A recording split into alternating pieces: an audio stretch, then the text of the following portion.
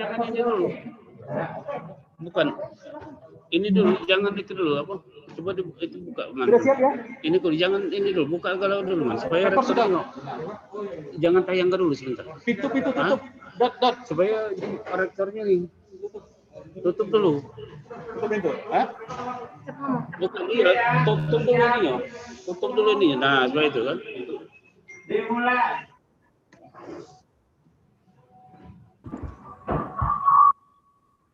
Bisa siap ya. Bismillahirrahmanirrahim. Am I audible?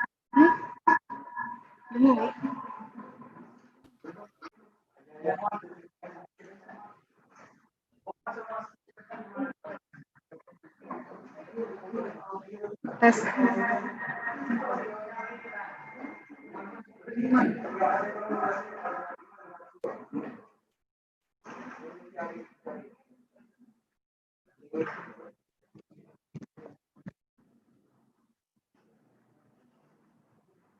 Ladies and gentlemen, we're about to begin the conference.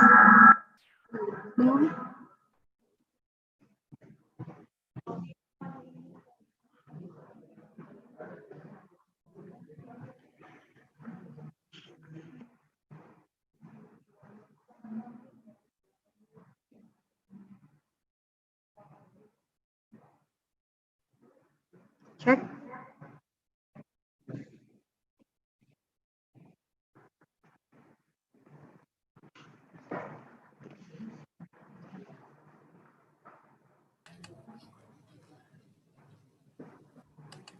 Ladies and gentlemen, we're about to begin the conference. I'd like all of you to mute the speakers in order to avoid interruption. Thank you for your attention and cooperation.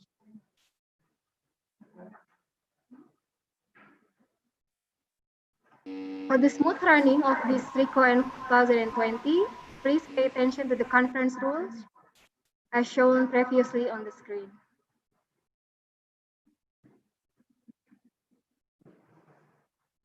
Bismillahirrahmanirrahim.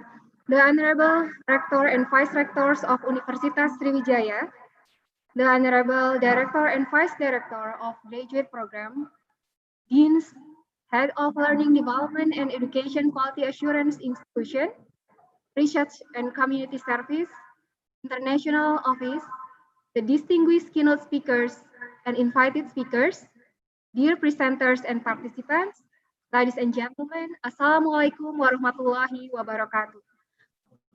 And very good morning to all of you. It's a great pleasure for me to be your host in this event. I am Santi Ditastari. On behalf of the committee, I would like to extend a very warm welcome to the second Sriwijaya International Conference on Environmental Issues today, October 21st, 2020. This year's conference is held through a Zoom platform with the theme of Synergy in Science, Environmental for Global Movement to Achieve SDGs. Apart from Zoom platform, this seminar is also streamed online via YouTube.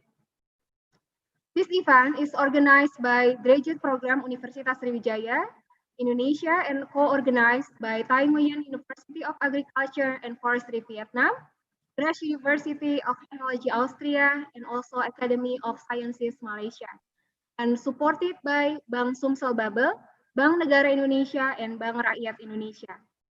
Ladies and gentlemen, to begin this event today, let us recite Basmalah. Before we proceed further, I would like to invite all participants to stand up straight for the singing of our national anthem, Indonesia Raya. Ladies and gentlemen, please all rise.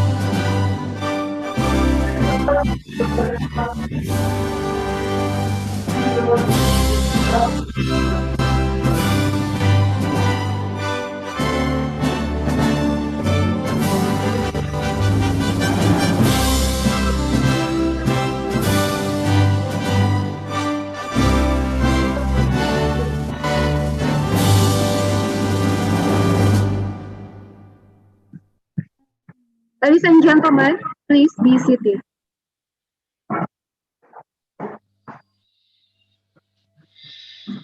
Moving to the next session, I'm inviting the most responsible person for the conduction of this international event. Please welcome Dr. Mirza Antoni as the General Chair of the second Sriwijaya International Conference on Environmental Issues. Dr. Mirza, the time is yours. Okay, thank you. Bismillahirrahmanirrahim.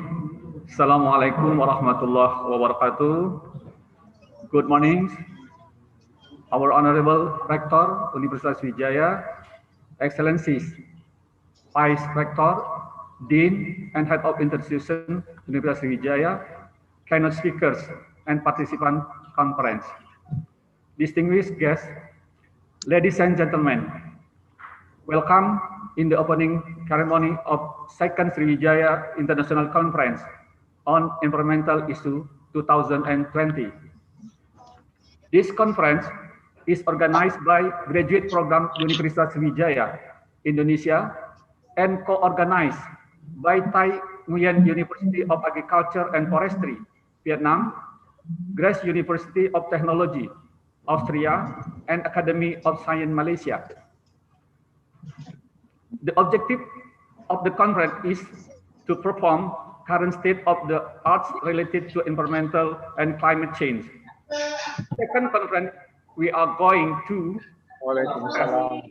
the topic synergy in science, environmental for global movement to achieve SDGs. This topic will be discussed with 5 keynote speakers. First, Dr. Arifin Rudianto, Deputy for Maritime and Natural Resources, National Development Planning Agency of Republic Indonesia. Second, Emeritus Professor Muhammad bin Awang, School of Industrial Technology, University Science, Malaysia. Third, Prof. Sao Hugh Zheng, Tropical Crop Improvement, Faculty of Agriculture, Saga University, Japan. Fourth, Professor Michael Markovic, Grace University of Technology, Austria. Fifth, Professor Fahru Rozi Sarkawi, Universitas Sriwijaya. And we have one additional session from Muri State University, Professor Iin Handayani. Discussion will be also held on 4 subtopics, followed by 19 speakers. 9 of them are invited speakers. Speakers from abroad and 162 non-presenters. All participants are global partners for future collaboration to exchange new ideas and experiences as their research on environmental and climate change issue. The conference provides an opportunity for delegation from different institutions to present their ideas and applications directly, and then build business relationships and research collaboration to create global partnerships.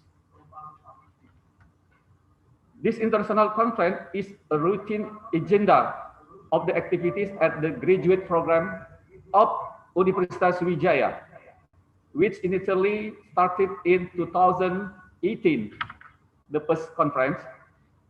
This international conference is expected as the media to publish and evaluate the research results or their opinion about it later and could be known and utilized by the community. We express our gratitude for the participants, speaker, invited speaker, and participants which originally from inside and outside countries such as Austria, Vietnam, Malaysia, Philippines, Japan, Bangladesh, USA, Uganda, Thailand, and various regions in Indonesia. We have also expressed our sincere gratitude to all supporting institutions, for example, Bank Sumsel Bubble, BNI, and BRI Bank. Furthermore, high appreciation to the whole committee team for their excellence in manage and organize all parts of this conference, even though should we face some obstacles due to pandemic conditions. Finally, respectfully ask to Rector to give a speech and officially open the conference. Thank you. Wassalamualaikum warahmatullahi wabarakatuh. Waalaikumsalam.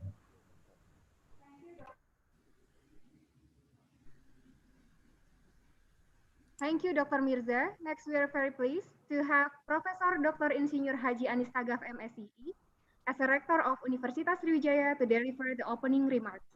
Professor Anis, the stage is yours.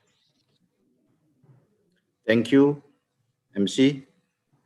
Assalamualaikum warahmatullahi wabarakatuh. Waalaikumsalam warahmatullahi wabarakatuh. Bismillah walhamdulillah wassalatu wassalamu ala rasulillah wa ala alihi wa sahbihi wa wala.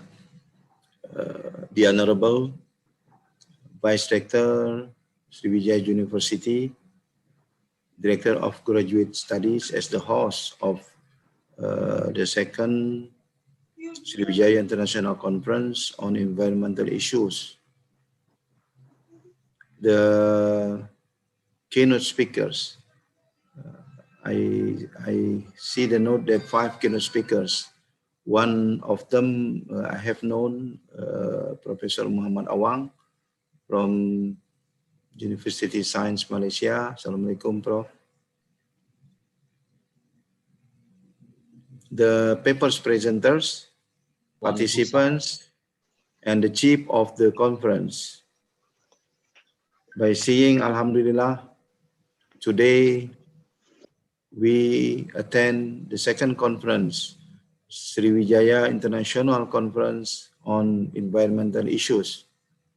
In the second conference, the committee bring the seminars on the theme synergy in science, promoting solutions for environmental issues.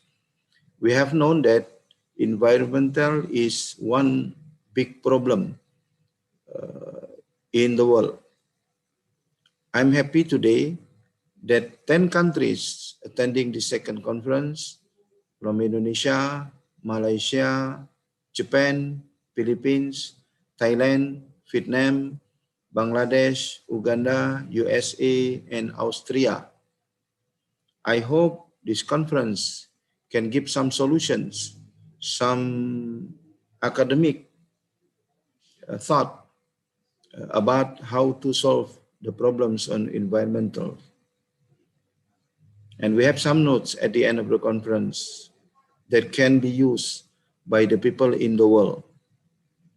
For the committee that has worked very hard, I appreciate very much to you all, especially for the Director of Graduate Studies, Universitas Sriwijaya. And the keynote speech, I would like to say thank you very much for your time to present, give, and enrich the knowledge of the participants of this conference, and also the paper presenters and participants for this conference. Hopefully can get more knowledge about, especially in environmental. As Director of Sriwijaya, we are happy that you all attend this conference, and with asking the God that we are still in good health in this pandemic COVID-19. By seeing Bismillahirrahmanirrahim, the second Sriwijaya International Conference on Environmental Issues begins. Thank you very much. Wassalamualaikum warahmatullahi wabarakatuh. Waalaikumsalam warahmatullahi wabarakatuh. Thank you very much, Prof. Anis, for the wonderful remarks. Ladies and gentlemen, to picture some memories of this event, I'd like to invite all speakers and participants to turn on the camera and have our picture taken together for the documentation. And this event will be led by the committee.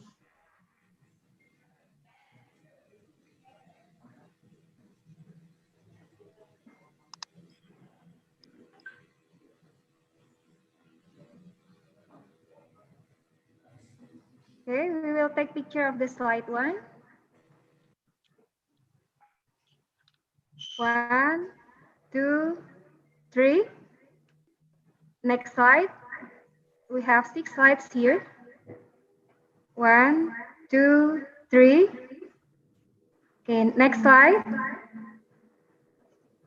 Okay, Mr. Priyono 055. Okay, 1, 2, 3. The 4th slide from Mr. Subhan to Miss Junior. Okay, 1, 2, 3.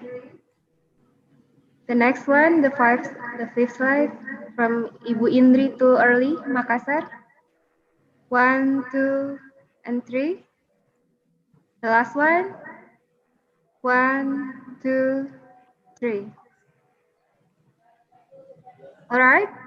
Now, without further ado, we are proceeding to the main agenda, which is the presentation by our keynote speakers.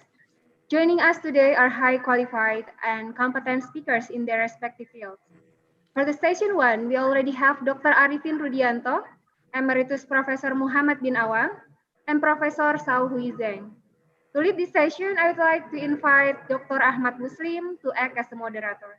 Dr. Muslim, the time is yours. Moderator, I have to excuse to leave the meeting because I have another meeting. Thank you for Thank you all. very much, Pak Rektor. Okay, thank you. Assalamualaikum. Thank you so much. Thank you so much, Bapak Rektor. Untuk yang bahagia, Pak Rektor, thank you very much. Terima kasih for having me. Well, good morning, ladies and gentlemen. In the first session, we have a great opportunity to meet 3 distinguished keynote speakers. While we invite, not 3 keynote speakers. First, the first speaker from Academic of Science Malaysia, Emeritus Professor Muhammad bin Awang, MSc, PhD. Because Dr. Engineer Arifin Rudianto, MSc, is still not yet linked in our Zoom. Yeah, so maybe the first speaker is Emeritus Professor Muhammad bin Awang, MSc, PhD. The second speaker is from Saga University, Japan, Professor Sao Hui Zeng. Ohayo gozaimasu, Tei Sensei. Do you still remember me? I visited Saga University and your lab 7 years ago with my rector and Professor Rujito. And the third speaker from National Development Planning Agency of Republic of Indonesia, Dr. Insinyur Arifin Rudianto, MSc. Well, before the speaker present their presentation, we would like to show their curriculum vitae. First, Emeritus Professor Muhammad bin Awang, MSc, PhD.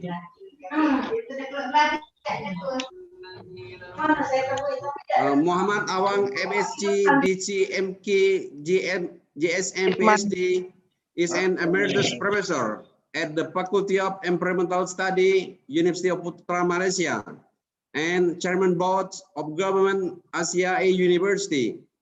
He was appointed as a Deputy Vice Chancellor of Academic Affairs at University between 2000 and 2005. He received his PhD specialization in air pollution and vegetation from the University of Sheffield, England in 1979 and obtained his doctorandus or bachelor degree from Institute of Technology Bandung in 1974. Professor Awang, his specialization is environmental science and management. He served as a many member of environment organizations like AQC, APE, National Climate Change in Malaysia, etc. He has many experience in environmental aspect. He is really environmental scientist. The second one is Professor Su Hui Zeng. Please move to the, Professor Su Hui Zeng is a professor at Saga University, Japan since 2004. He received bachelor degree in 1987, MSc degree in 1989, and PhD degree in 1982, all from Kyushu University, Japan. His specialization is agronomy, in particular crop physiology. His research interest in agronomy of leguminous crop physiology in the growth and development of soybean. The third one, please move to the Dr. Engineer Arifin Rudianto, MSc. The third one, Dr. Engineer Arifin Rudianto, MSc. Now he's currently a Deputy Minister for Maritime and Natural Resources Affairs at Ministry of National Development Planning or National Development Planning Agency, Bapenas, in 2017. Dr. Arifin is one of the Indonesian experts in maritime affairs and natural resources management. He received a bachelor degree in agriculture from Bogor University, Bogor Agricultural University or IPB in 1984. Master degree in tropical coastal management from University of Newcastle, United Kingdom in 1993, and doctoral degree in maritime policy from University of Wollongong in Thailand in 2002. Okay, well, we invite the first speaker, Emeritus Professor Muhammad bin Awang, MSc from Academic of Sciences, Malaysia.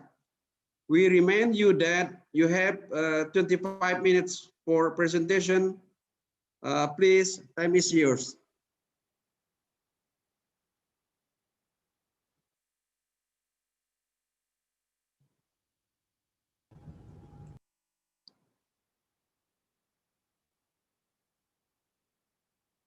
Okay, Prof. Awang. Go ahead. All right, thank you very much, Chair. First of all, I would like to extend my sincere appreciation to each and everyone, and a very good morning to everybody. It is an honor and privilege to be invited by the Graduate School, University Sriwijaya, to join this international conference and be together with each and everyone this morning. A special mention I would like to mention here to Bapak Amin. I know him personally for quite some time. Thank you very much for having me here. And also to Deputy Directors, thank you so much for having me this morning. Again, it is an honor and privilege. To my good old friends, Professor Zul Dahlan, who will not be able to be here this morning, and Professor Hilda, thank you for having me this morning. So my topic for this morning actually is sustainability and existential risk with special reference to climate change. What I'm going to do, can I get to the next slide actually? The outline presentation, basically I'm going to mention a little bit on the sustainability and sustainable development goals in relation to the so-called ecosystem services, then followed with the existential risk and climate change. And also towards the end, I'll mention a little bit on energy transition and the way forward. Next, please. I'm sure when you receive the schedule, receive my PowerPoint, it's a lot actually, but I'm going to skip a lot of that actually. It is meant for those who are interested in getting all those materials actually. I like to go back to the basic actually. God has given us a beautiful kind of rules and regulations, which is purely based on the natural ecosystem. If you're talking about sustainability, we are talking about this system. I learned this 50 years ago in ITB in my ecology class, basically, based on the Odum, Eugene P. Odum book, actually, Fundamental Ecology. There's a system whereby through the primary producer, plant and plankton and so on, will sort of absorb the light and convert the light energy. Subsequently, it is moved to the primary consumer, then secondary, and towards the end, we get to our level, actually, the top consumer, you and I, and in between another Another component actually is decomposer. This is a very, very important component whereby all those primary consumer, primary producers, you and I will die perhaps, and then will be decomposed and return all those materials back to the original. So this is purely a kind of the law of God actually to sustain the ecosystem, natural ecosystem for millions of years without disturbing, because it is based on the structure and function. Can I have the next slide, please? Subsequently, our colleague, our friend, Dias and his friend, he came up with the beautiful kind of ideas talking about functional diversity, just talking about ecosystem functioning and environmental filters. They are talking about the global change drivers that will include climate change, land use, and so on. And of course, related to the functional diversity for each component. And the most important thing here actually is the ecosystem processes, whereby the primary production profit level is maintained over there. And based on that sort of process, we'll provide the ecosystem services, including food, shelter, climate, water regulation, and so on. Next slide, please. This is an example in urban ecosystem. Again, we do have social dynamics, we do have quality of life, we have waste, toxic waste perhaps being discharged. And the most important thing here actually is the ecological dynamics that will sort of determine biogeochemical cycle, community succession, and so on. That again will sustain the sustainability of the ecosystem. Of course, in terms of input, basically we're talking about water, food, and most important actually is the energy, fossil fuel, in the form of fossil fuel, get to that building and so on. The next one, please. Could I have the next slide, please? This is a kind of detail on the urban land conversion, actually, parcelization with all the concrete jungles in the forest, and those are the kind of problems that we have altered the climate, we produce a lot of pollution, and also we affect the exotic species that we have and so on. At the end of the day, we get a lot of environmental issues. That is one of the examples. Next, please. And essentially, you and I, the human being, basically are the drivers that will change the atmospheric composition, that will change the climate, perhaps the change of the biotic composition, as well as changing a land use, disperses, and so on. These are the drivers, you and I. Next, please. Yeah, I like this one. This is Ojima. Yeah, this is developed by Ojima. That was many years ago, actually, 2007. And I like this because I put it 17 SDGs, Sustainable Development Goals there, actually right in the middle there, basically. So if you try to look at the global change in terms of dynamic land transition, we do have land use, which is determined by human, you and I, and we can see the land cover, which is determined by the or controlled by biophysical processes that link up, yeah, the land use to the social system as well as the ecological system. That will provide all those three bubbles: ecosystem good services, whereby we need to have a clean air, clean water, waste recycling, and so on, and ecological challenges where we do have a lot of pollution, perhaps surges into the system, diseases, and of course, in the name of social challenges, we are talking about poverty, conflicts, social conflicts, justice, migration, and so on. So that's why within those three bubbles, they meet somewhere right in the middle. That's where the Sustainable Development Goal is supposed to be. All right, next, please. Yeah, I don't want to go into detail, but basically the sustainability, basically you can use anything at all for today, for your needs today, but we have to ensure that we'll not jeopardize the future generations' need, our need in the future. Brundtland used to define sustainable development as meeting the needs of the present without compromising the ability of future generation to meet their own needs. This is a kind of landmark of the kind of statement, actually. Of course, Dovers and Robinson came out with or maintain that sustainability, again, you go back to sustainability, where the God has created, actually, is a system state that perpetuates itself endlessly, whereas sustainable development is a process towards that state, which is achievable through strategies, law, perhaps, and other environmental policy instrument be in place. I don't go into detail of those principles, sustainability, intergovernmental, because it's going to take a long time. Can I move to the next one, please? I skip this one. Yeah, this is again is very detailed on this. Can I have the next one? Right. I sort of summarize the Sustainable Development Goals that has been sort of not yet. Yeah. Here we do have 17. In short, for the goals number 1, 2, 3, 4, they are talking about the end of poverty, hunger, healthy life, inclusive and equitability in quality of education.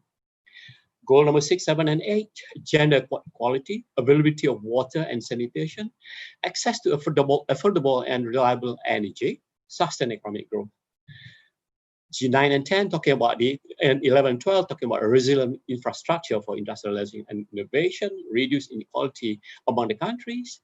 13, 14, 15, 16, this is very, very much related to what we are discussing today, which is talking about the urgent action to combat climate change, ocean conservation and sustainable use, terrestrial ecosystem conservation, as well as a peace society.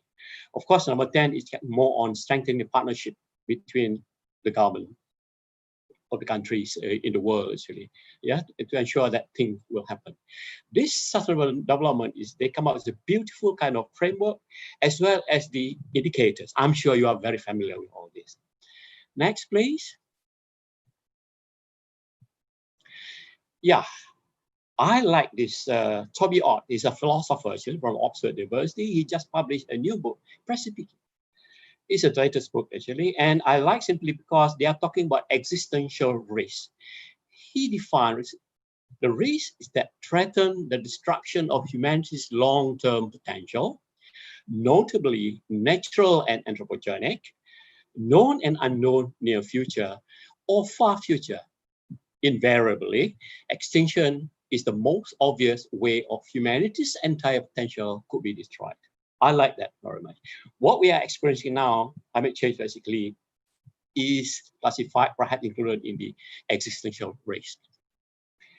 And of course, if I go to the third para, risk require us to coordinate globally, intergenerationally, as well in a way that go beyond what we have achieved so far. It is not required foresight rather than trial and error. So this is, again, to me, I think this is a very, very important kind of statement from Ott. Yeah, next, please. And of course, Jared Diamond, I am sure you are very familiar with these scholars, actually. Jared Diamond, Upheaval, his latest book, Upheaval.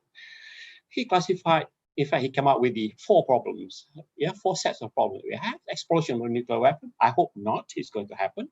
Global climate change, it is happening now. Global resources depletion, yes, indeed, we are facing that problem very much. And global inequality of living standard, yes, you can see very much.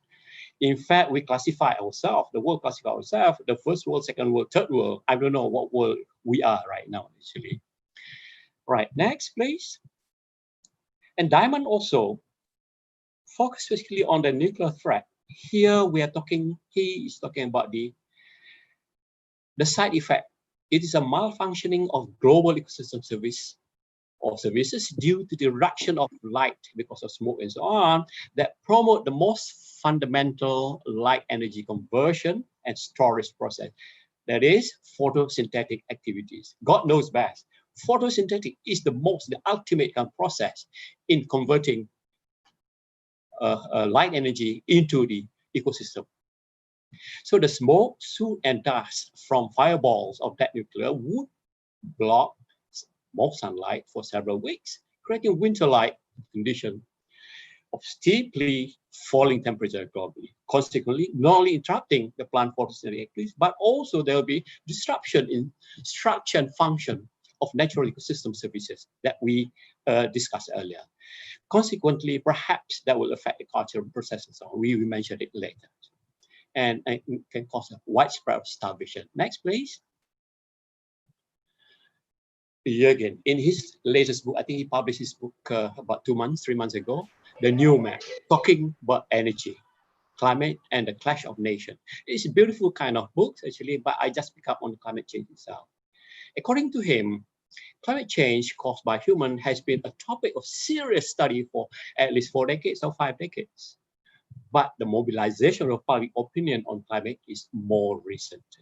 This is simply because it is driven by what's happening in the world today, right? Driven not just the study by those groups, but also intense focus on events around the world. Things like forest fire in California, in Austria, the drought, torrential rainfall, coastal flooding, heat wave, melting ice, and hurricane. We mentioned a little bit later on the melting ice and not so much hurricane, but also on flooding, so on.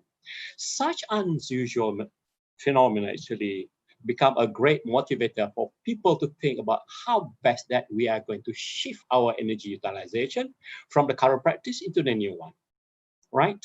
So that we can maintain the temperature should not go beyond 1.5 degrees Celsius above pre-industrial level. Next, please.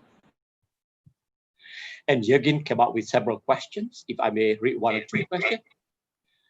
One of the questions is that, is it to be a transition to a lower carbon energy? Or is it to deep decarbonization? Or is it the zero carbon energy system, meaning that no human related release or emit the emission, or net zero carbon? Everybody's talking about the net zero carbon. We discussed about it in a few minutes, actually, in which emissions are cancelled out by mechanisms that absorb the carbon dioxide. Obviously, at the moment, we don't have any answer for that, actually. Right, next, please. What happened in the past, we are talking about the energy transition, actually, it was primarily driven by the technology, the advancement of technology, the economics, okay, the financial modality and the model, environmental consideration, as well as convenience and ease. Unlike now, what happened, you can see what happened in Europe, North America, and so on, a lot of strikes, perhaps demonstration on. It is very much political. Maybe the president, the current president of America, they don't believe in climate change. I'm sorry to say that. And also the policy as well as activism. I think that this could happen. Yeah, I like Jürgen very much, all right? Okay, next. Who started the study? Who came up with all this, the so-called climate initiative? Of course, it is Intergovernmental Panel Climate Change Panel, whereby it is under the auspices of the United Nations. It is a self-governing network of scientists and researchers that produce periodically. They issue a lot of reports on it, and people start looking and reading it and try to understand, highlighting how serious the climate change is. Next, please. For example, way back, I think this data is got from climate IPCC report 2012. They're talking about the India model, climate model project more frequent hot days throughout the 21st century. Yes, indeed, it is happening. Yeah, you and I. Next, please.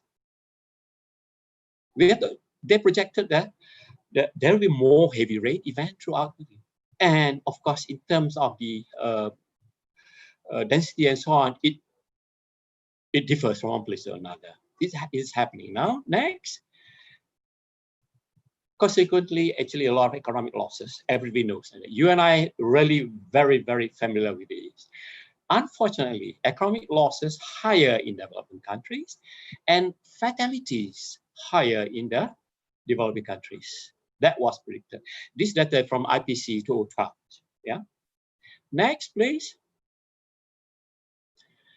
If you try to look at how the CO2, methane, nitrous oxide, and other related kind of global greenhouse gas, actually, since the Industrial Revolution took place in 1835, it's unlocked the energy that had lain dormant as a fossil fuel, actually, for millions of years.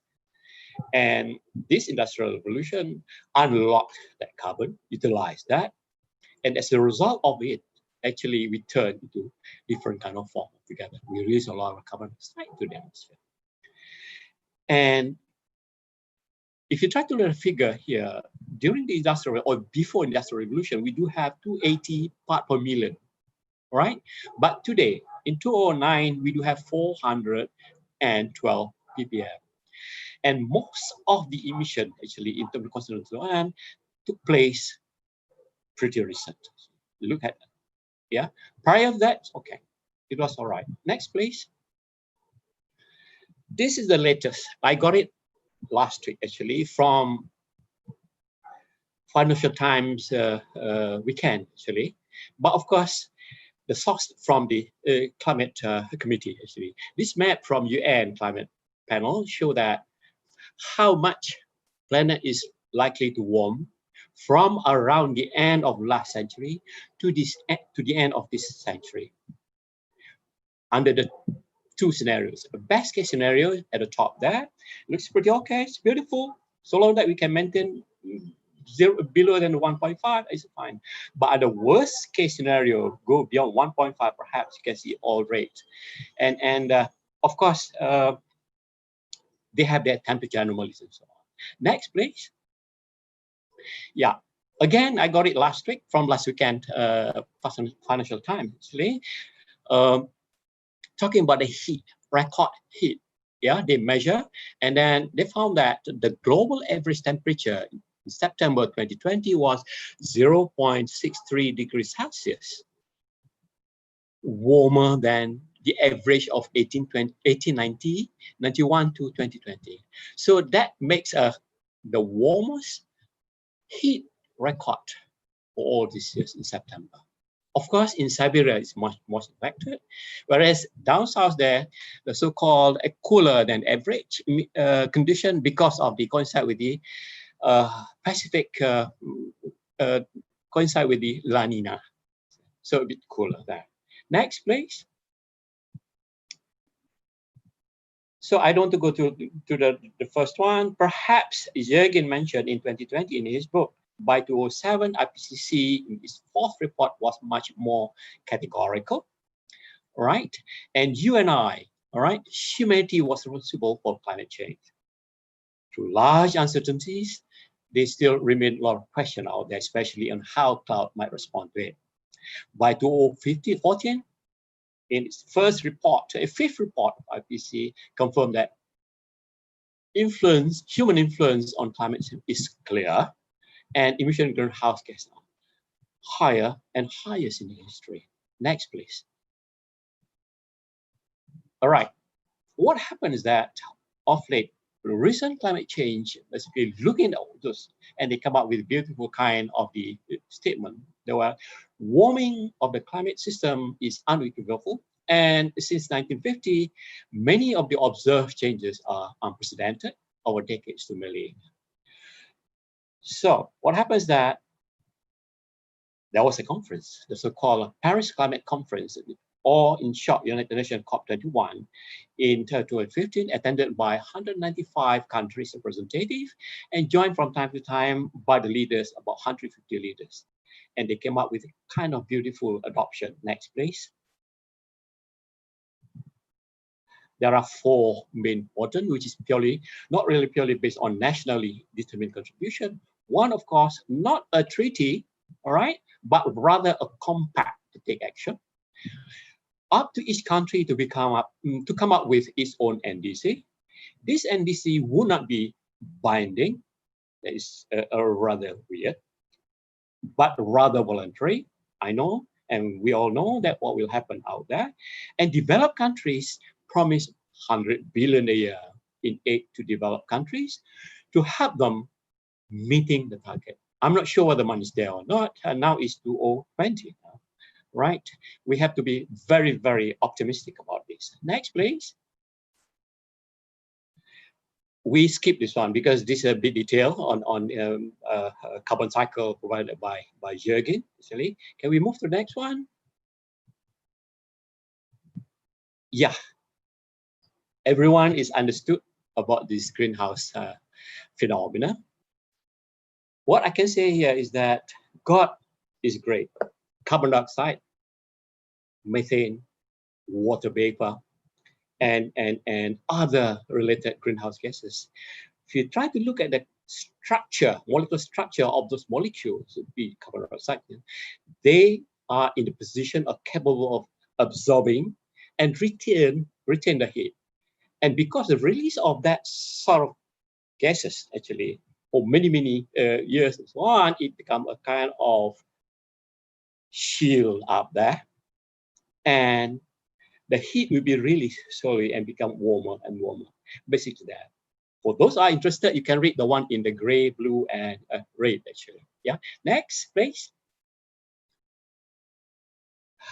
I like this one. Unfortunately, this Jared Diamond, come out in his book. But basically, what he's trying to say, actually, a strong correlation between human population and its impact of the individual. So again, it is not anybody else. It is you and I, actually, that will cause the what we call it global climate change. Next, please. For those who are interested, please get the material and look at it. And looking at the latest kind of data provided by, this is MIT, Massachusetts Institute of Technology. They come up regularly, the what we call it technology review magazine. And I pick up from that, actually. They published a special edition in May and June last year. So try to look at the direct measurement CO2 emission from 2005 to present. You can see very steep up there from 2005 right up to here. And look at the specific kind of countries that contribute. Basically, you can see the red happen to be China, rather unfortunate. The blue happen to be America, the green Europe, and yellow is India. It's catching up slowly. That's how these countries contribute into CO2. Right, let's move. Next one, please. This one you can, it is understood. Next, please.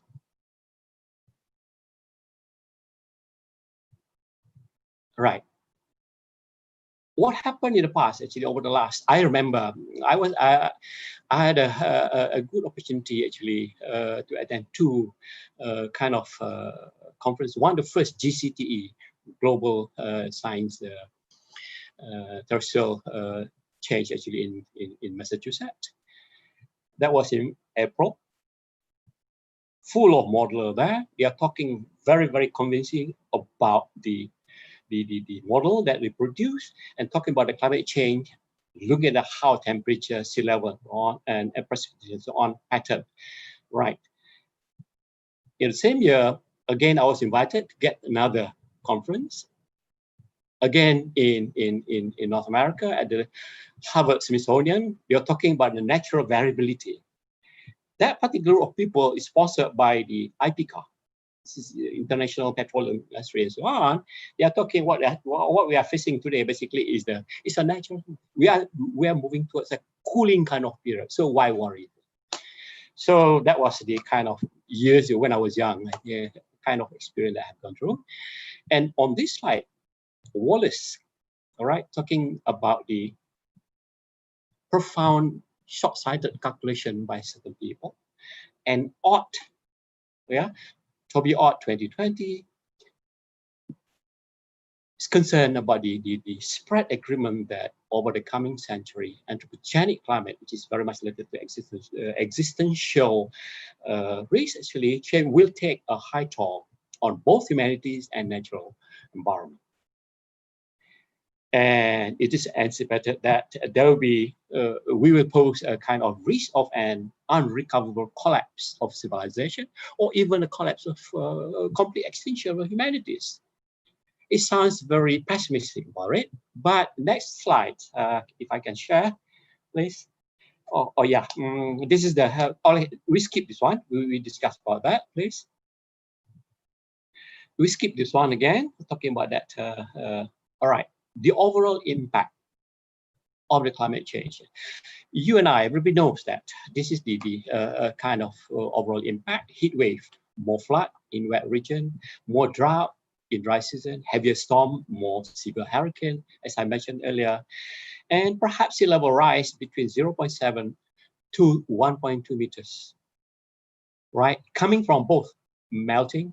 Yes, I like this one. I like this one simply because this is, again, the latest kind of data from the climate change published by the Financial Times Weekend this month. Actually, the map showed the anomaly between cumulative ice mass changes from August last year to August this year, actually, right? They compare contrast.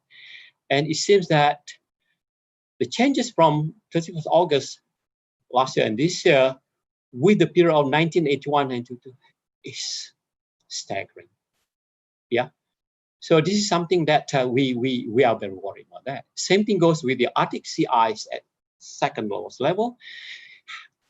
You are talking about the Arctic shrunk, yeah, Arctic shrunk below 4 square kilometers in September, and making the second time of sea ice has crossed below that threshold level. It's very, very scary. Next, please. Talking about the biodiversity and so on, I like this climate modeler simply because they look at the 30,652 species of bird, mammals, and so on, and looking at what will happen to all these species when you expose to the kind of temperature expected in 2100. So this is a beautiful kind of model. But again, some people say model is a model. God knows best, but I strongly believe in it. Okay, next.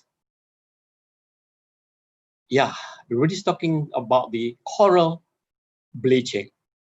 Yeah, I never realized that until I learned that coral live in symbiosis with type of algae. Algae will photosynthesize during the day and pass the food to coral host, while the nighttime, the coral polyps extend their tentacles and catch all the foods, and they live happily ever after, until when the increase of 1 degree of ocean warming, those kind of symbiotic kind of relationships break down or broken down actually, and under stress kind of condition, sea warming, water, ocean warming, and so on, that we destroyed. And we use that sort of term as a coral bleaching actually. And currently, the world's coral reef are contracting by 1 to 2% per year. It's amazing. Next, please. As we are all aware that currently we have over 500 million people depend on the reef ecosystem for food and livelihood. And of course, even if temperature increase, eventually stabilize at 1.5 centuries or 2 from now, it is not know what will happen to the coral system. And a UN warm. It is a profound economic institutional transformations kind of roles and responsibility to look into that, because it will be an irreversible damage to the ocean and sea ice. Right, next please. Sorry, Prof. Awang, you still have 5 minutes? Yeah, okay, right. Thank you so much. Thank you so much. I have a lot there actually, but I will stop somewhere. Can I skip to the next one, please? 5 minutes, yeah? Okay. All right. With the sea level rise, what happened in New York? Actually, what happened in Australia, North Africa, and so on? Next, please. You can go through actually, especially the students who want to see the detail of it, get from a skater. All in all, we have 8 climate change issues here. We're talking about agriculture, water resource, forests, sea level rise, coastal areas submerged, biodiversity, weather extreme, human population, as well as health. Next, please. Move. Okay, I don't want to go into this. This is pretty complicated. Next one, please. Okay, this is scary. I don't want to mention it's scary, but the next slide, I like to mention. I like to read the next slide, please. This is a kind of optimistic motherhood statement by Steven Pinker's in his book, actually. We cannot be complacently just, sorry. Meaning that we have ways and means how to handle that, actually. We cannot be complacently optimistic about climate change, but we can be conditionally optimistic. We have some predictable ways to prevent the harm, and we have means to learn more. Problem are solvable, actually. So meaning that there's a ways and means to address the issue. Okay, move, please. Next one, please. I have 1 more or 2 more minutes. This is a lot of ecophysical work and so on, but Can we move, skip days? Skip for the next 1 or 2 slides, please. This is the Mexico and talking about the ecological crisis, please. Next one. I like to go to the recommendation actually. Next one, please. About the mitigation, please. Yeah. Yes, the way forward actually. The way forward basically ought came out with the a good, beautiful kind of climate change recommendation in terms of research and development. And also try to improve understanding of whether any kind of resource depletion currently poses an existential risk. And in terms of energy transition, they asked us to look at the ways. So the adaptation is a critical for all services, really, whether it's water, health, well-being, and biodiversity, and so on, in the name of the so-called sustainable future. Next, I think I have the last slide after this. The last slide, please. Next one. Yeah, this is the most ideal kind of ecosphere of that. I hope for those who are interested, please look at it. And of course, in terms of reference, next slide. Thank you so much. Yeah, thank you very much for your kind attention. And these are the kind of references that I use for my presentation. Mr. Chair, I'm sorry for no problem. rushing. Thank you very much, Awang. Your presentation is very, very comprehensive and excellent. Thank you. Thank you very much. Right. And all aspect of environmental issue is already presented by Professor Awang. Thank you. Okay. Thank you. Yeah. Next, we invite second speaker, Professor So Hui Zheng from Saga University. Again, we remind you that you have 20 minutes for presentation. Dozo yoroshiku onegai itashimasu. Please, Amish Sensei. Hi, thank you for your introduction. And I'm Zheng, and I will share my screen with you all. Wait a minute. Okay.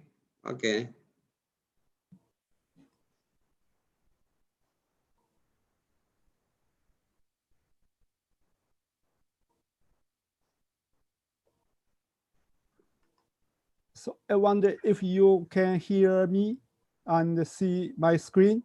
Yes, Sensei, we can see, Sensei. Yeah, we can see it, Sensei.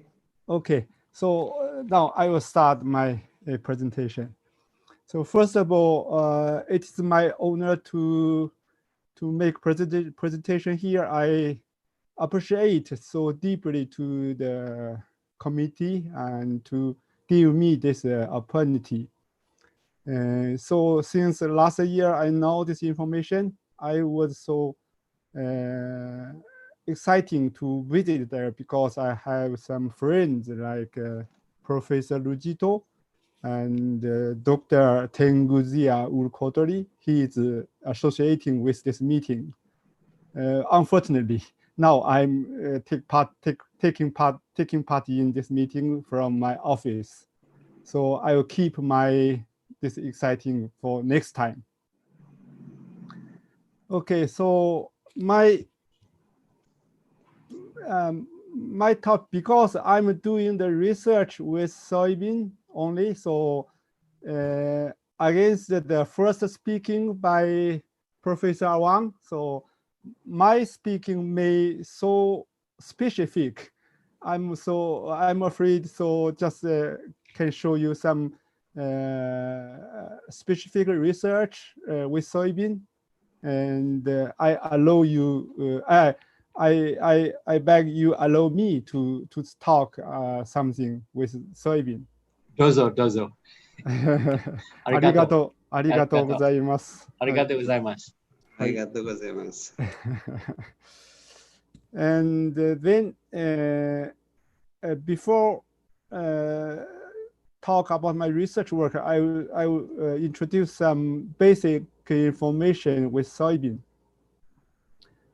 Here show you the soybean production, the increasing. So soybean production, the increase is the most increase the crop compared with maize, rice, and wheat. So now it account for 300 million tons over the world. So just maybe a half of rice, I think. So the increasing is so were great, dramatic. And as you know, there are 5 soybean producing country. So now here, the first is United States, and then Brazil, Argentina, almost in America continental. So they produce, these 3 producer make around near 90% of soybean production over the world. In Asia and China and India may produce around 10 million tons per year, and soybean only. But it's not so actively when you look this figure. But the soybean consumption is very active. So in Asia, since you know, so we Asian people like use soybean to make many kind of foods. So we eat so much soybean. But unfortunately, the production in Asia in many countries are not enough. So make the soybean is have low self-supply, like I show here, only a few percent or 20 or 30% here, except India. And the big consumer absolutely is China. They import almost 60% of soybean over the world, and other countries so on. I wonder if this is correct in Indonesia also. You produce 1 million tons of soybean, but import more soybean. So the self-supply may up about 35%. So anyway, so much soybeans are come from America to Asia. So why does soybean production in Asia is get done not so active? So I just talk about 3 reasons. The first, environmental factors. Sometimes yes, sometimes no. So because, as you know, we have high temperature and short day lengths. These 2 environment factors is not good for soybean production. But however, in the country Brazil, so they have a similar climate with Asia, some countries, but the production in Brazil is very active. So, and the second is economic benefit. This is absolutely yes, because in Asia, in almost all countries in Asia, we pay high cost by small scale farmers and to grow soybean. And in the case in Japan, I heard it's almost so the soybean farmer may pay double cost to the income. So that's why they cannot get the benefit from soybean production. And Japanese government support financially support the farmer to help them to grow soybean. So I guess many countries in Asia may have same situation. I also heard China government also support the farmers, financially support farmers to grow soybean more. And the third is people preference. So is not Asian people prefer soybean? Absolutely no, because here everybody use soybean food. So, and we consume much soybeans. So like next picture, and many soybean food processing. So I think you also understand them.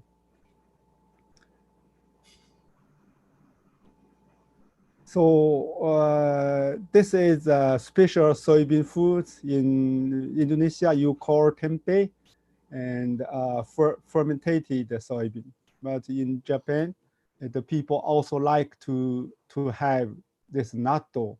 You can guess from the picture. It's this picture, and this food is look like very sticky. So just because of this sticky, so Japanese family, when they send out the children to get some taste or get some match games, early morning they will provide this natto, this food, so make the students never give up. I wonder if you understand. And because this is sticky, so when you have this sticky food, and then you can win the match, you win the test, never give up, just like that.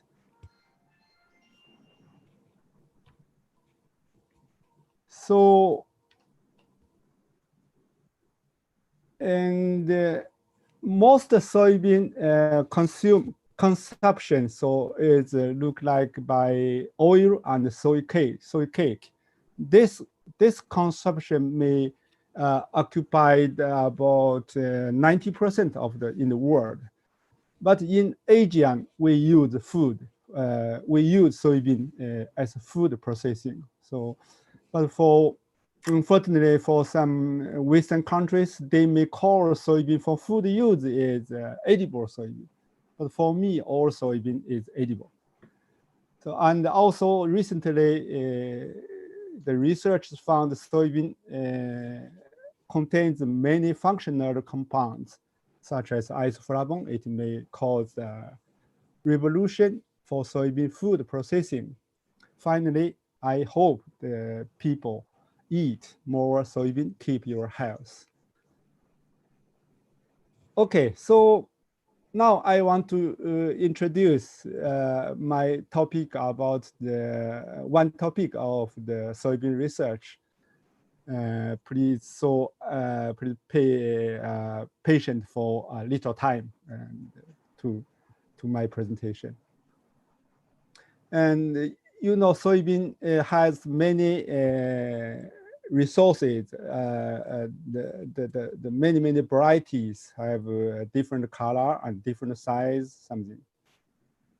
Oh, this is one topic, and I would like to introduce. Recently, we started a project and supported by JICA, and we want to introduce some Japanese soybean varieties in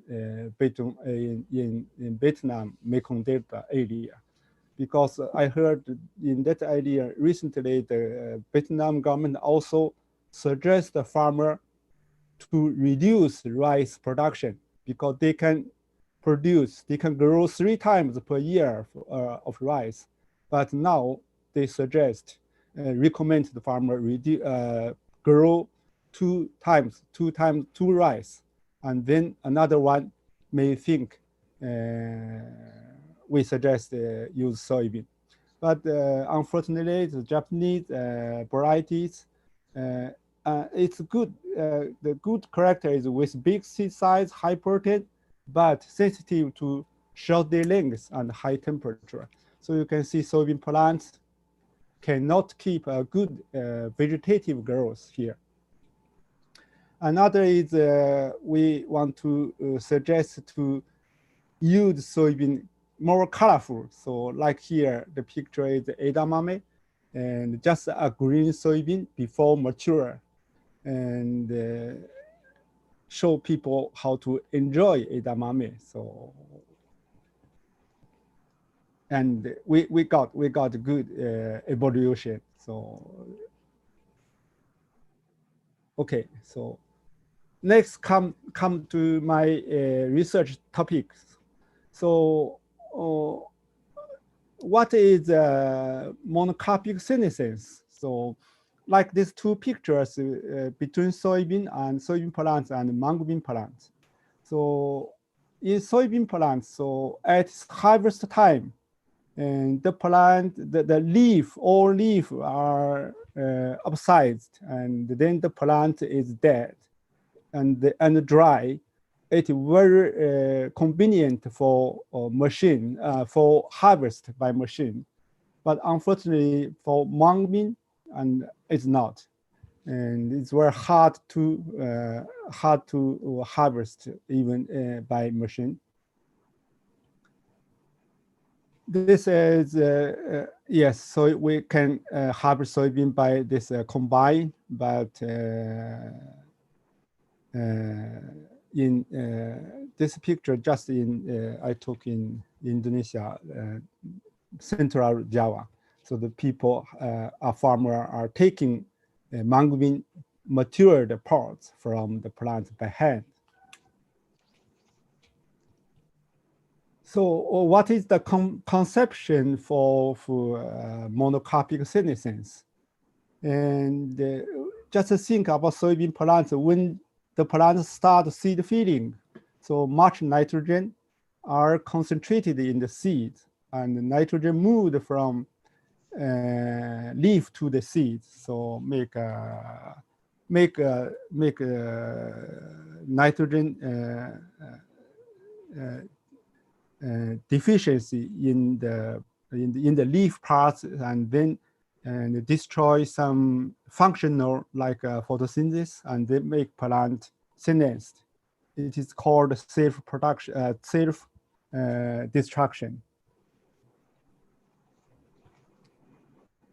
So just think the plant assimilate nitrogen like this figure. So the whole plant keep a high nitrogen assimilation, but finally, because of the senescence, they will go down.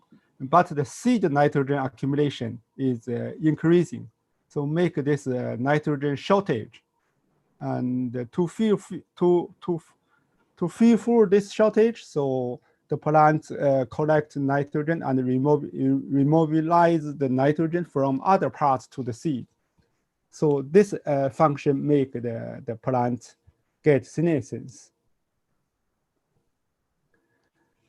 So the total nitrogen accumulation in the plant, R7 is a matured stage. So you can see this is whole plant nitrogen accumulation, and this is the seed nitrogen accumulation. In soybean plants, almost 90% of nitrogen finally go to seeds. The other parts are decreasing nitrogen content. So, and just remember three important stages. R1 means flowering, flower open. Then R5 means the seed filling, start the seed filling, and R7 yellowing. So we checked the nitrogen content in the leaf from R5 to R7. You can see it is decreasing. So we think this part of nitrogen, where they go, this part of nitrogen, absolutely, this nitrogen is redistributed to the seed.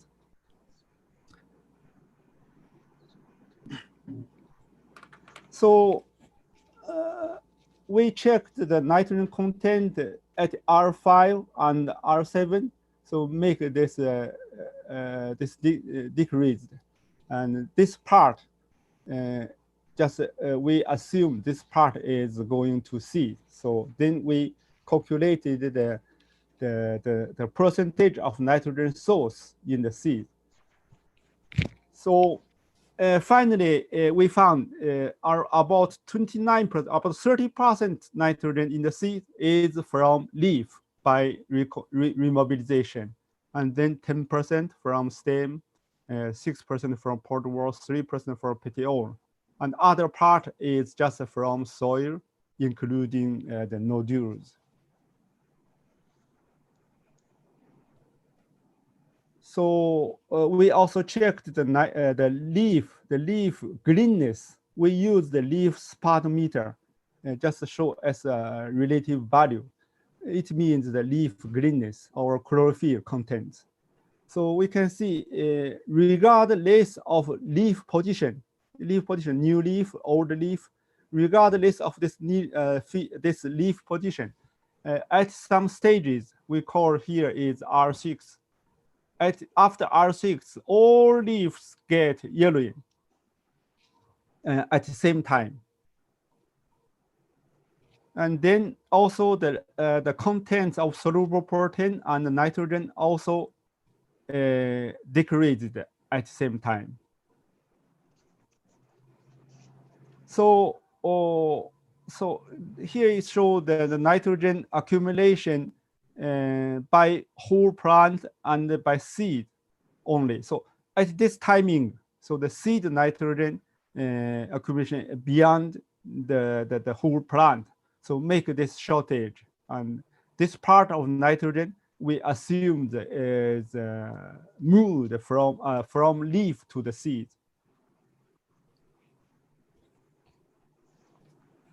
Okay, so when we know that nitrogen remobilization will cause the senescence, so does increasing nitrogen availability in the soil restrict the senescence? This is my question. And then we changed the nitrogen availability in the soil medium. So here we use the sand medium to grow soybean plant, and then use this nutrient solution to control nitrogen concentration from very low and to very high. And the results, yes, and it's very clearly when we decrease nitrogen concentration, make the plants senesced earlier, but high nitrogen make plants keep green. This is also a clear picture, and so this is a control, the control concentration. And when we provide high nitrogen, make plants keep green leaf even at harvest time. Actually, this is not a good condition. This look like a mung bean, and they lose the monocarpic senescence and make a difficulty to harvest them. This is just because of high nitrogen providing. And some data also support this phenomenon. So I just roughly to introduce some data. This is the leaf spot meter. When we decrease the nitrogen concentration, and then they get yellowing earlier, and for low nitrogen treatment. But high nitrogen, the leaf spot value is not changing. This is the nitrogen concentration. Also, low nitrogen make the leaf nitrogen decreased, but high nitrogen didn't. This is a soluble protein, also like show the similar tendency with the nitrogen concentration. This photosynthesis, a little difference between low nitrogen and high nitrogen. This is a relative expression of one gene, GM-ATG8. This is autophagy gene is working with nitrogen remobilization, nitrogen recycling. So we check this gene expression very high up regulation when the plants start senescence.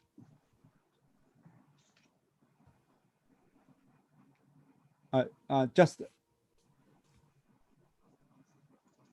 yeah, right. Just this timing. Okay.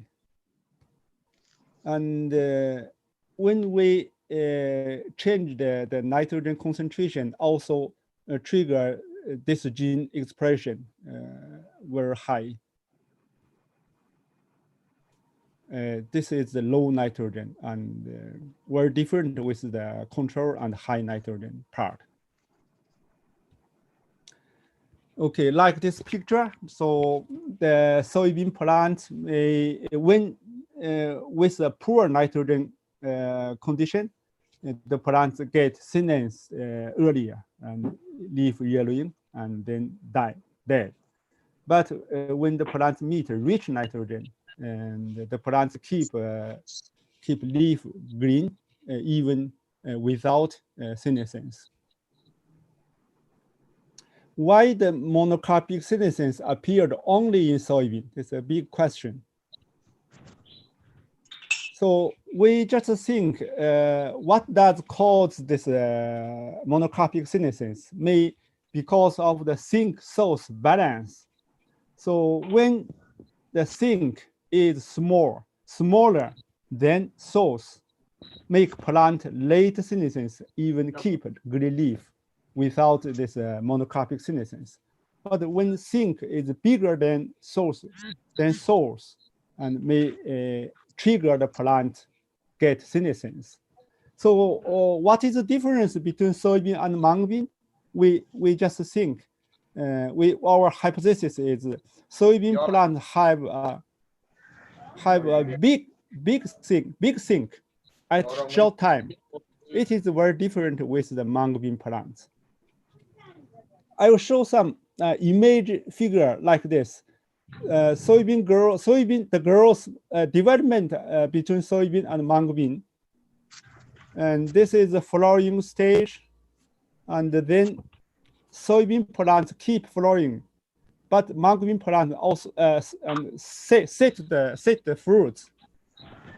And then at the same time, soybean plants keep set the fruits, but mung bean plant already have some matured fruits, also young part, also flowering. This is not synchronized, but soybean grows synchronized. And finally, we make this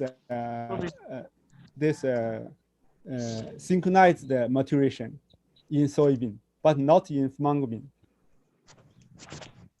This is the pod growth after flower open. You can see other legumes.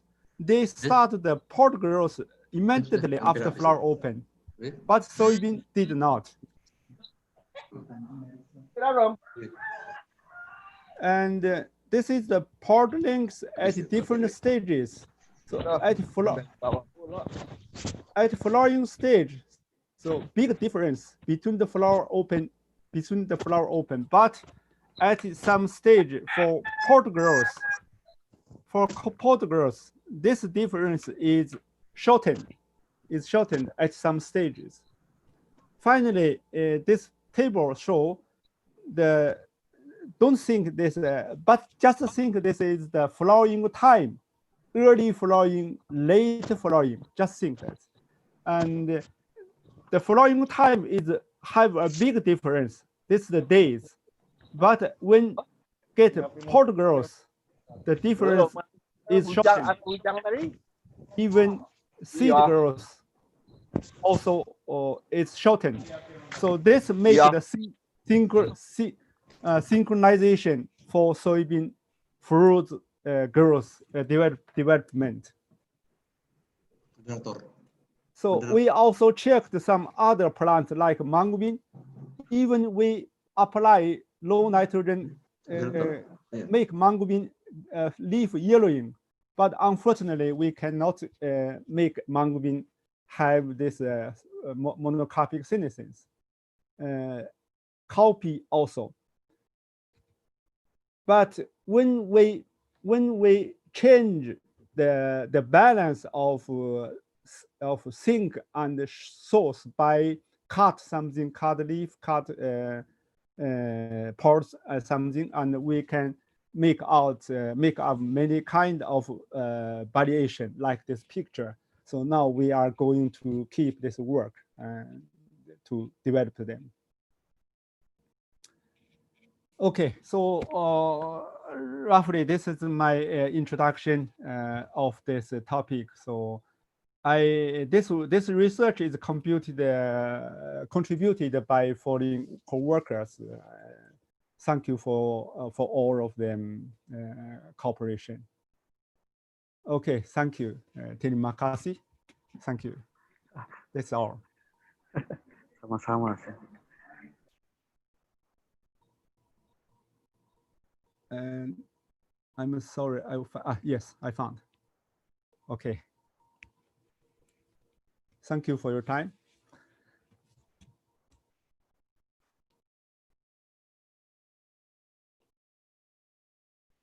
Is that okay?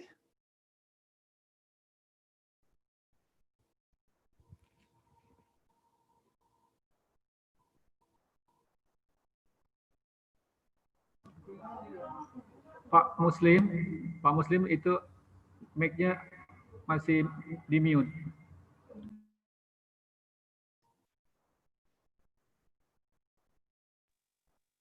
Okay, sorry. I'm so sorry. Thank you very much, Professor. Thank you. So he's saying, yes, for your presentation. Very interesting and unique, in particular for the role of nitrogen nutrition on the monocarpic senescence in soybean. Yeah. Thank you very much. Okay, let's turn to the speaker, Dr. Insinyur Arifin Rudianto, MSc. Pak Rudianto, you still have 20 minutes for presentation. Please, time is yours. Thank you, Prof. Yeah.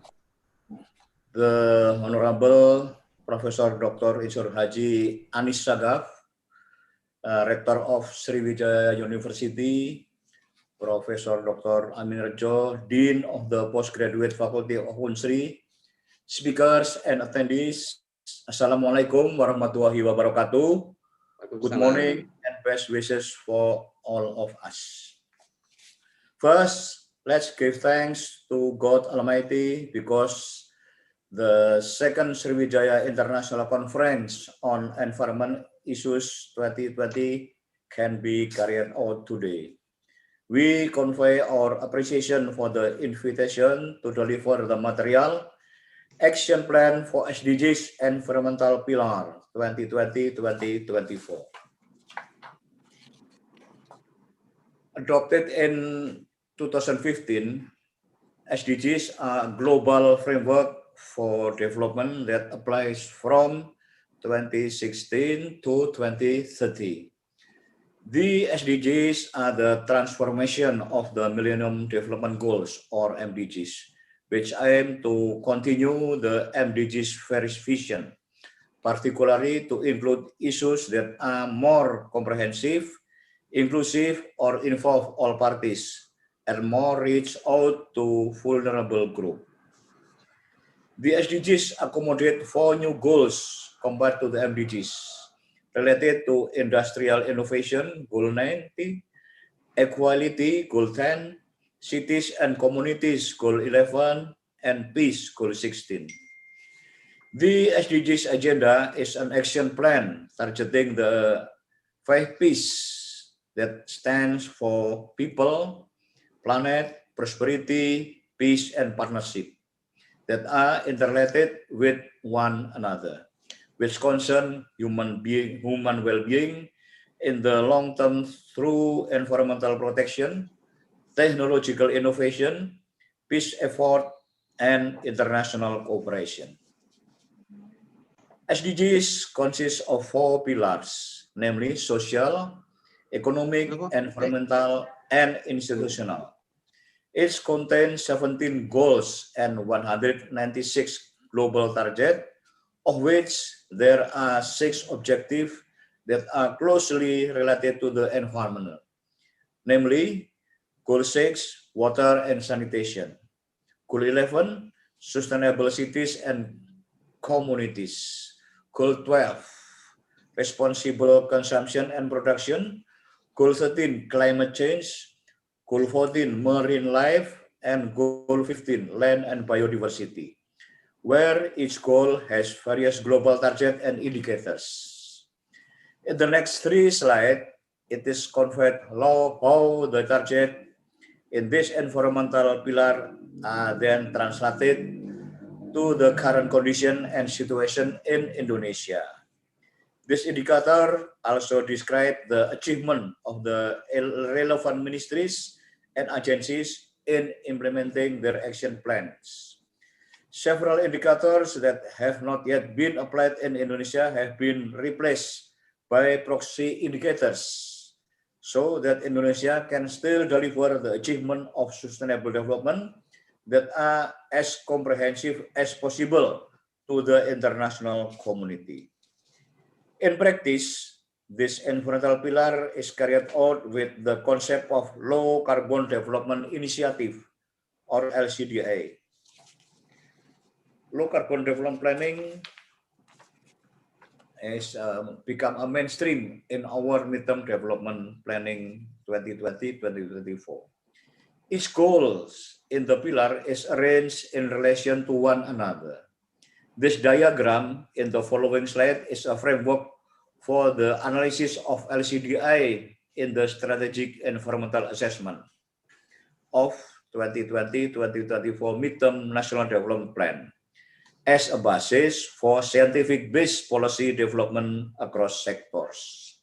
This diagram depicts the dynamics of a development system, which subsystem of population, energy, economy, land, water, fisheries, poverty, biodiversity, climate change, and greenhouse gas emission, in which the SDGs goals are mapped in such a way in the system.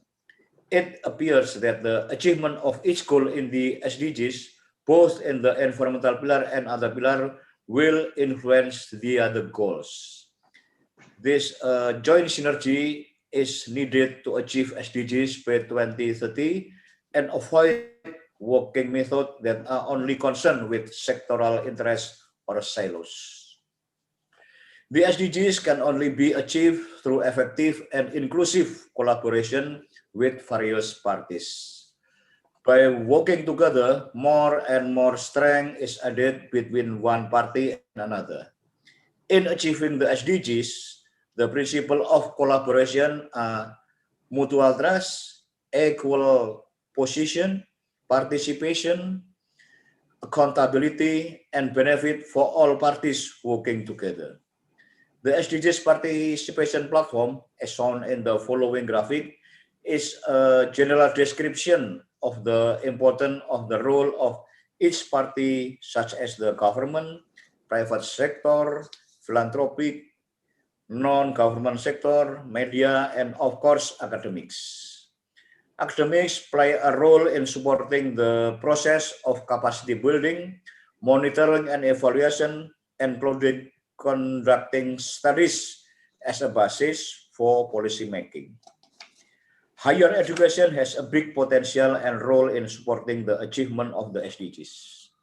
Higher education can provide knowledge, innovation, and solution to sustainable development problems. In addition, the world of education can create a new generation in the implementation of SDGs, can provide example of SDGs implementation that are in the line with good governance and promote cultural element, can also develop cross-sectoral leadership capacities to respond to SDGs issues.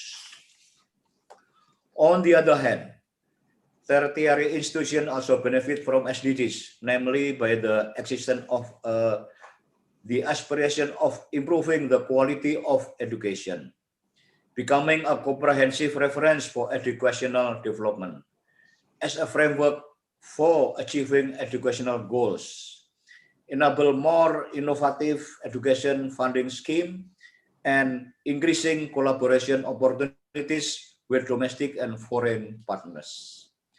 SDGs also support each other with the three dharma of higher education as an institution that plays a role in the field of education and teaching, research and development, and community service. Those tertiary institutions also have a strategic role related to the achievement of sustainable development as centers of excellence in the scientific field, mainstreaming the value and goal of sustainable development in the teaching curriculum, and as a central partner of the central and local government in monitoring and evaluating the implementation of SDGs, and also support the integration of SDGs regional action plan. The role of universities in achieving SDGs is strengthened through the establishment of SDGs centers in universities in various regions in Indonesia. Rio University, Andalas University, Brawijaya University, Lampung University, University of Indonesia, Bandung Institute of Technology, Bogor Agricultural Institute, Gajah Mada University, Jember University, Mataram University, Hasanuddin University, Gorontalo State University, Arta Wacana Christian University is a university that already established the SDGs Center. As one of the university's success that we need to put as an example is the Center of Excellence at KTH or Data Egg Lab, which is operated by the Real Institute of Technology in Sweden. The Center of Excellence has produced a collaborative online platform called Goal Tracker to monitor the progress and achievement of indicator for each SDGs. Goal Tracker can visualize the achievement of the SDGs, provide information on the result of identifying gap between target and achievement, and have a display that facilitates the process of disseminating information. Of course, we all have high hope that later universities in Indonesia will also become pilot centers of excellence for the next generation and for other countries in monitoring, evaluation, and other support related to the achievement of sustainable development. Closing my remark on this opportunity, I hope that the event initiated by Sriwijaya University can run well and produce constructive thought and ideas as a contribution to the implementation of the upcoming SDGs. In addition, I hope that this activity can be sustainable, especially to support and improve the implementation of the SDGs in Indonesia. Thank you very much. Wassalamualaikum warahmatullahi wabarakatuh. Thank you very much, Bapak Dr. Arifin Rudianto, MSc, for your short presentation but very comprehensive in the SDGs National Action Plan or Employment Pillar. Okay. We have 30 minutes for discussion here. In the first opportunity, we would like to explain the question from the chat. Yeah, first sent by Ibu Ambar Kusumandari. Yeah, this question for Prof. Awang. Yeah. Dealing with the climate change, what are the mitigation that can be raised to achieve food security? Prof. Awang, maybe you can answer this question, yeah. Thank you very much. Thank you, Bapak. Yeah, thank you so much. Dealing with the mitigation of climate change, I think what happened in the past, even current situation, looking at the whether it is developing or developed countries, there's a lot of initiatives taking place at the moment, actually, especially in terms of the science and technology, in terms of research.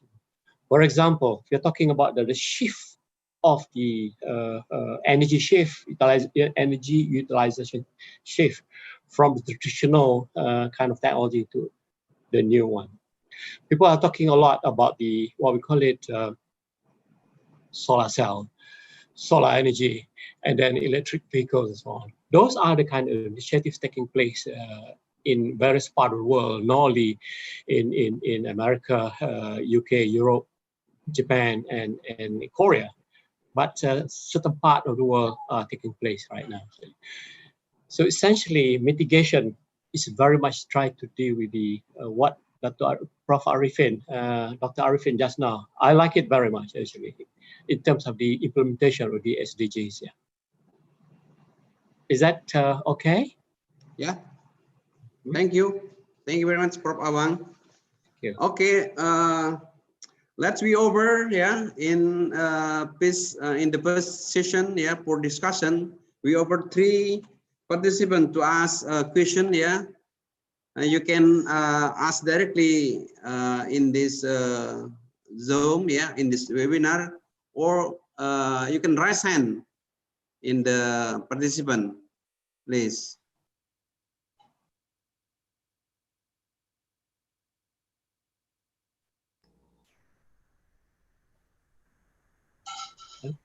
I think, yeah, still no question. Yeah. Yes, sir, moderator. Yeah. I'm Zheng. Yeah. And I found a question to me from chat. So yeah. I wonder if I can answer here. Oh, yeah. So the question from Yulia Puja. Oh, Yulia Pujastuti. Yeah. Okay. Okay. Sensei, dozo. Yeah, please give me a minute. And Yeah. to Miss to Yulia. Okay. So Yulia Pujastuti, my answer is, so with this phenomenon of synchronized senescence and monocarpic senescence. So a professor with the major of entomology, so insect, he found some unique phenomenon is some stingbird.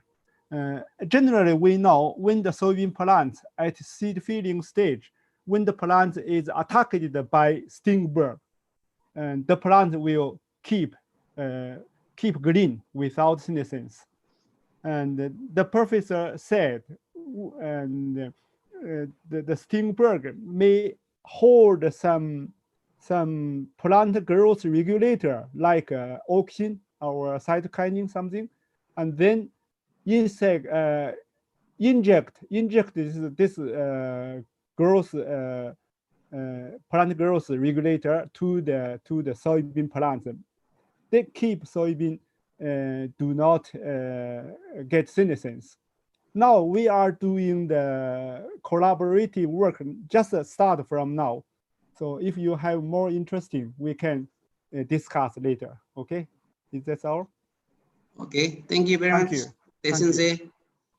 Okay, I have a question for Prof. Awang and Bapak Rudy. Yeah. Yeah, one of the very efficient energy is using fuel cell. How far the prospect to implement, yeah, fuel cell as a energy resource in the vehicle or other transportation?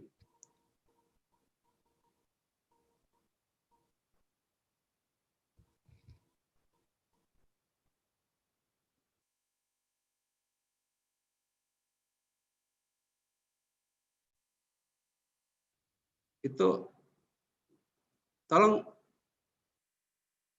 please make unmute Prof. Awang. Sorry, Yeah. I'm sorry for that. Yeah, Yeah. that was.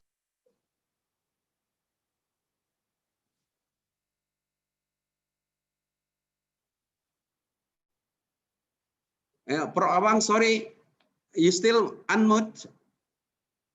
Unmute. We don't hear your voice. Yeah. Okay. Oh, I'm sorry. Is it okay now? Yeah. Right. Yeah. Okay. To answer that question, We hear it. basically, we can always look at what happened in India, for example. India has spent more than $2.5 billion actually, a project that will be utilized and that will become the biggest solar park in the world, actually. So those are a kind of beautiful examples provided by India in terms of utilization of the fossil fuel. They are expecting to come up with 2 gigawatt of electricity from the sun-baked stretch of India. So this is an example. Yeah. Thank you. Thank you very much. In Malaysia, have you implemented the fuel cell in vehicle already? I must say that not that much actually. Okay. It is very much driven by the private industries and so on. Actually, we can see a couple of places actually, but not that much. I don't have the data on that in terms of percentage. Thank you. Thank you very much. Okay, ladies and gentlemen, please. Do you have any question? Could I ask one question untuk Bapak Arifin? Oh, boleh. Silakan, Pak Awang. Okay, yeah. Bapak Arifin, I like your presentation very much. Thank you. Simply because you are talking about the implementation of the SDGs. It's highly complicated kind of issue, right? Yeah. But my interest basically from the higher education viewpoints, actually. Yeah. It's a beautiful kind of perancangan or strategy plan from the Indonesian higher education.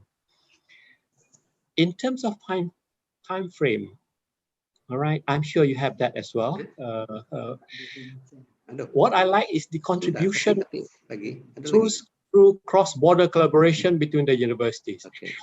How do you do that? That's my question. Simple question. How do you do that to ensure that the cross-border collaboration between universities, higher education in Indonesia happens? I like it very much. Thank you. Thank you, Prof. Awang. Actually, the key of success of SDGs implementation is the participation of all stakeholders, especially scientists, academicians. And Alhamdulillah, in Indonesia, the support from the academician is very high. And also the university become the partners of regional government to prepare the regional action plan, to monitor the implementation, and also to give support, scientific-based support for the SDGs implementation. And sometimes within one university, there are many centers. Center of medicine, center for agriculture, center for, and then they make collaboration within these universities to support the SDGs. And this is usually based on the leadership of the rector or the dean. And even in one university, University of Pajajaran, there is a 1 semester curricula for SDGs. So all students knows what is SDGs, how to implement the SDGs, and the benefit of implementing the SDGs. This is very important for us because they are the actors and also the benefit of the SDGs implementation.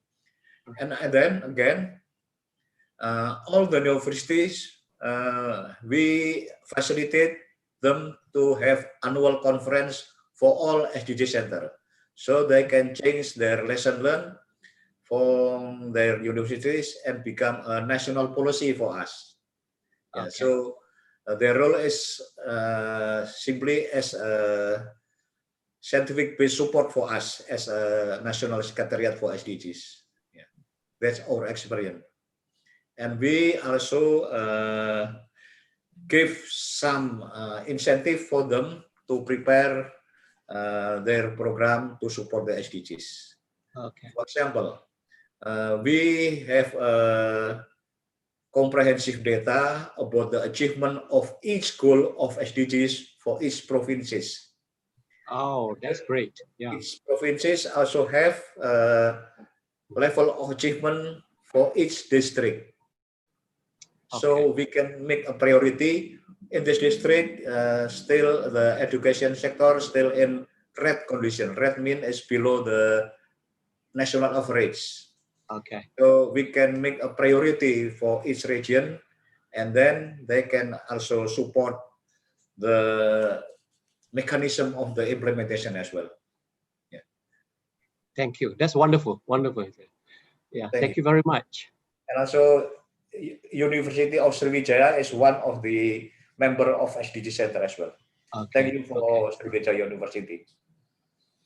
Okay. Well, yeah. Well, there are two questions for Pak Arifin. Yeah. First question come from Pak Sudirman. Yeah. In chat. Yeah.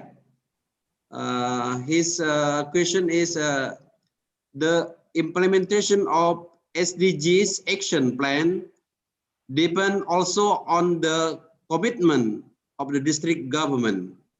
What are the level of commitment at the district level? And are there any mechanism or procedure to ensure the progress of SDGs implementation at the district level? And the second question is come from Ibu Marlina. Do Bappenas have planning about the wide ideal composition of oil palm land and rubber land to reach the good planet? Thank you. Okay, thank you. For the first question, actually we have National Action Plan for SDGs implementation based on the term of government. So we just finished the National Action Plan for 2015-29, and we start for 2020-2024. And also there is presidential decree that gives mandate to all governors to make their regional action plan based on their term of government as well. So currently we are preparing a regional action plan for province that has election for their governor.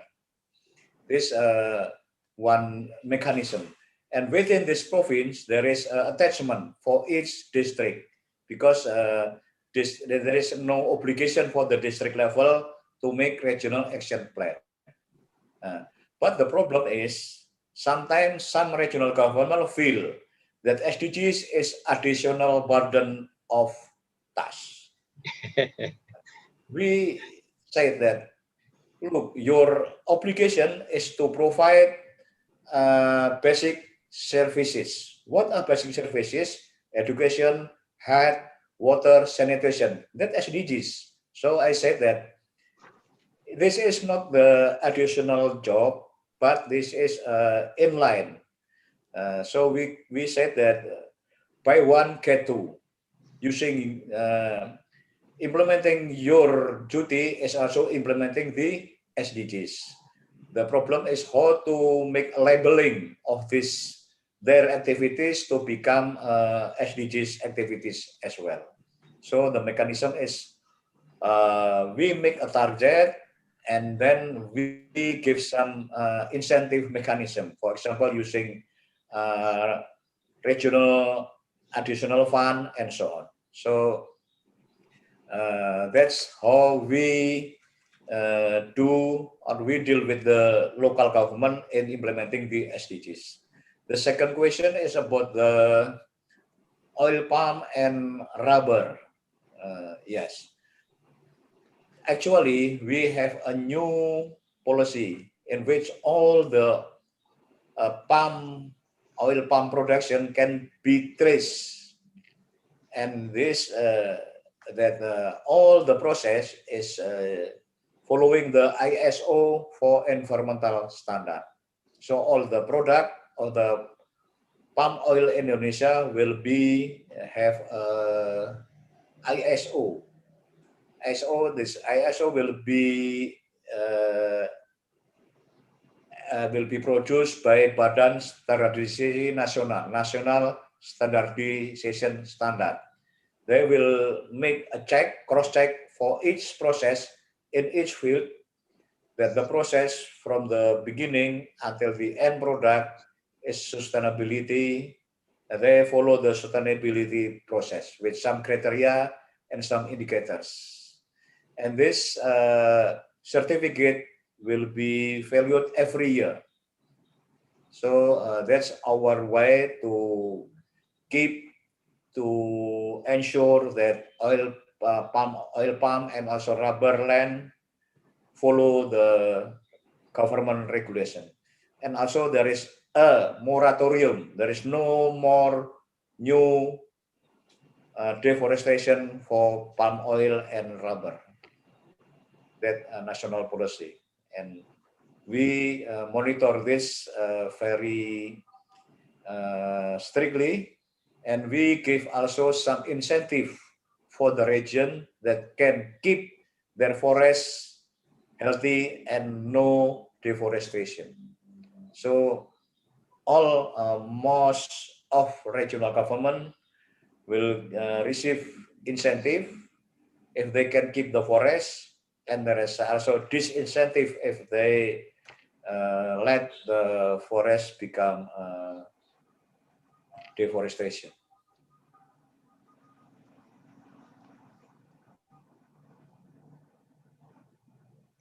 Thank you, Pak Muslim.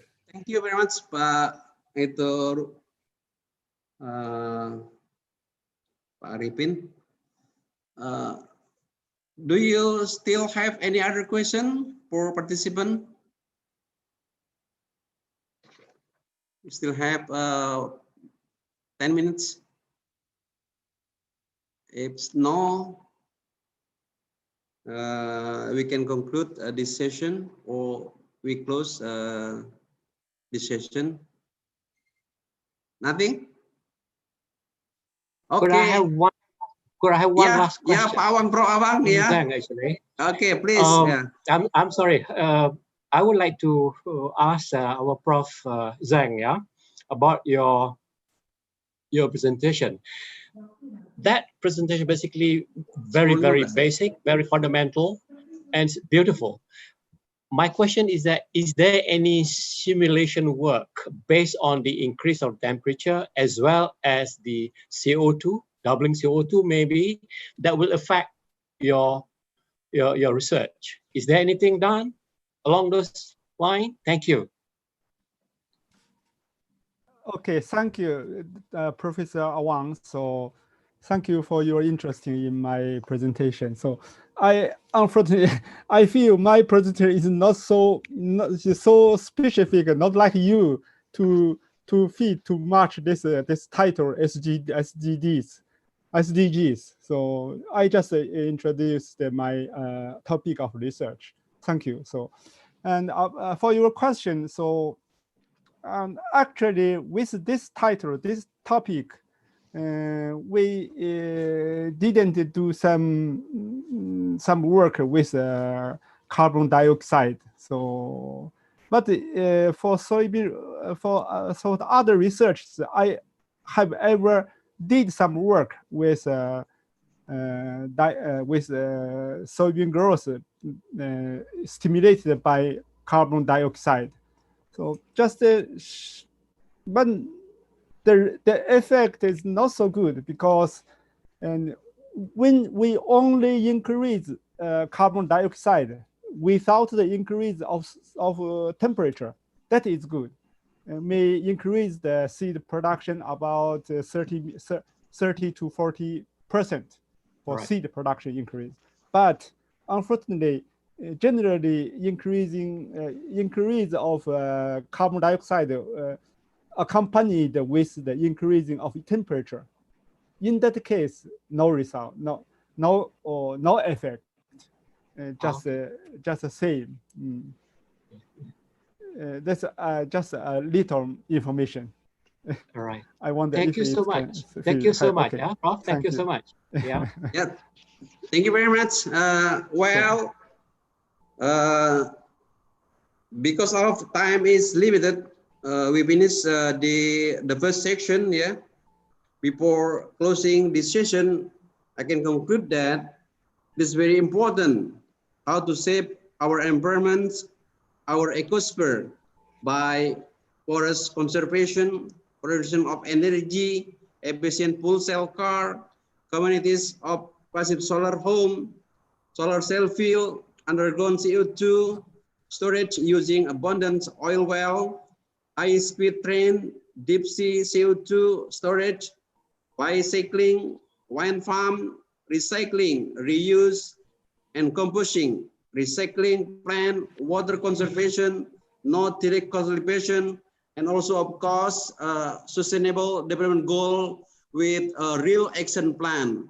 Concern in the 5 aspect, people, planet, prosperity, peace, and partnership. And of course, in this session, we also conclude that nitrogen nutrition is very important on monocropic in soybean, in particular to extend leaf edge. That's all. Thank you very much. Let's give applause for our 3 keynote speakers. Thank you very much. Thank you. Thank you very much, Pak. Thank you. Yeah, thank you very much. Thank you. Thank you very much.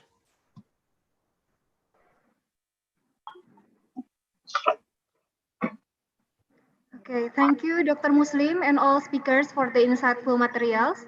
And as a token of our appreciation to all keynote speakers for their valuable contribution, we'd like to virtually passing the e-certificate to Dr. Arifin Rudianto, Emeritus Professor Muhammad bin Awang, and Professor Sao Hui Zeng.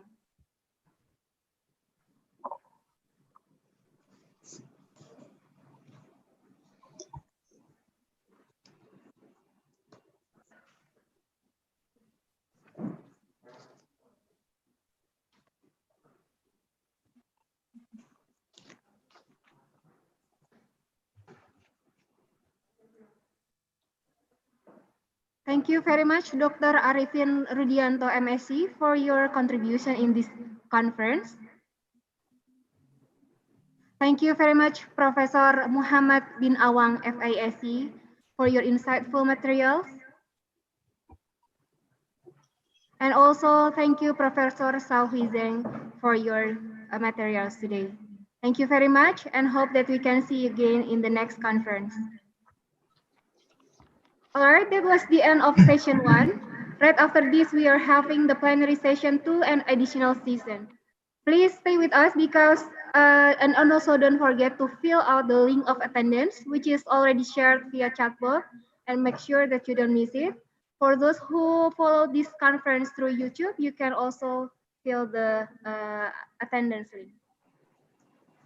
Moving on to the session 2, we will be having Professor Dr. Michael Murhovic and Professor Fahru Rozi Sharkawi as the speakers. And in this session will be led by Dr. Agus Wijaya. Dr. Agus Wijaya, I'm passing the stage to you.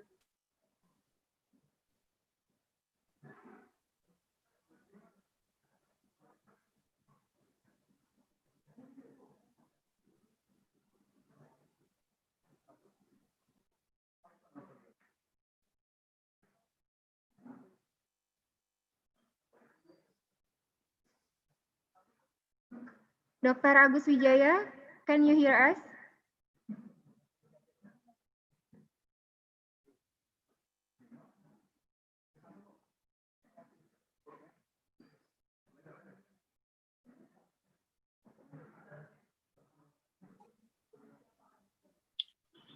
Bu Santi. Okay, thank you. You're here. Okay. Can I start? Yes, please, doctor, it's your turn. Okay. Assalamualaikum warahmatullahi wabarakatuh. Good morning, ladies and gentlemen, dear attendees. In this, we are proceeding this seminar to the second plenary session. Here we have 2 keynote speakers, namely Professor Dr. Mikhail Murkovic from Graz University of Technology, Austria, and Professor Fahru Rozi Sarkawi from Universitas Sriwijaya. In this session, each of the speakers will have 25 minutes for presentation and then 20 minutes for panel discussion. Before I start this session, I would like to read the curriculum vitae from Professor Mikhail Murkovic. He was born in Graz in 1959 and was studying technical chemistry at Graz University of Technology with a focus on biotechnology. And he finished his diploma and PhD in the field of biotechnology in 1989. As a postdoc, he stayed for 1 year in Switzerland at ETH Zurich and continued his professional career in the pharmaceutical company Biochemie Kundel, now Sandoz, in Austria. In 1993, he moved back to Graz and started working as a food chemist at the Institute of Biochemistry and Food Chemistry at Graz University of Technology. His research focus is in the formation of carcinogenic compounds formed during cooking and the influence of antioxidant of the formation of these compounds.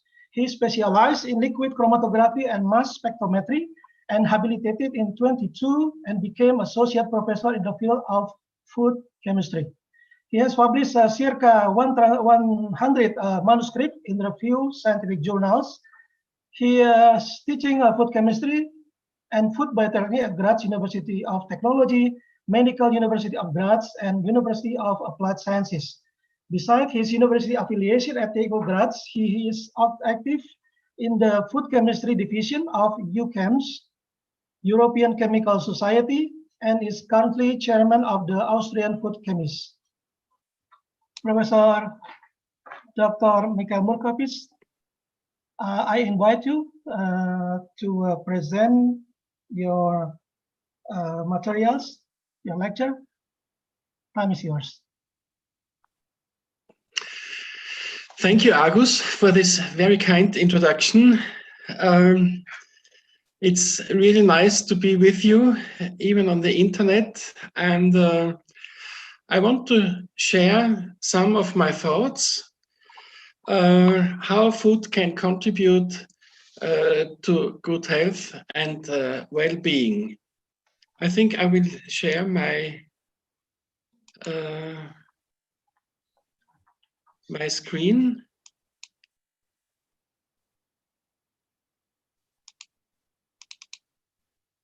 So this is the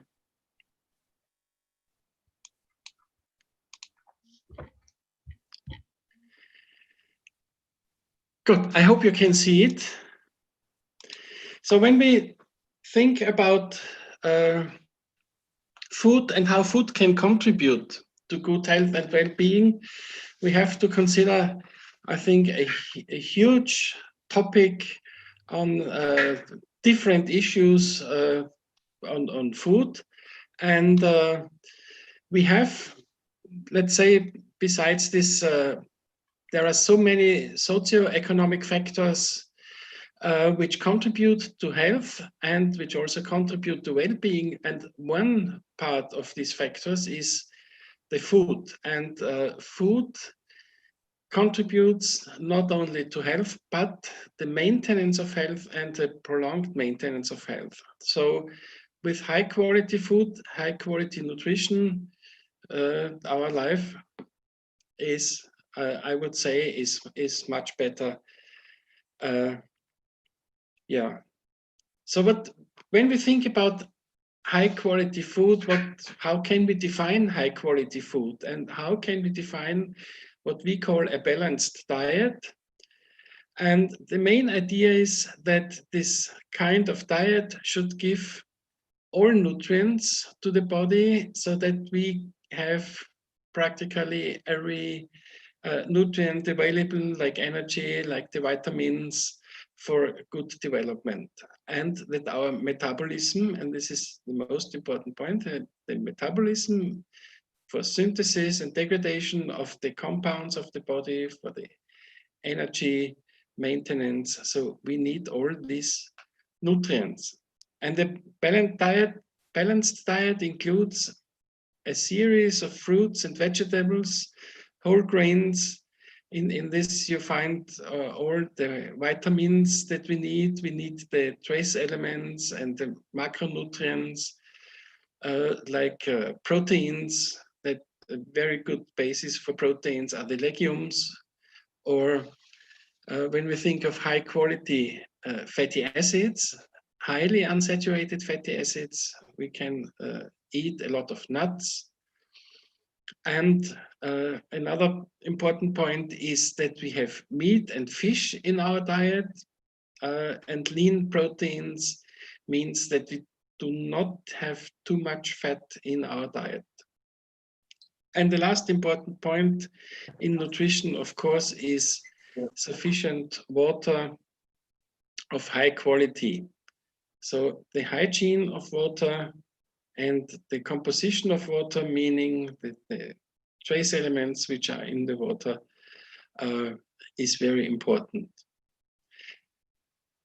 So here is a short list of the composition of the diet. It's protein, fat, carbohydrates, not only for energy, but also for synthesis of the body, of the composition. We need to synthesize proteins, we need to synthesize lipids for a proper function of the body. We need the vitamins for enzyme activity, we need the minerals and also the trace elements, which are all needed for enzymatic activity on one hand and for the proper equilibrium on the cell membranes.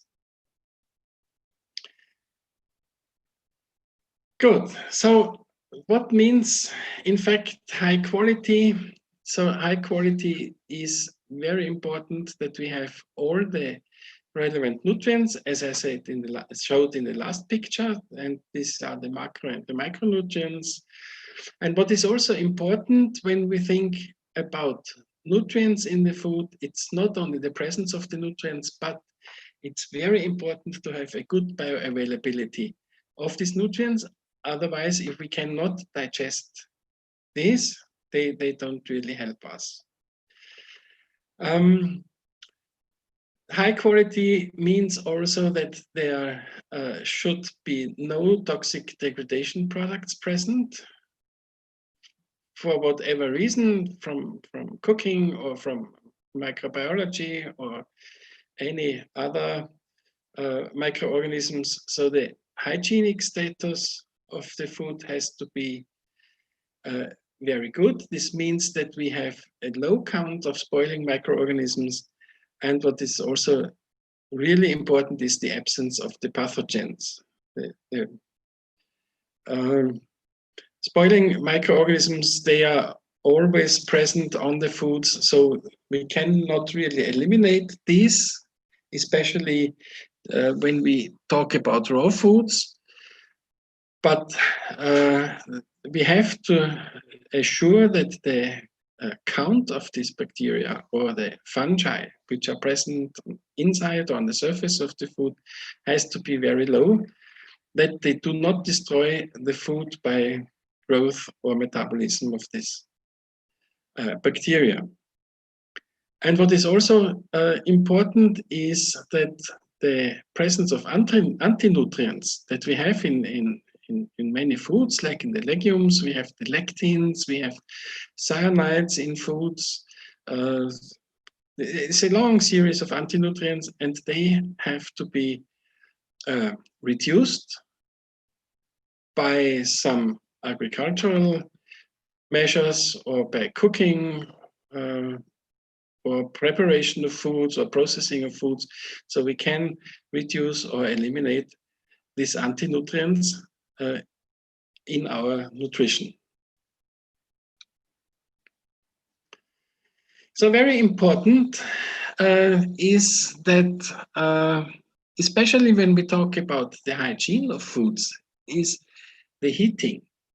So we can eliminate or reduce or even eliminate unwanted microorganisms, which are present. Either it's pathogens like Salmonella, Listeria, Campylobacter, or noroviruses, any type of pathogens. They can be reduced, or they are reduced by heating.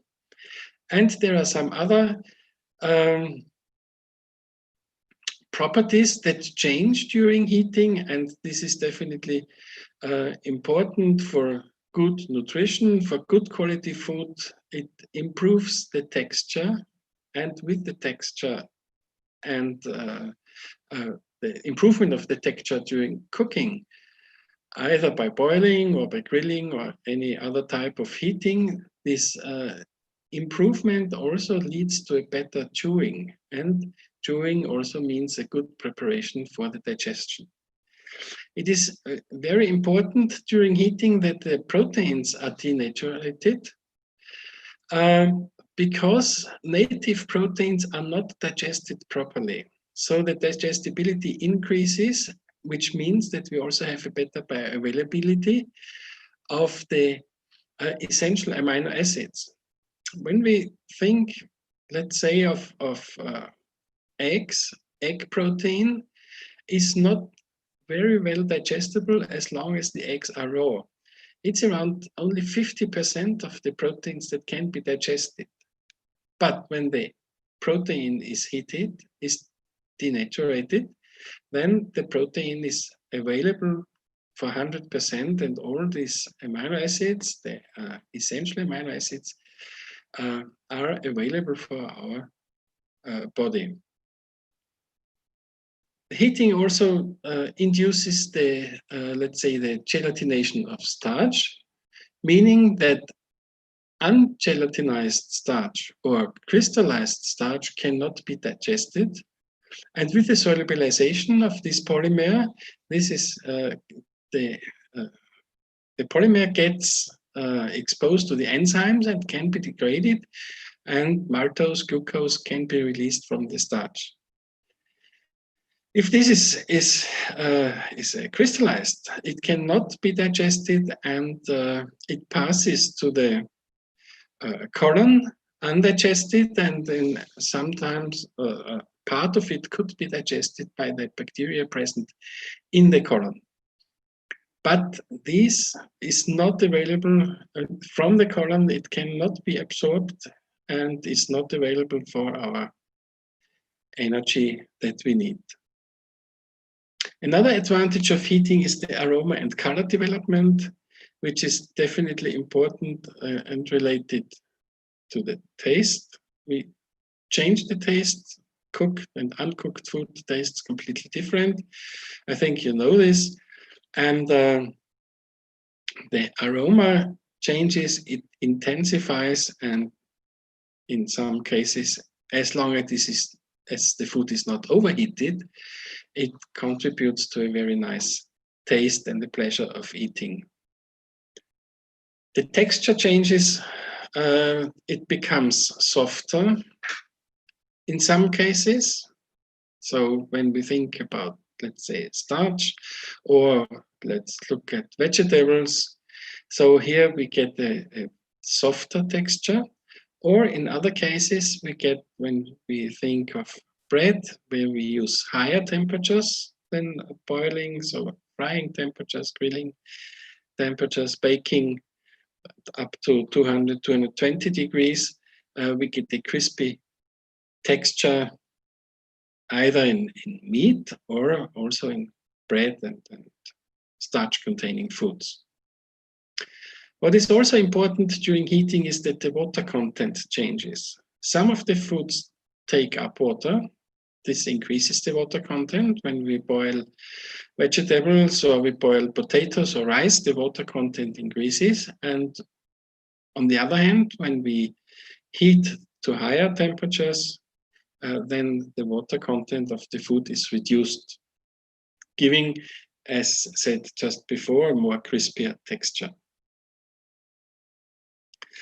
Of course, heating has not only the advantage of producing a better bioavailability and a better taste.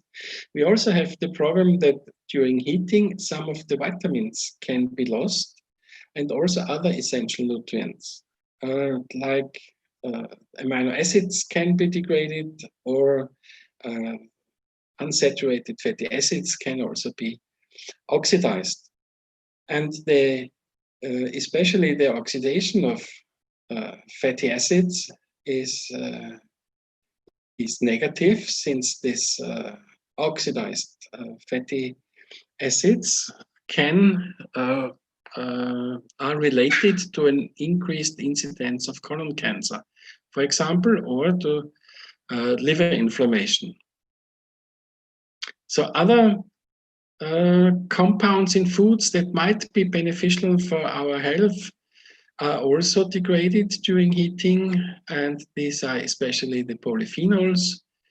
When we think of, let's say, of soy beans, as it was told just in the last lecture, the isoflavones, they are degraded during heating. The lignans are degraded during heating, and also carotenoids as precursors of vitamin A, or as other carotenoids which are necessary for our body, could also be degraded. For example, lutein, which is present in some foods, in pumpkins or spinach. This lutein is extremely important for our visual system, since it is part of the eye, and this is the point where we have the best vision in the eye. And if there is not enough lutein present in the eye, or if it is oxidized in the eye, then we lose part of our vision, and even in very severe cases, we can become blind. Heating is also a problem when we have very intensive heating. So at temperatures of, let's say, more than 150 degrees centigrade, the reactions occurring in the foods, they can lead to carcinogenic compounds that we have present. And especially in meat and fish, the formation of heterocyclic amines can be problematic. When the meat is heated too strong and the surface becomes dark brown, the concentration of these heterocyclic amines increase enormously. And these compounds are known as the most carcinogenic compounds that we have in our foods. So uptake of meat, of highly or intensively heated meat, is related to primarily to colon cancer. So the risk of colon cancer increases with the uptake of well-heated meat.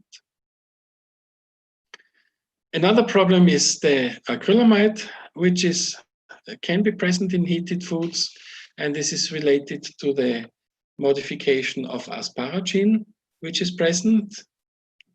Most of the asparagine, or the highest concentrations of asparagine, we find in potatoes, but we find it in practically any plant food. And if these foods are heated, acrylamide is present, like, let's say, in cocoa, we find acrylamide in coffee. During the roasting process, it is formed, and in products of cereals like bread or cookies, and of course in potatoes, potato chips, potato crisps, acrylamide can be found. The situation with furan is a little different, but it is also a product that arises during heating of food, and also some derivatives of furan, and they could be related also to cancer somehow. We know nitrosamines since long time. They are present, and they are also a result of heating. And if we heat our food really severely, so that we start pyrolyzing the food, it can form polycondensated aromatic hydrocarbons, which are on one hand toxic, but they could also be carcinogenic, like the well-known benzpyrene, for example. So when we talk about heating of foods, you see this network, and it reminds me On when we think on mathematics, it reminds me on a neural network where we have the raw materials, the raw composition of food, like the proteins, the lipids, carbohydrates, vitamins, secondary plant metabolites that we all need, like antioxidants and so on. And we have the heating processes in cooking or during food manufacturing. So boiling is very important. Frying, grilling, baking, where we have very high temperatures. And this all leads to the products that we have.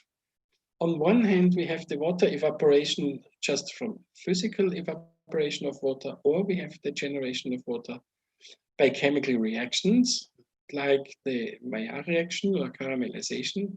And this water also gets lost from the food, meaning that the digestibility also reduces, and or the energy which is present in the carbohydrates, for example, is lost. So I was talking about the denaturation of the proteins. Protein oxidation is also a problem that arises during cooking.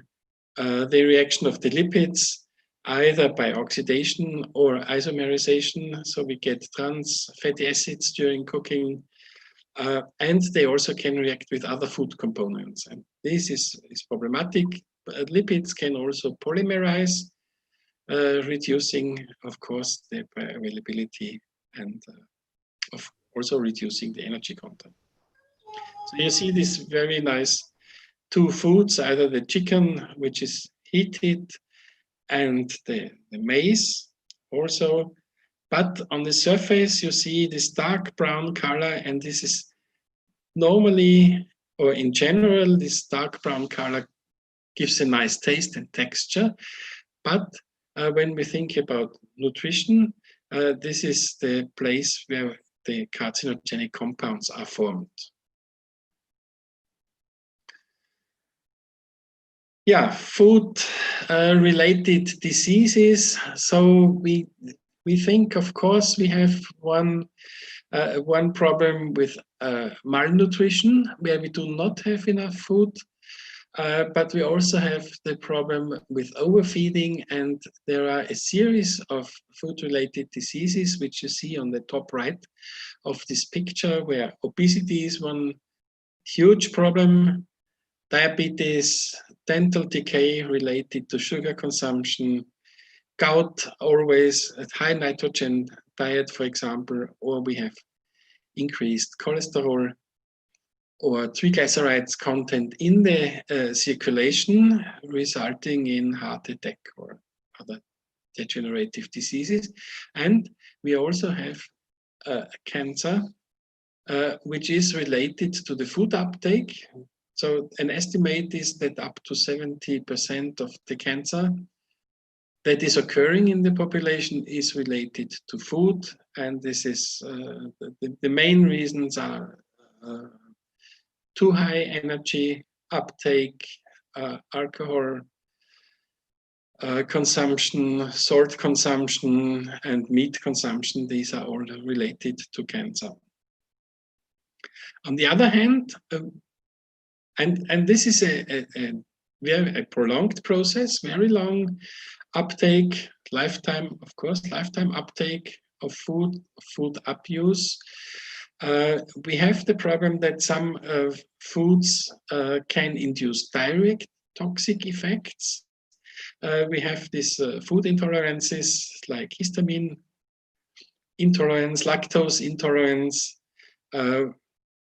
which can be a problem. It is also the presence of allergens in the foods, which could pose a problem. The peanut allergen, soy, milk, shrimps, fishes, and so on. A long series of allergens are present in foods, and some of the people are sensitive and can have allergic reactions. Michael, Entschuldigung, du hast noch 5 Minuten, ja? Danke, ja. Bitte.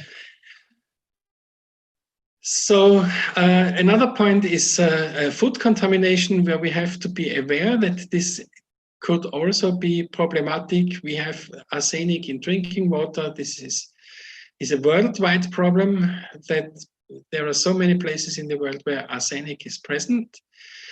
We have to be aware that natural toxins are present in the foods. We have, for example, the mycotoxins, which is practically present in any food at any time. It's only a question of the concentration. And of course, we have to take care of contamination, as I told earlier, with especially with microorganisms. Another problem could be adulteration, and maybe you remember the presence of melamine in milk.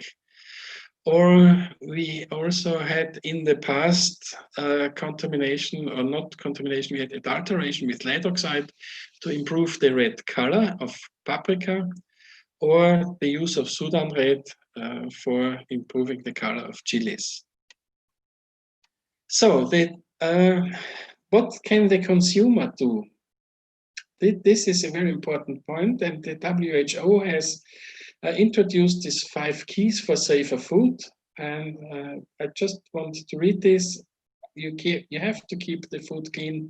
It is very important to separate raw and cooked foods so that you don't have a cross-contamination with pathogenic microorganisms. Cooking thoroughly is very important to reduce the bacterial load. It is the same when you store foods. You have to keep the food at safe temperatures. Extremely important. So keep it cold, or if you store it at high temperatures, keep it hot, and not intermediate temperatures like 30 or 40 degrees, because this is the temperature where the microorganisms can grow. And the last 5th point is to use safe water and, of course, safe raw materials. The similar 5 keys are important to grow safer fruits and vegetables, for example. So this is definitely for the agriculture. So personal hygiene is extremely important. The contamination with animal feces from wild animals, from birds, from whatever, is very important. If the fecal waste is used for fertilization, then this has to be heat treated also, because there is a lot of a huge bacterial load and also a load of pathogens. So heat treated fecal waste can be used. Irrigation water quality, extremely important. And of course, the harvest and storage equipment has to be kept clean and dry.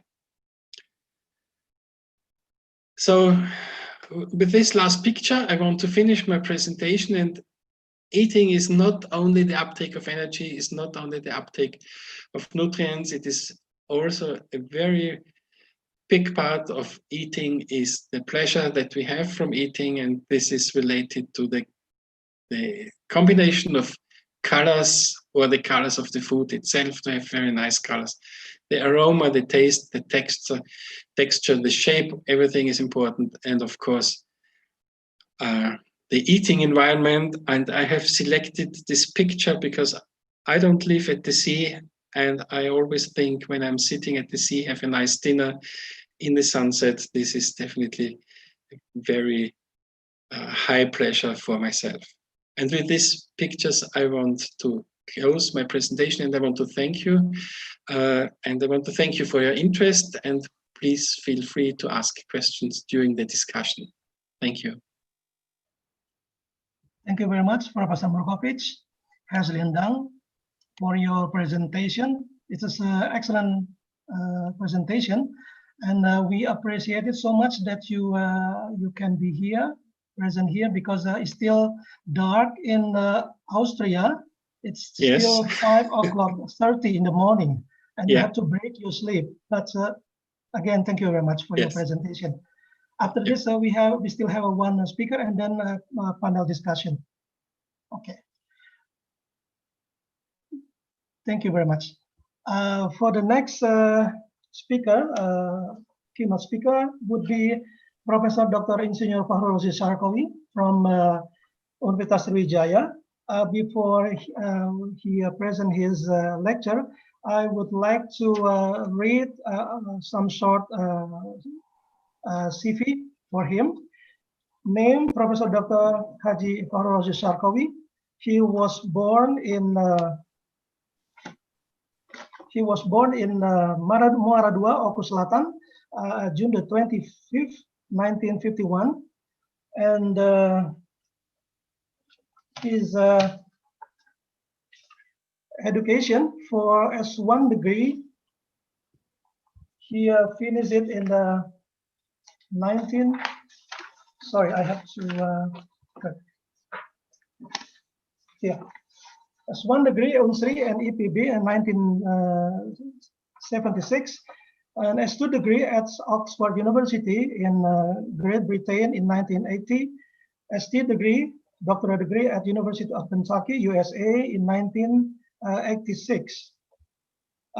He is well known for his national and international scientific activities, and he has countless national and international publications, of course, and he is active in many professional associations, for example, Perhapi, Dewan Riset Nasional, Ikatan Keluarga Alumni Fakultas Pertahanan Unsri, and ICMI, Ikatan Cendekiawan Muslim Indonesia, Orwil, Sumatera Selatan.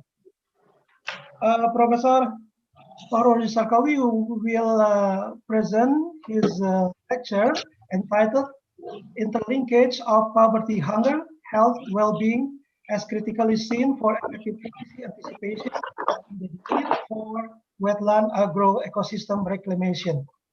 For Bapak Professor Fahrul Razi Sarkawi, time is yours.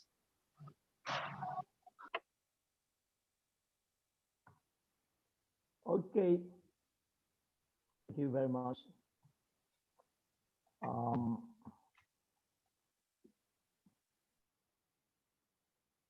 Let me prepare myself.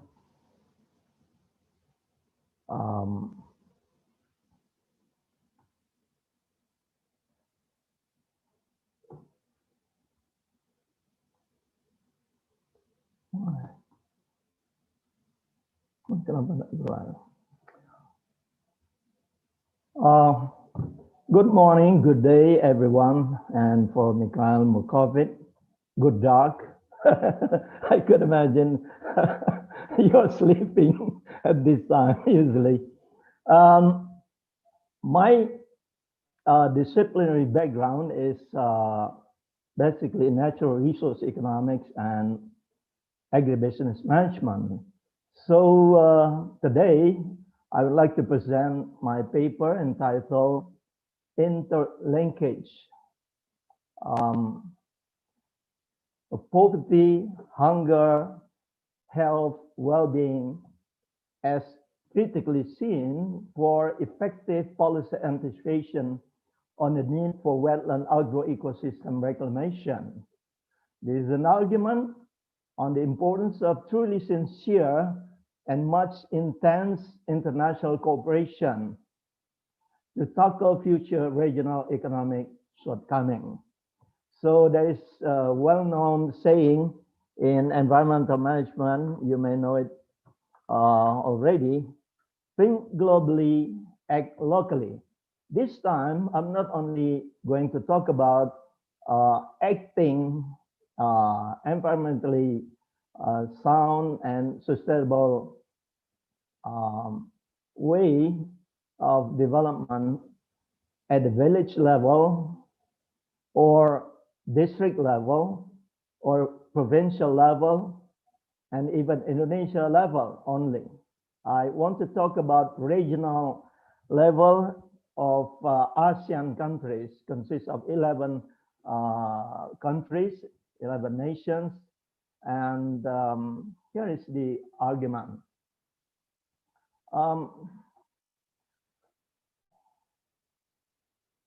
Let me control this. As development target is aimed at solving problems of poverty, hunger, health, and well-being, then more land resource is certainly required. Unfortunately, the only remaining land resource are those potential acreage of land wetland ecosystem. Moreover, with current scientific technology state of the art, only a small portion of the existing wetland forest landscape that could be safely opened for effective food production, job creation, eradicate hunger, dietary health support, and uplift well-being. Out of each particular wetland ecosystem, the largest portion of the ecosystem landscape is supposed to be conserved and protected. Meanwhile, our population number would become double in every 40 to 50 years. That's the problem. We need food. We need more food. Asian countries consist of about 640 million people, you see, and about 35% of this 650 million are Indonesian population. Fortunately, we have about 18 million hectares of remaining wetland, and the other countries have very minor hectares, and therefore we have to think about this interlinkage of poverty, hunger, health, well-being as critically seen for effective policy anticipation on the need for wetland agro-ecosystem reclamation in order to answer the need for food in the future. You see, a chain of problem about poverty, hunger, health, and well-being is certainly classic. It's repeatedly occurred to challenge nation after nation. And for that matter, it could force domestic intellectual resources to seek for internal recipes towards an effective solution.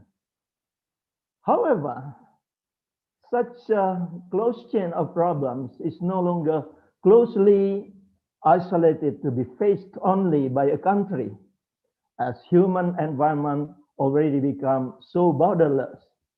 Regional cooperation is a necessity, as countries of closer neighborhood may have to face common problems within decades to come. Therefore, a kind of common strategy would be needed in order to make efficient and effective use of resources and scientific recipes of innovation.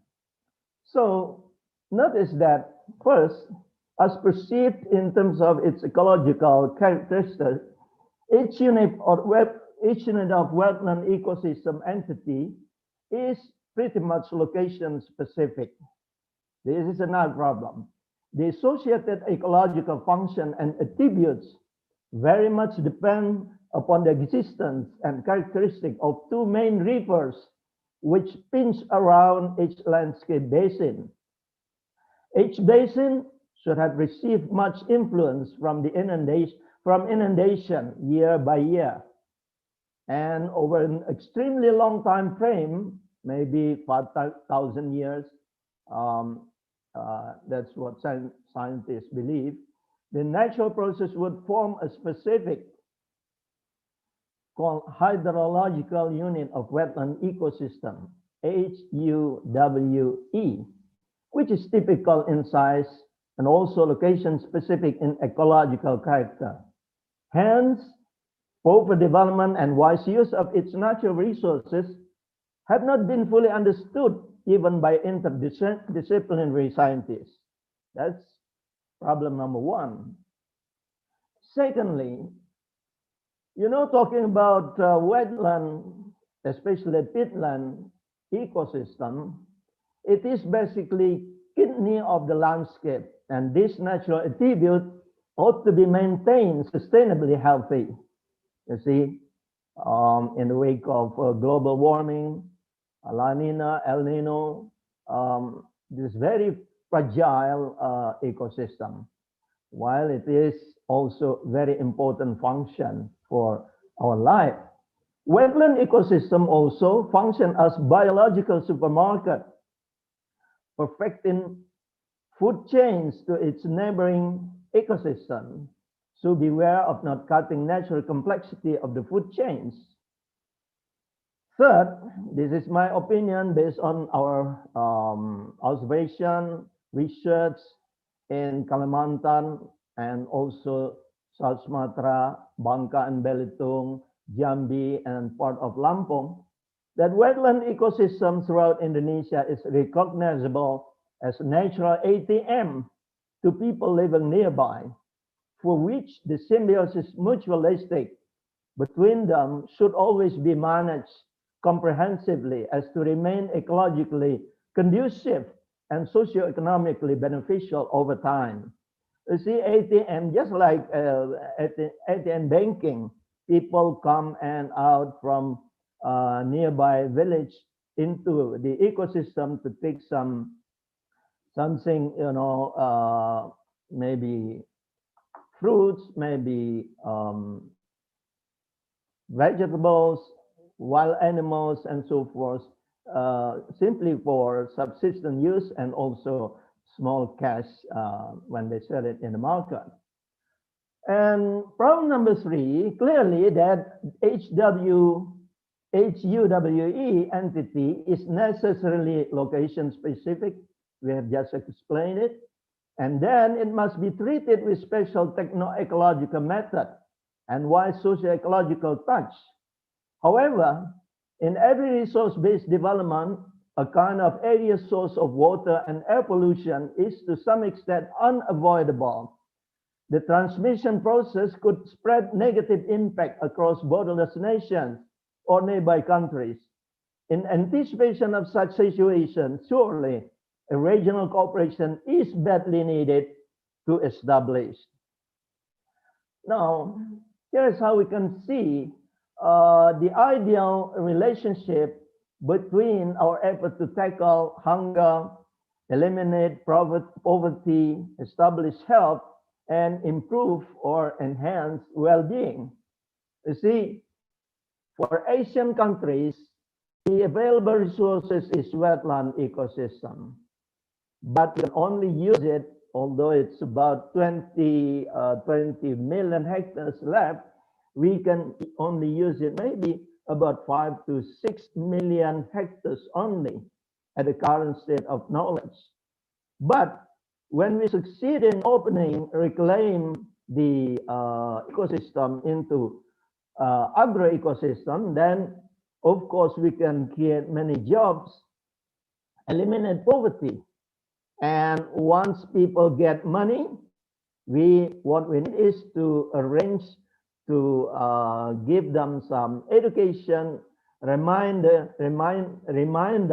to use the money efficiently, not to become consumerism, you see, and of course, by doing so, they can have better food nutrients, which is very, very important, as Mr. Mokofit just explained to us. So that's how we establish health. But for many part of ASEAN countries, we still need to have this family planning to be consistently developed in our nation, in our country, and provide medical clinic ready for prompt service up to the grassroots level. By making this cycle successfully developed, then we can hopefully minimize any kind of economic shortcoming in the future. So now future problems challenge us hotly and seriously, we understand now. Sadly, the human resources must be fully aware of how important for a wetland development plan to be provided with bio-geophysical accounting, as well as socio-ecological engineering by way of environmental impact analysis, a scientific prescription to get a set of environmentally sound programs. In particular, a plan to use sensitive part of a HUWE's landscape should anticipate any action that might destroy the associated ecological function and attributes. It is good for actors not to waste time and energy simply for amending the negative things which are essentially avoidable right from the very beginning. And this is reminded from our scientists, among others is Odom. I intentionally put it this way. This is complexity of wetland, but there is a tendency without scientific and wise use of wetland, people and also company will transfer A status to become C. Look at very simple. Only one thing come into the system, there is sunshine.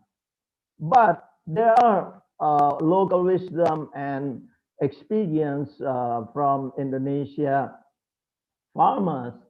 We can actually use our agribusiness management, farming management by taking advantage of the wetland, especially peatland ecosystem, to become agrosystem is the type of process. And by presenting this in front of you, audience, what we expect that we need to live A to C way of land utilization. But if possible, through collaboration on research, we need to live also A to B. Maybe in a decade or two, we can find better way from A to C or A to D, which is more environmentally sound methods of wetland utilization. Now, there is another learn we got from this COVID-19 tragedy. That's sometimes people in developing wetland resource or ecosystem utilization, they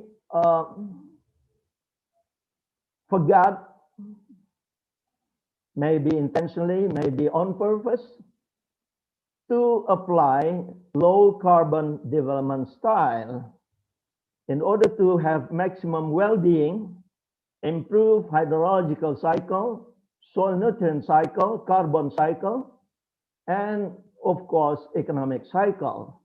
And cycle number 4, economic cycle, is considered as prime trigger of change, you see, in the future particularly.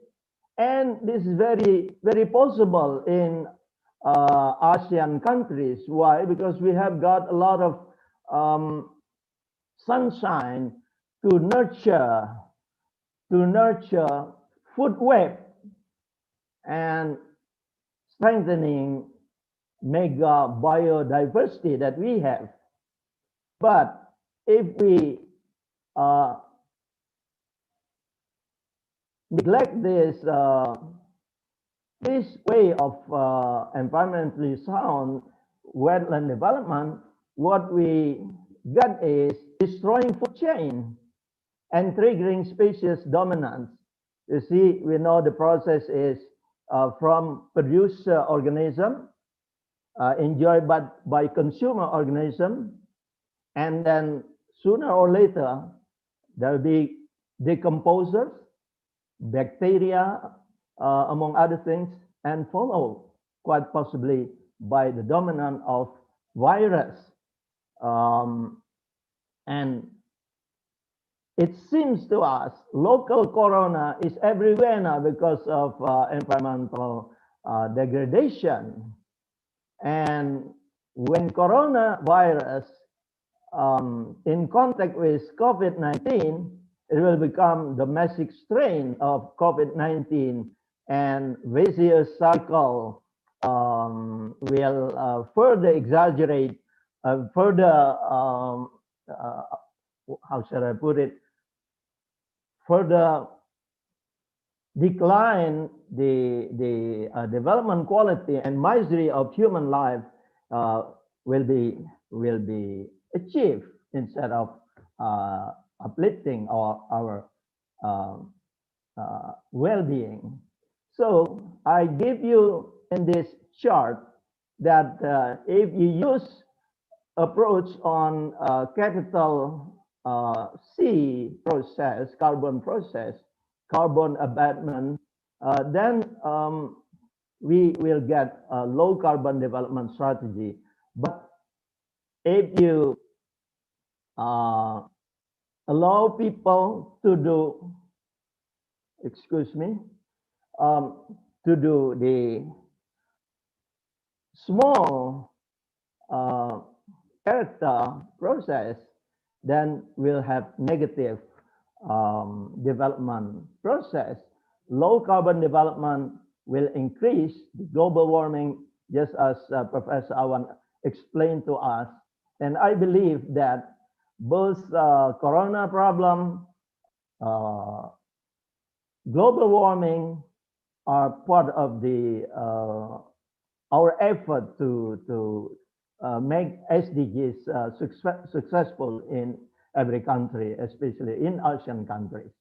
So I just want to remind everyone in Indonesia, particularly, you see, this is a figure described that in many parts of Sumatra and Kalimantan, only about 25% up to 30% of the landscape, in the province, in this each district, are wetland ecosystem. And out of that wetland ecosystem, we can only use maybe 15 to 20% for food production.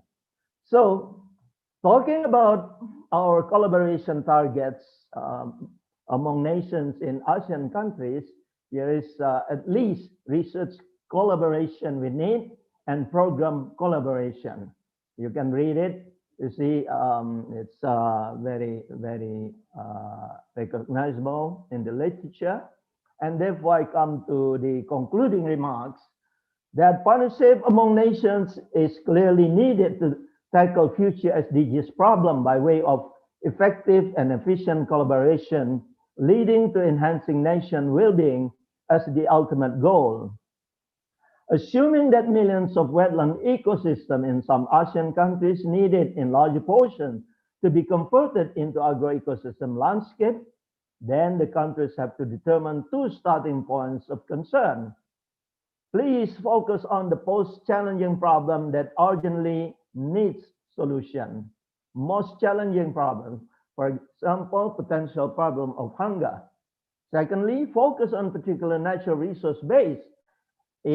For example, a portion of remaining wetland ecosystem that each country ready to allocate, and if possible by research and science technology approach, we can increase the ecological balance, but still have larger portion of wetland ecosystem available to produce food in the future. Hence, collaborative efforts should be focused on innovative science tech inquiry, as well as appropriate programs planning to tackle root of the main problem as trigger to overcome all other existing problems. By reading that, I conclude my presentation, and thank you very much for your attention. Thank you. Thank you very much, Professor Rosi Sarkowi, for the excellent presentation. Wow. Now it is time for panel discussion. We invite you, all the participants, to give your question, both in the chat room, or you can mention it directly here. Please.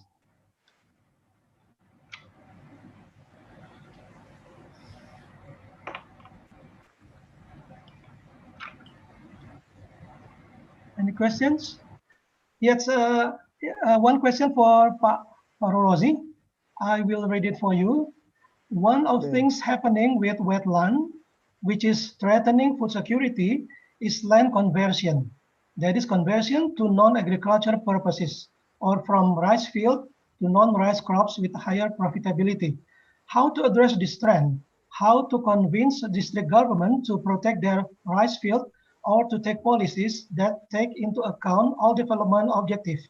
For example, food security, economic growth, poverty, alleviation, environment, simultaneously. It's a question from Pak Saidiman. Okay, thank you very much for your question. You know, through long time research activities in the University of Sriwijaya, the last 15 years we have come to a conclusion. It's very important for us to maintain this ecological balance of outdoor ecosystem. So you are right. One of the threatening problem to the food security is the conversion of rice field into, for example, other maybe palm oil, maybe other type of crops. That's right. So in our research conclusion, we need to develop the so-called SFMU, Social Forestry Management Unit, in which, you know, there is going to be SOP, Standard Operating Procedure, for those people or company that is going to convert their crop, you know, from, for example, paddy into something else. And this SOP must contain in it, of course, combination of food, of tree cropping, and also other maybe catch crop, like, you know, we understand that if people only grow paddy, it's very difficult for them in Asian countries to become richer. Why? Because rice is our staple food, and we cannot allow the price of staple food to be raising, you know, uncontrollable. So likewise, if we allow people only to grow palm oil or rubber, you know, without food, then we lost our opportunity to produce food while we need more food because of population growth. But also the problem is that the fluctuation of price determined by European market, you see, will, you know, over time cause misery in the part of our farmers. So there is kind of recommendation we already formulated at the University of Sriwijaya, hopefully to be adopted by the Bapenas in Jakarta or whoever, you know, to be completed with SOP and become part of the government regulation at regional level, provincial level, or even national level, so that you know, what is the use of wetland idly without losing the ecological balance, but we still achieve our goal to produce more food and maintain the agronomic process without having to cause burning and so forth, or without undermining this LCD, low carbon development strategy, so that we can contribute more to halve the global warming. And this is the answer that I can tell you, and maybe you can contact me to get some some explanation in my paper regarding this SFMU. I repeat it again, Social Forestry Management Unit. By saying social, that means that we arrange the smallholders not to be on their own privately or individually, but we can arrange them institutionally and address them with appropriate direction to use their land without to cause any impact, negative impact to the global warming, as well as to the type of corona problem. That's my answer. Thank you. It's beautiful. Thank you, Pak Rozi. Is there any questions? Maybe from Professor Muhammad? Yes, I would love very much to ask. Yes, I enjoyed very much Bapak Sarkozy presentation. Pak Rozi. Pak Rozi, yeah. I enjoyed very much. Beautiful, actually. I don't have much question. Actually, this is only one question. I may refer to one of your slides. Actually, avoid economic vicious cycle. Yeah, one of your figures actually from this reduce hunger, wise use of wetland ecosystem, and operate technology management. I think that's a big thing actually. My question is very simple. Is there any legal instrument that to make it happen? Oh yes, of course. Yeah, definitely yes. If we can divide the agriculture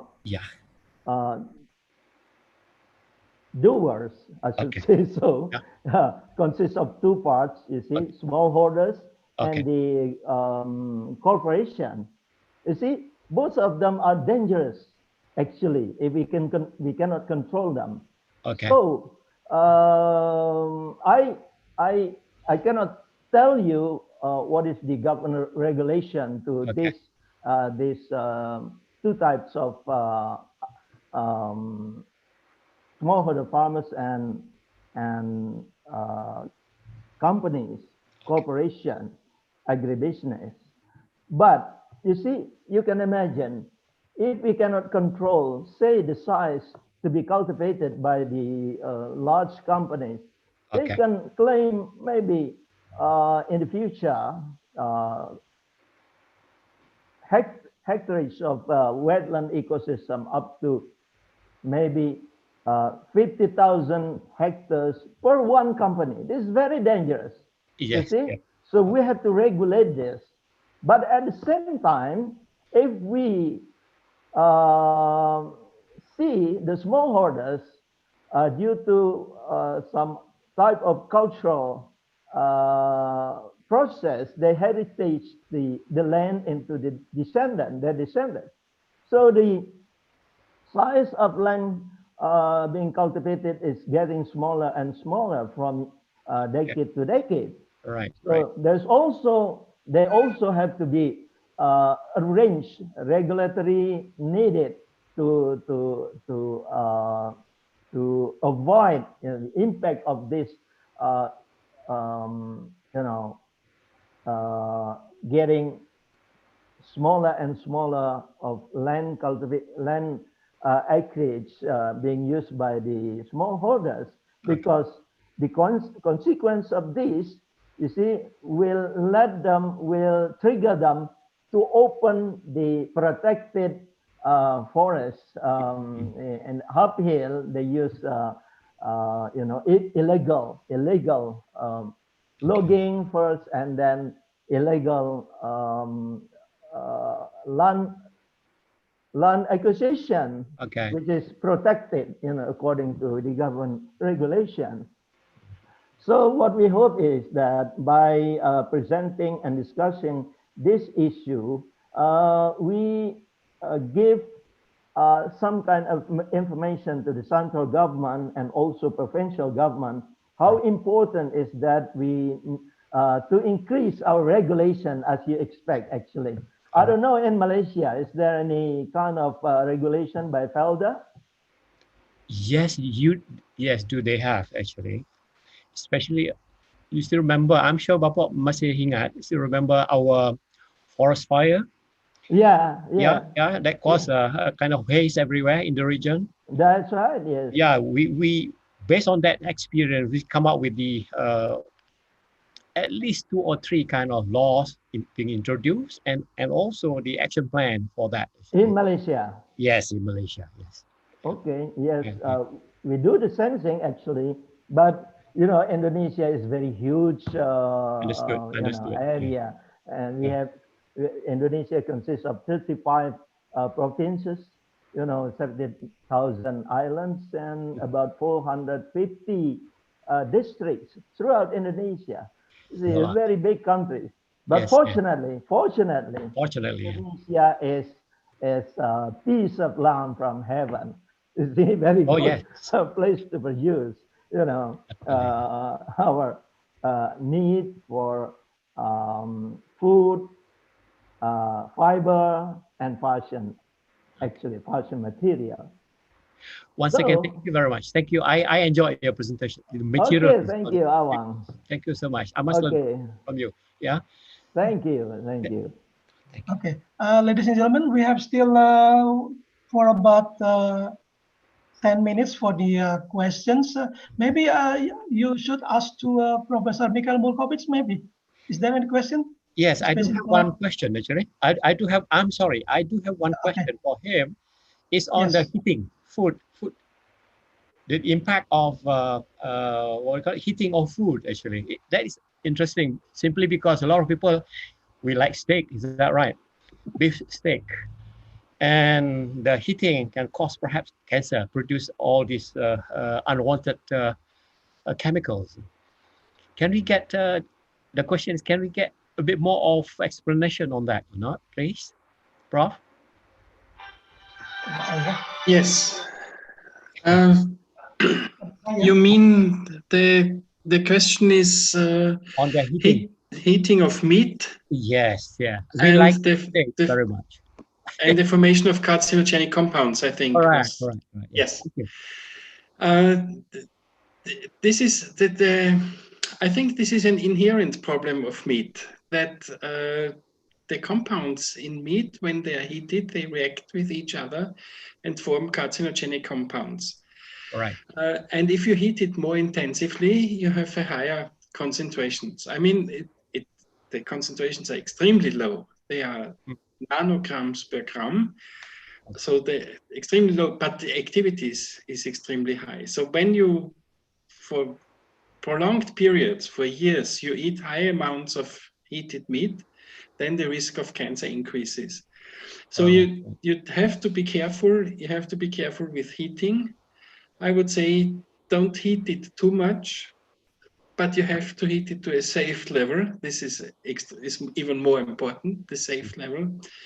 So I think with respect to formation of carcinogenic compounds, it's best to boil meat, but this is not the best taste.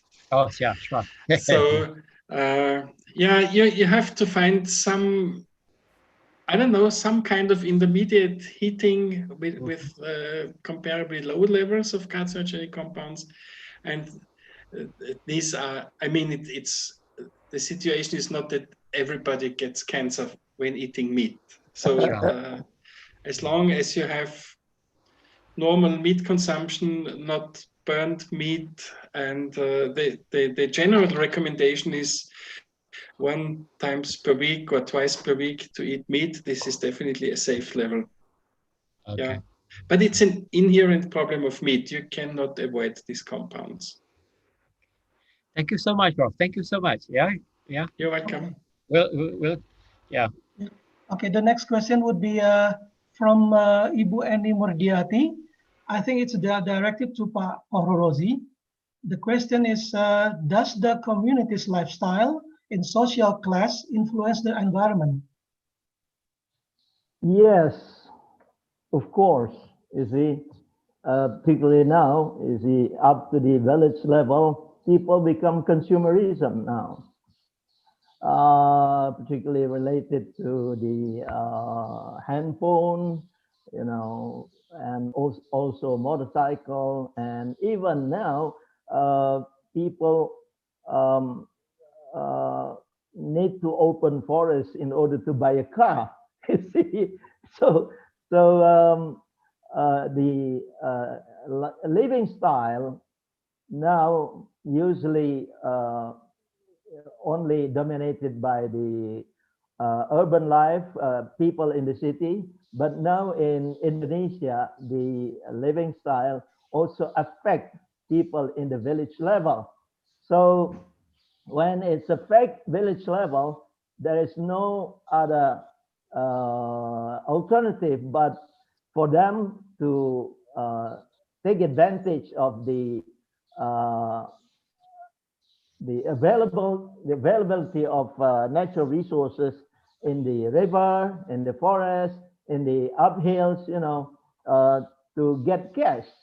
So we really need to be aware of this effect, and I think the government should give more attention and kind of a positive regulation, not simply to suppress them, but to let them, you know, acting freely in their own ways, but we still have the ability to direct them to the appropriate direction, not to harm the environment, not to kill fish, you know, in the river, you know, by toxic materials, not to burn forests in order to get a portion of land acreage to produce certain crop or food crops. And this is our task, to remind the people, actually. And that's if I can answer your question. Thank you. Okay, thank you, Pak Rozi. There's one participant named Pak Saidiman. He would like to ask Professor Burkovic.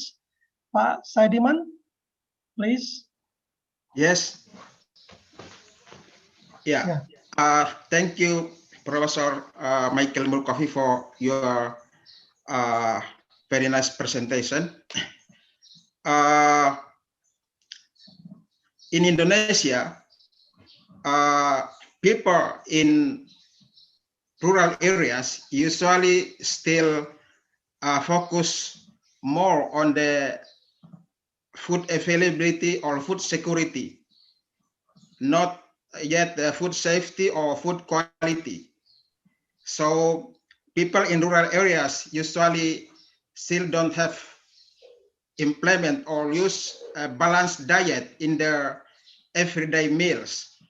My question is, what is the situation in your country, whether there is any difference of the food consumption in rural areas and in urban areas, or do you have any comments or suggestion to maybe to improve the in terms of the food consumption in the rural areas?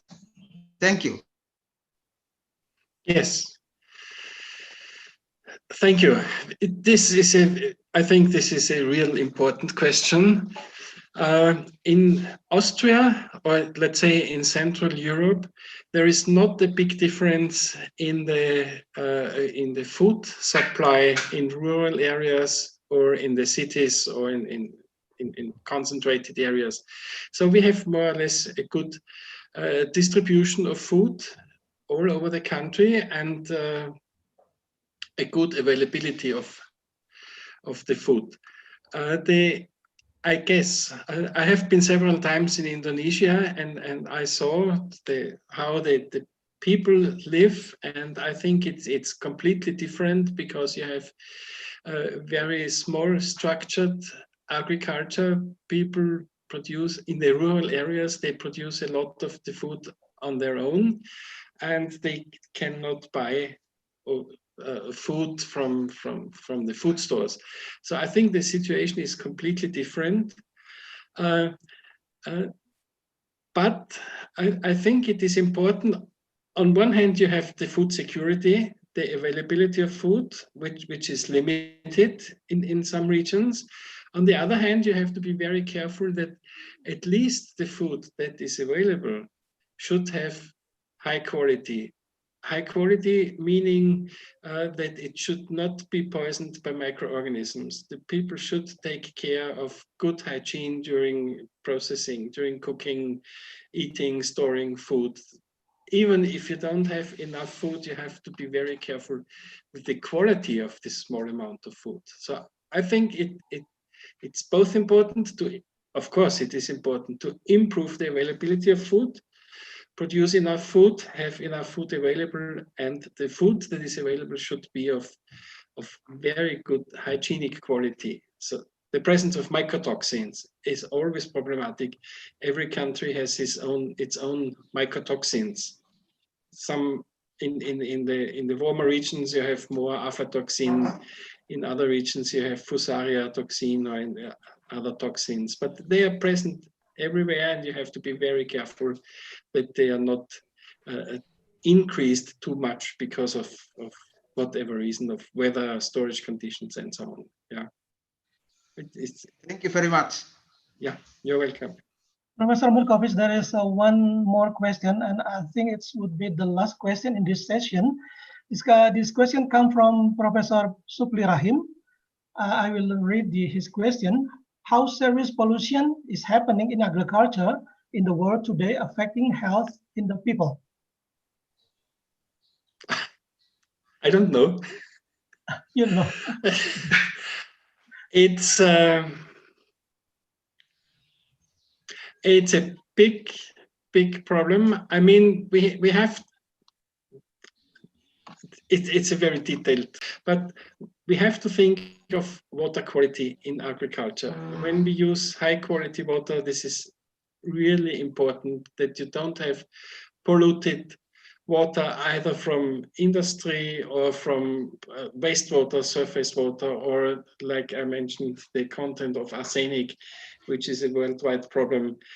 The pollution from air in, let's say, in the close vicinity of industry, where the exhaust gases of industry could contain pollutants that are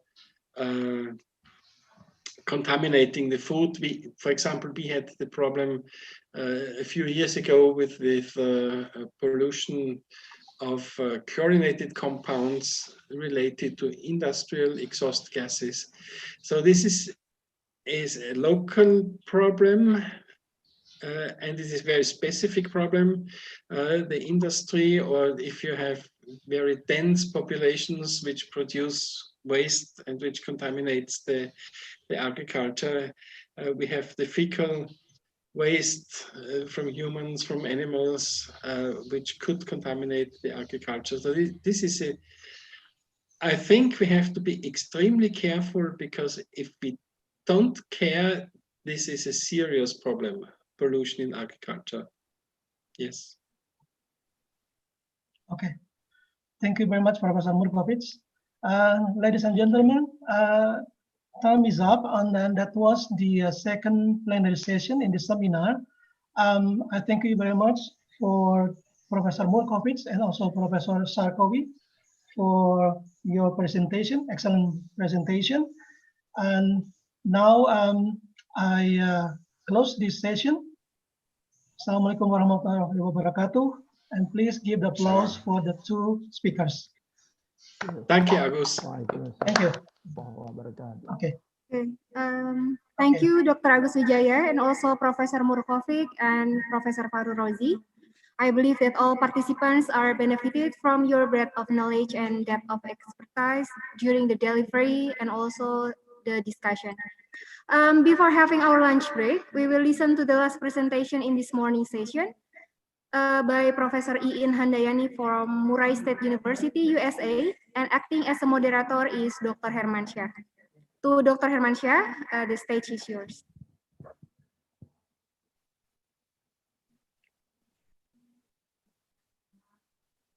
Thank you, MC. Now we come to the next Okay, now we come to additional session for the next speaker. Our next speaker is Professor Dr. Iin Handayani, Master of Science. Before she presents, I will introduce the speaker. Professor Dr. Iin Handayani, Master of Science, is a professor in the Hudson School of Agriculture, Murray State University, USA. She earned PhD in environmental soil science with a specialty in soil ecology and soil carbon sequestration. And now her research interests are mostly on soil quality or soil health, soil carbon sequestration, urban soils, and land restoration and climate smart agriculture related to adaptive land management system. Some selected prestigious professional awards she has received: Distinguished Mentorship Award, Outstanding Research Award, Teaching Excellence Award, the Mentor of the Golden Opportunity Scholar by the Crop Science Society of America, Soil Science Society of America, and Agronomy Society of America, Professor Superlative in Kentucky, USA, the Best Researcher and the Distinguished Professor in Indonesia, and the Vice President Scientist Award from United Nations Education, Scientific and Culture Organization or UNESCO. She has authorized and co-authored over than 600 scientific journal proceedings, books, book chapter, newspaper, articles, scientific report, electronic media, and scientific presentation. And she has mentored a Master of Science and PhD graduate, postdoctoral, and visiting scientists at national, international level, and undergraduate research in sustainable agriculture and environmental science for more than 300 mentees from all over the world. And maybe not so long time, we come to next speaker. Please, Professor Iin Handayani, time is yours. Thank you, Pak Dr. Herman. So it is a pleasure for me to present my presentation today. Climate smart agriculture, the cornerstone of sustainable development for food security. Next slide, please. As you know, that climate smart agriculture actually is the model of 21st century of agriculture. And we cannot go back anymore to the old style of agriculture. So we must use this one for our future and also today, actually. And what is climate smart agriculture, actually? CSA, what we call, is an integrated approach to developing technical policy and investment conditions to achieve sustainable agricultural development for food security under climate change. In this case, there are three main components which are sustainably increasing agricultural productivity and incomes, adapting and building resilience to climate change, and reducing and or removing carbon emission. As you've seen that in this case, we focus on food security in the future, especially related to 2050, because we will have about 9 to 10 billion people, and we need to improve our food production around 70%.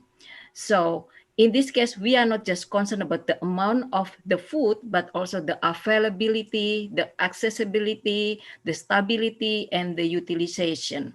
And then the smart farming itself involves different kind of components, which is I will try to cover today. Next, please. And in this case, because we talk about SDG, but I like to focus on the 2050 because this is the one that the crucial time that we have to provide feed, food, fiber for our human population. I only concern related to the SDG number 2, number 3, number 11, number 13, number 15, and number 17. And I will focus only related to landscape management and also carbon sequestration. Next, please. What are the components of CSA? There are three components: productivity, adaptation, and mitigation. Three of them has to kind of like working together simultaneously because we cannot separate each other. The first thing, we have to achieve the productivity. What is mean by that? We have to have enough food security to support our rural and urban livelihoods actually. And then also while we improve our food production, we have to adapt the condition by strengthen the relations of agriculture and food system to climate change and variability. As you know, agriculture and climate change is kind of, when we talk like between eggs and chicken, which one is the first one? Because whatever we do in agriculture will have impact on climate change, and then what's happened in climate change will have impact on agricultural production. So both of them we have to kind of pay more attention, and so that's why we have to kind of always do mitigation, try to improve our cropping system, our land management, in order to mitigate the greenhouse gas emission from agriculture or from other land uses beside agriculture. But in this case, I focus on agriculture. And then this will be related to practice. And what kind of practices? We have to have food production, but also whatever the practice we do have to follow the rules of mitigation and the rule of adaptation by improving the degraded land or try to reduce the degradation. So this thing will be covered in what kind of practices we do in our agriculture land uses. Next, please. However, when we talk about CSA or climate smart agriculture, we cannot be alone, okay? We have to work together with other sector or other department or other community. We are in the university, in higher education. So we have to have a research community that have interest on sustainable agriculture. We have to have interest in climate science, and both of them has to be like integrated. And we have to consider precision agriculture when we talk about this.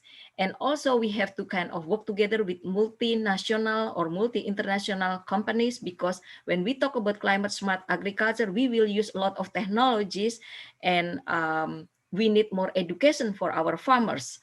And also we need to have standards, and we have to consider the public sector, our consumer, our clients, and also the farmers cannot work by themselves. They have to have farmer organization, not just with farmers, but with other organizations that have almost similar interests. And what is the focus that we have to do? We have to make sure that the focus, the unit, the small unit will be climate smart village. So we have to kind of concern about village, especially in developing countries. And when we talk about climate smart village, it will involve climate smart technology, development plans, information service, and the local knowledge or indigenous knowledge. Next, please. And what is the key of climate smart agriculture? Actually, when we talk about this, the key is the landscape. When we talk about the landscape, not just the land for agriculture, but the land of forest, the land of horticulture, everything that we kind of use landscape for our life, even the engineer for the building. So we have to make sure that whatever we do to the landscape will provide service to the people, because the landscape act as a buffers and filters. And also it will kind of give service to the society, because we use agriculture and ecosystem to provide the food production.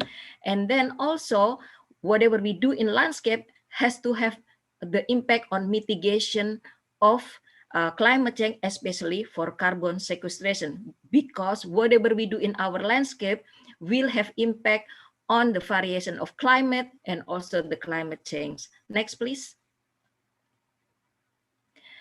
In this case, there are so many practices. So that's why right now we call climate smart practices, but sometimes we call conservation agriculture. And there are so many practices, like from reduced tillage to nutrient management, the use of cover crops, agroforestry, organic amendment. And then we go from like conventional practices that, have more CO2 evolution, more nitrous oxide evolution because of the nitrification, and we try to make it less by providing more diversification on trees or on plants or crops and different kind of microorganism. And in this case, when we implement this climate smart agriculture, we have to work together with other national or international, and then try to find organizations that concern about greenhouse gas mitigation. And also we have to involve with decision support system, either government or non-government organization, and also the science and technology from university or from research institute or research laboratory will focus on basic research that promote climate science, and also the measurement of the climate smart agriculture itself by monitoring of the soil. And also we have to make sure we have advanced greenhouse gas network, and we will incorporate remote sensing, and we will use spatial database, or we have to consider spatial variability in the landscape. Next, please. In this case, I only would like to focus on two things. The main indicators of climate smart agriculture related to landscape management. First one is soil quality indicator involving three things: physical, chemical, biology. Sometimes people call soil health.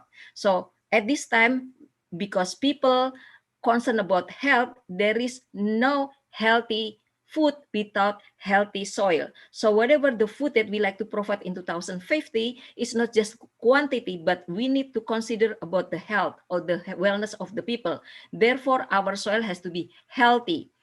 And then when we talk about healthy soil, the soil is a part of landscape. So one indicator that we use is soil organic carbon change over time, or soil organic carbon sequestration.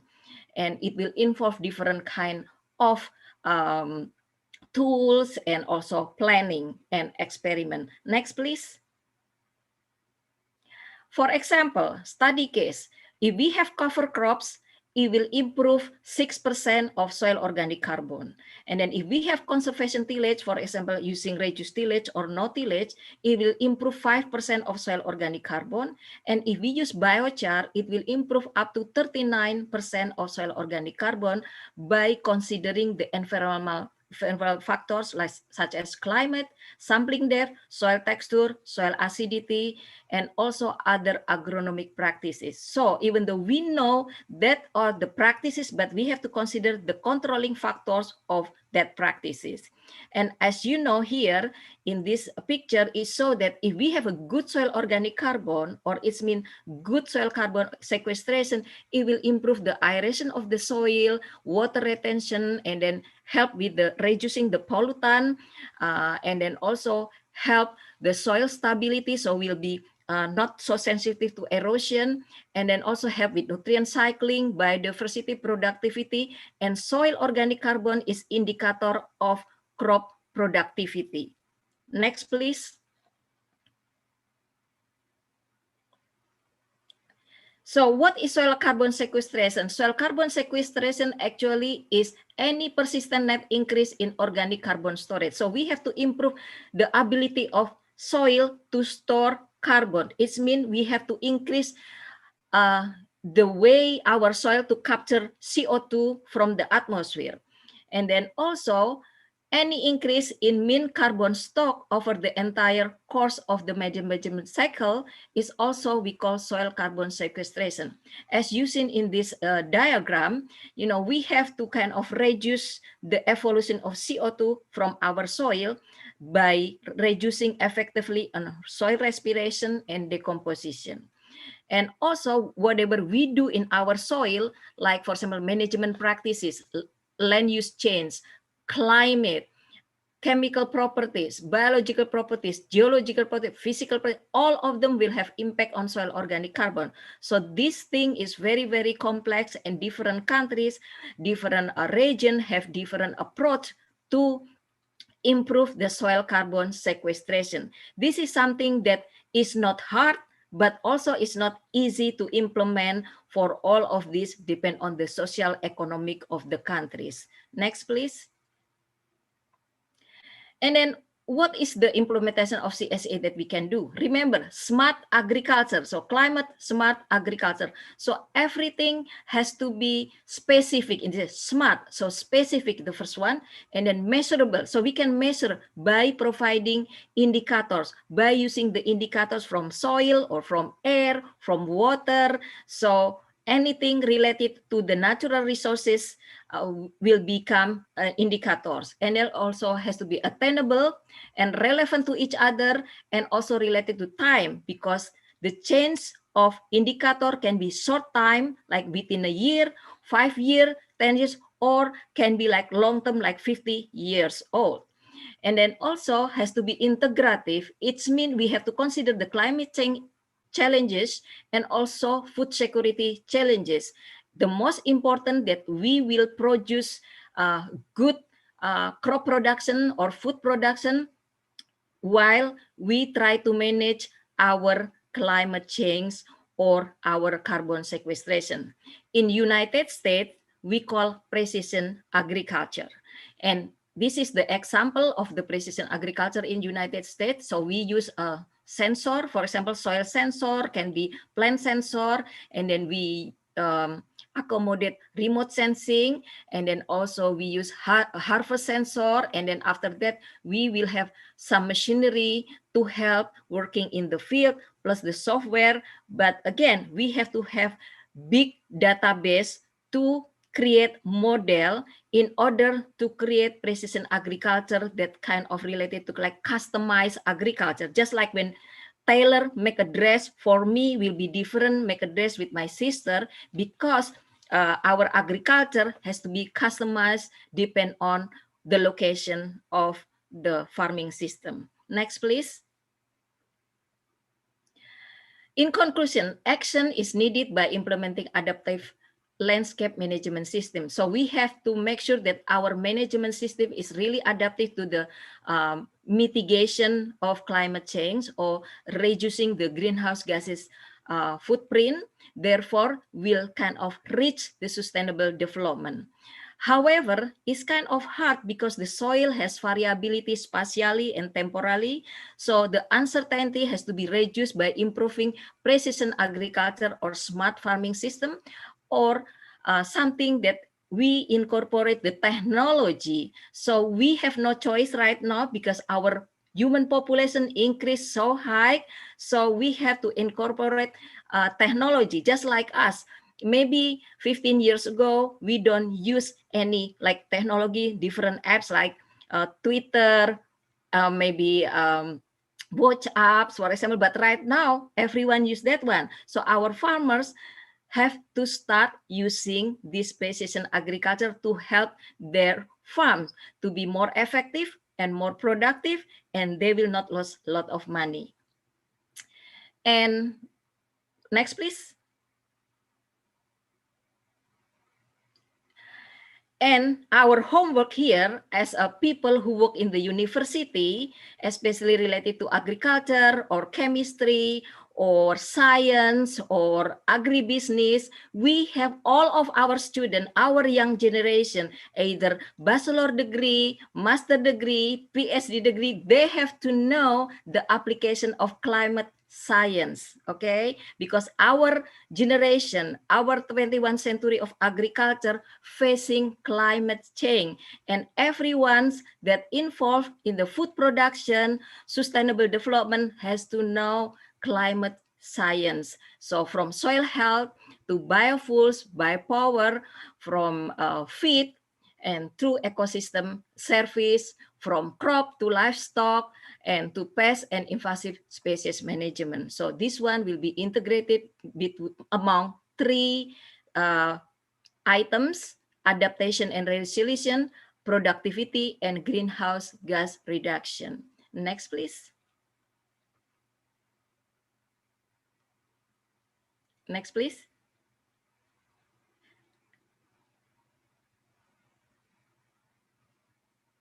Okay, this is my references. So, then next, please.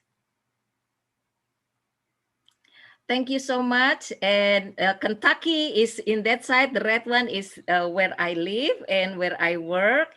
And then if you like to check it out, my YouTube channel, I have a lot of information about campus life and academic life and teaching.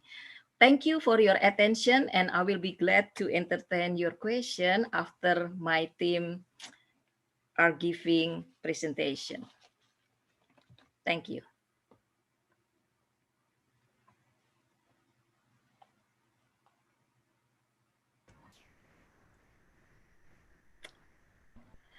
And I guess I would like to introduce the team from United States. So all of the presentation are recorded. So the first presenter will be Mallory Snyder. And then the second one will be Nathan Foss. The third one, Mary Grace Jackson. And then Rachel Stuckey and Jack Eaker. And Mallory Snyder is a lecturer. And then the others will my students from Hudson School of Agriculture. Yes, please.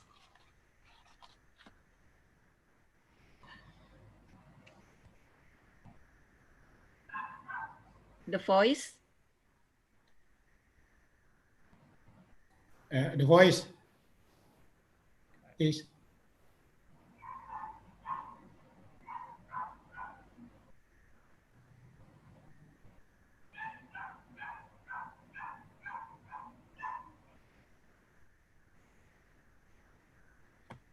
Right.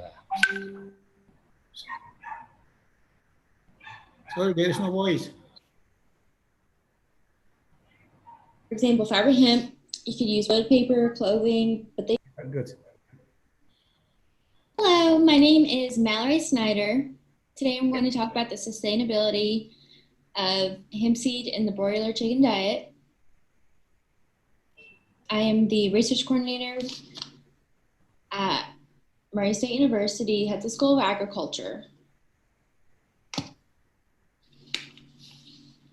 So the sustainability of hemp products, there's multiple uses. I put a few down here, but there's actually probably over about 25,000 different products that could be utilized. So for example, fiber hemp, you could use wood, paper, clothing, but they only use the stalks. And so there's actually hemp seeds that need to be utilized, and that's where the animal feed comes in. Hemp is also a natural purifier. It removes carbon dioxide from the atmosphere fairly quickly, and you can compare that to trees. Hemp also regenerates the soil, has high amounts of protein, omega-3 fatty acids, essential amino acids, and it's high in fiber for digestibility. So there was about 42,000 acres in 2019 grown in Kentucky. This picture shows the state of Kentucky and the counties. The green counties show the growers of hemp.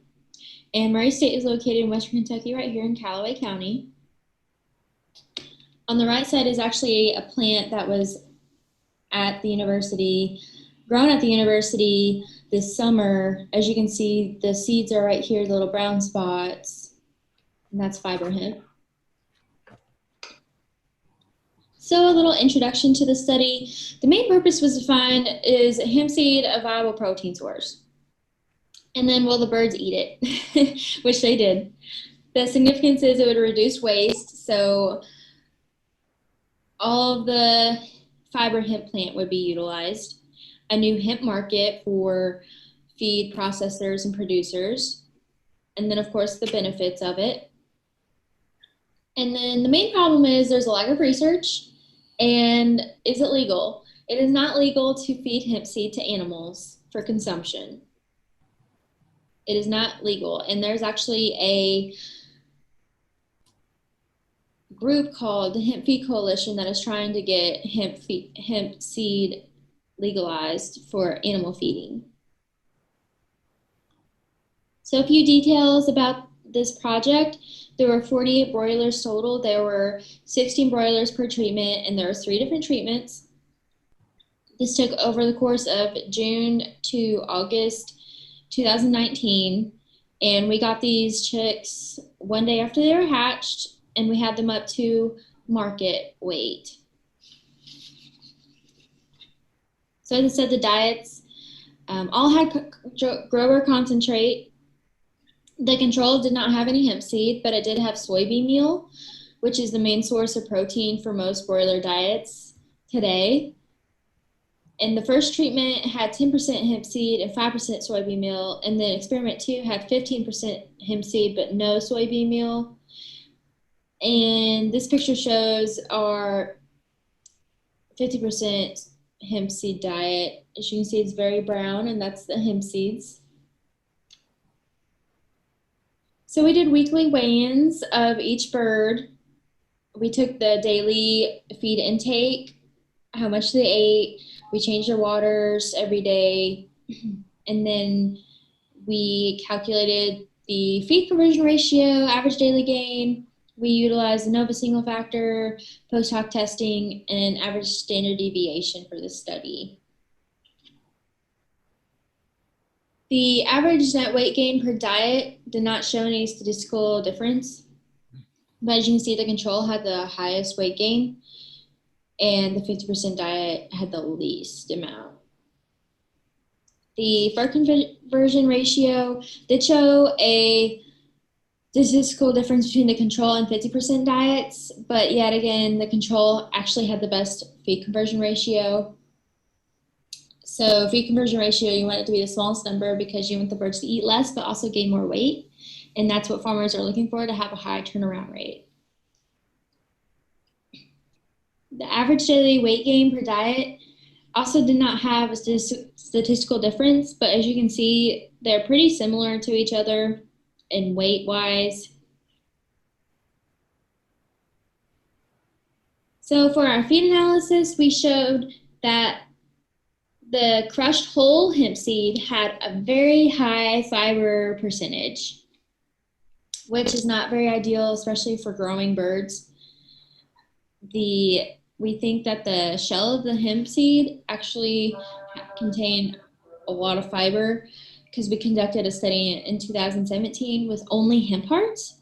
And in that study, we actually found that one of the treatment diets had gained more weight than the control, and it also had the best feed conversion ratio.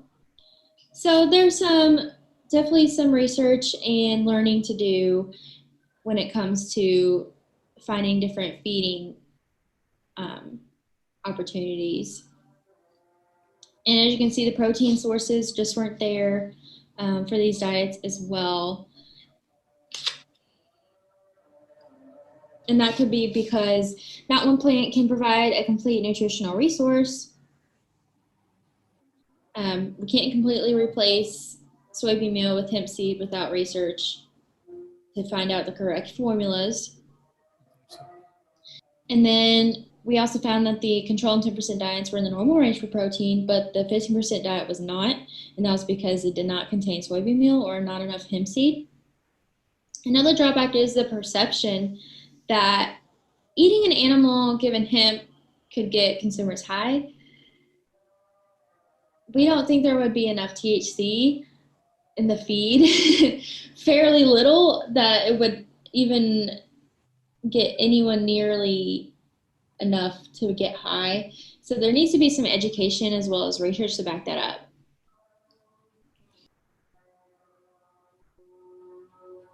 As I said, I work for the Center for Agricultural Hemp at Murray State University. If you have any questions, feel free to email me at msnyder1@murraystate.edu, and we're always open for new connections. If you're interested in learning more about our feed trials, there's actually 2 articles published on our digital commons at Murray State University. We did another study on laying hens where we found the omega-3 6s and 9s were higher in the eggs than the control diets. And then we've conducted a few other studies that have not been published yet. I hope everyone enjoyed this presentation, and I look forward to your questions. Thank you so much.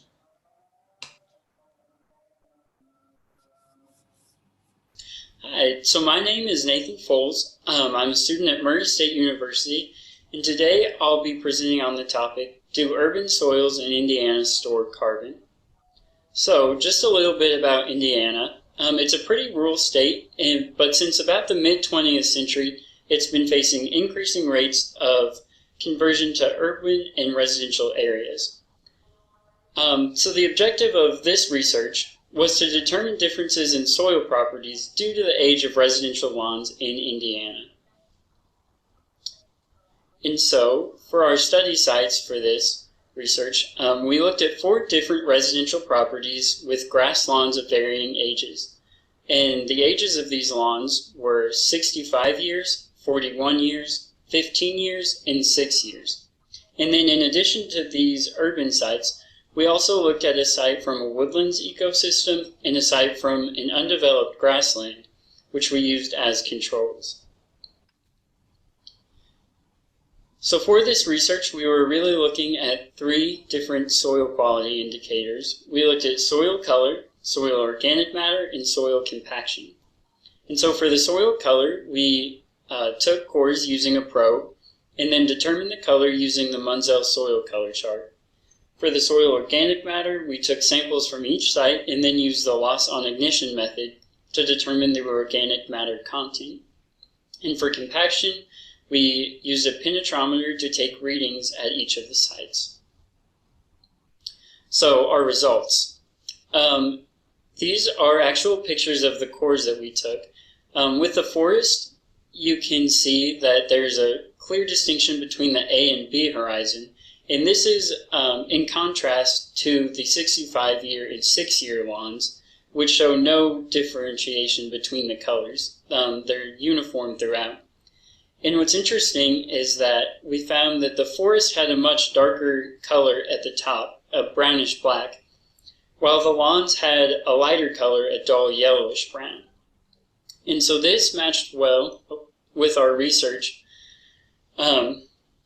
On soil organic matter, we found that the forest had a much higher organic matter content in that top 0 to 5 centimeters than any of the residential lawns did. And so, our conclusions, we found that all of the residential lawns had significantly lower soil organic matter than the forest site. The greatest soil organic matter content in a lawn was 8.6%, in the 65-year-old lawn, and the lowest was 5.6% in the 6-year-old site. So, while lawns do store carbon, it is not nearly as much as the native forests. Thank you.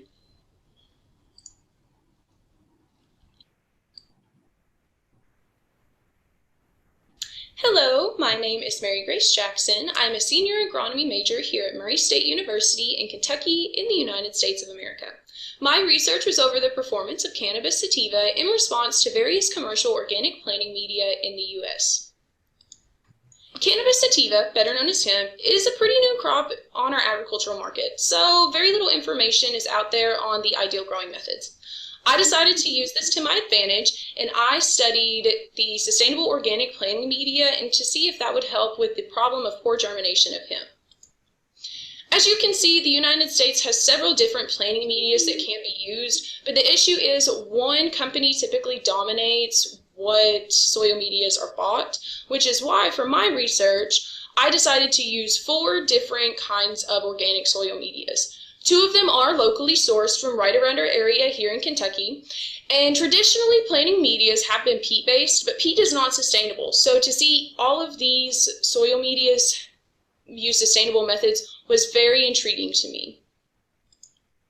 The locally sourced soil media uses several different beneficial byproducts that would typically end up in a landfill. Since we have a multitude of Asian carp and poultry litter, the company uses those as well as wood chips to create their soil. By using those products, it also creates a living soil media and increases the microbial activity.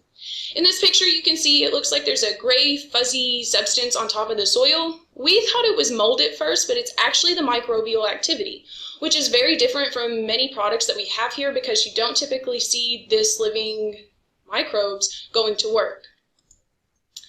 For my research, I had a total of 40 plants, 10 in each soil media. They had a 6-week growing period from the beginning of January to the end of February because I was simply monitoring the germination results. However, I also decided to look into the chlorophyll readings, the plant media pH, and I'm currently awaiting the THC level results just to see if the organic matter impacted those levels in any bit at all.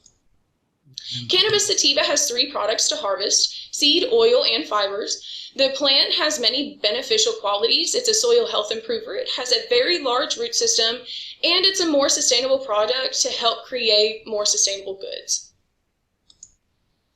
In conclusion, further research is warranted on this medium, all 4 of them actually, if you want to go in a long-term growth beyond germination, because that's simply what I was studying. But I have decided to continue my research in the spring, so hopefully I will get better results then.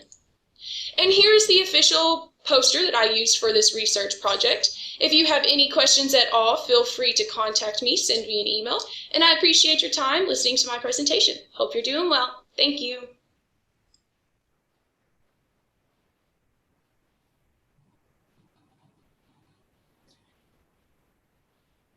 Hi, my name is Jack Aker, and today I will be talking about evaluating environmental conditions under hemp studies in Kentucky, USA.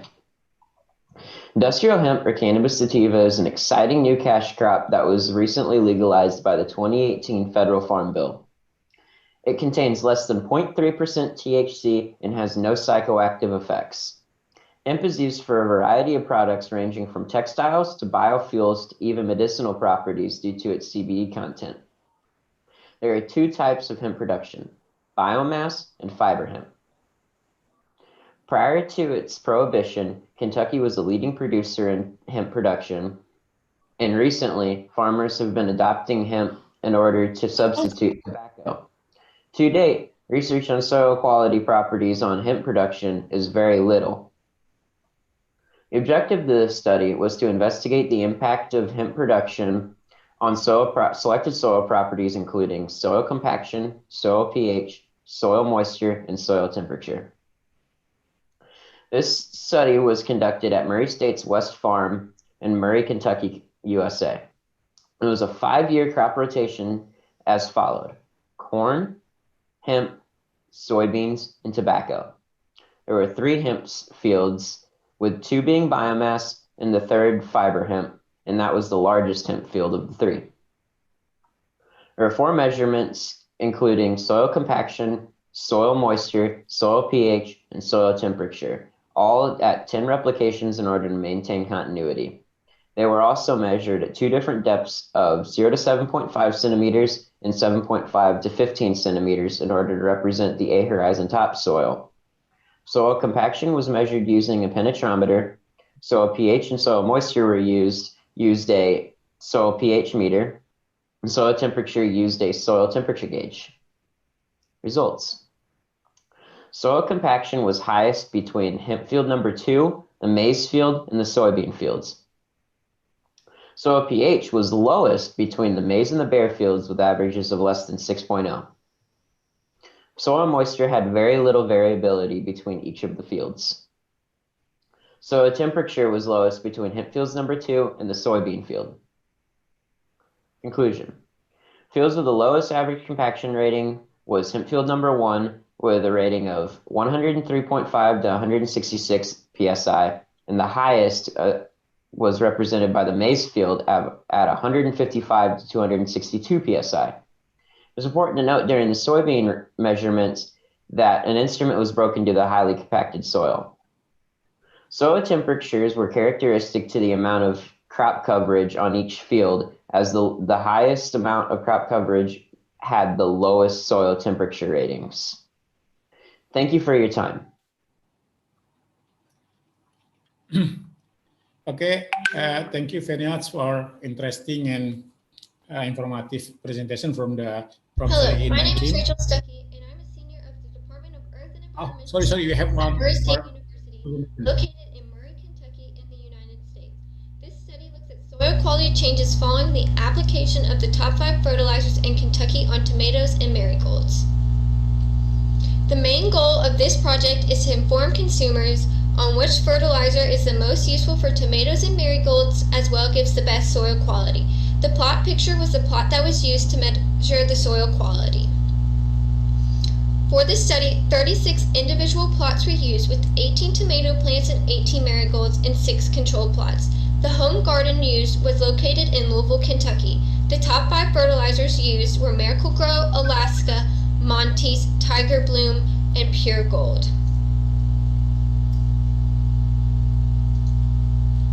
The top 5 fertilizers were placed on the plants for 13 weeks and were placed on 3 plants randomly selected, and the directions on the back of the fertilizer containers were followed.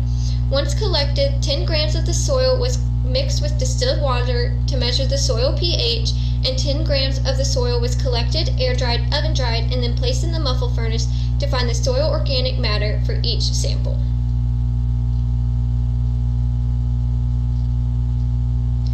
The first photo pictured here shows the beginning of fertilization. The second photo shows mid-season fertilization. The third photo shows the tomato garden and Miracle-Gro garden right before it was dug up. And the last photo shows me digging up the garden to collect samples. It was very hot this summer in the state of Kentucky, and the mosquitoes were terrible, hence the hoodie and sweatpants instead of shorts and a t-shirt. The results of the study showed that there were no significant differences in the tomato plants for pH level, but there was a significant difference in the marigolds, with the highest pH level being in Pure Gold and the lowest pH level being in Alaska. The results showed that there is a significant difference in soil organic matter for the tomato plants, with Monty having the highest, the control plot having the lowest. There was also a significant difference for the marigolds, with Miracle having the highest soil organic matter significant difference and the control plot having the lowest. This study shows even though the same fertilizer is being used on tomatoes and marigolds, each fertilizer has a different effect on the pH levels and soil organic matter of tomatoes and marigolds. Thank you so much. Okay. Thank you very much for Professor In and team for nice presentation and very informative. Although we have a limited time, we need some answer for 3 questions from the audience. First, maybe first question is, please needs more explanation about the active carbon in soil physics from Arlina Marina. And second is how to involve indigenous knowledge in climate smart agriculture. The third is, what is the role of plantation on the peatland in the global carbon cycle? Can it reach a surplus? Robin? Yes, I'm trying to read the question. Which one is the question for me? Okay. Question is need more. Okay, I think it's about active. Is that the first question? Is active carbon, about active carbon? Yes. Okay. Yes, there are active carbon and not active carbon. Active carbon usually is related to 2 things: chemical, biological, chemical, or physically. And then for physically, the active organic carbon usually something that related to the aggregates, macro aggregates. Okay, so if the carbon inside the macro aggregates will be more available compared to if the carbon inside the micro aggregates. And then biologically, active carbon usually related to kind of particulate organic matter, and then also DOC, water available carbon. Okay, and then for the chemical, something the old definition like humic acid or kind of fulvic acid, something like that. Okay, so I guess that one. And then how to involve indigenous knowledge in climate smart agriculture. Well, there are a lot of traditional adaptive soil management, like related to agroforestry, related to intercropping, related to kind of how to use, for example, biochar, how to use plant residue, how to use legumes, plant residue, but from legumes.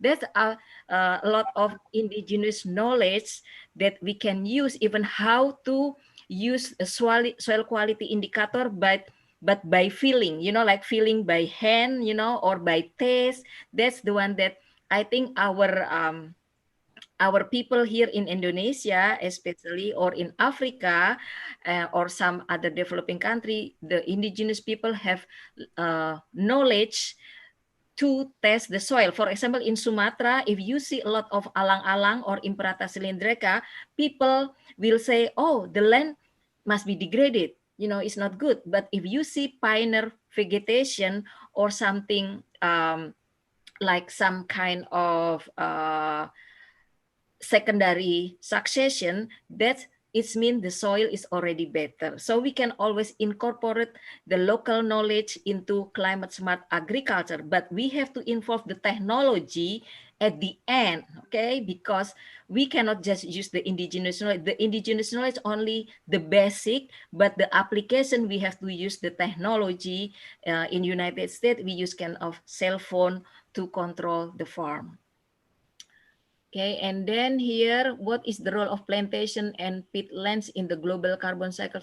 Oh, yes, that's a lot. Like, for example, if you have oil palm plantation or you have rubber plantation, it depends on the age, depend on what kind of cropping system, depend on what kind of fertilizer, depend on how the way you harvest. That will influence the CO2 evolution and also the carbon sequestration. For example, based on my research in Sumatra, like West Sumatra, that if you grow durian, okay, plantation compared to oil palm plantation, actually more carbon sequestration in oil palm plantation.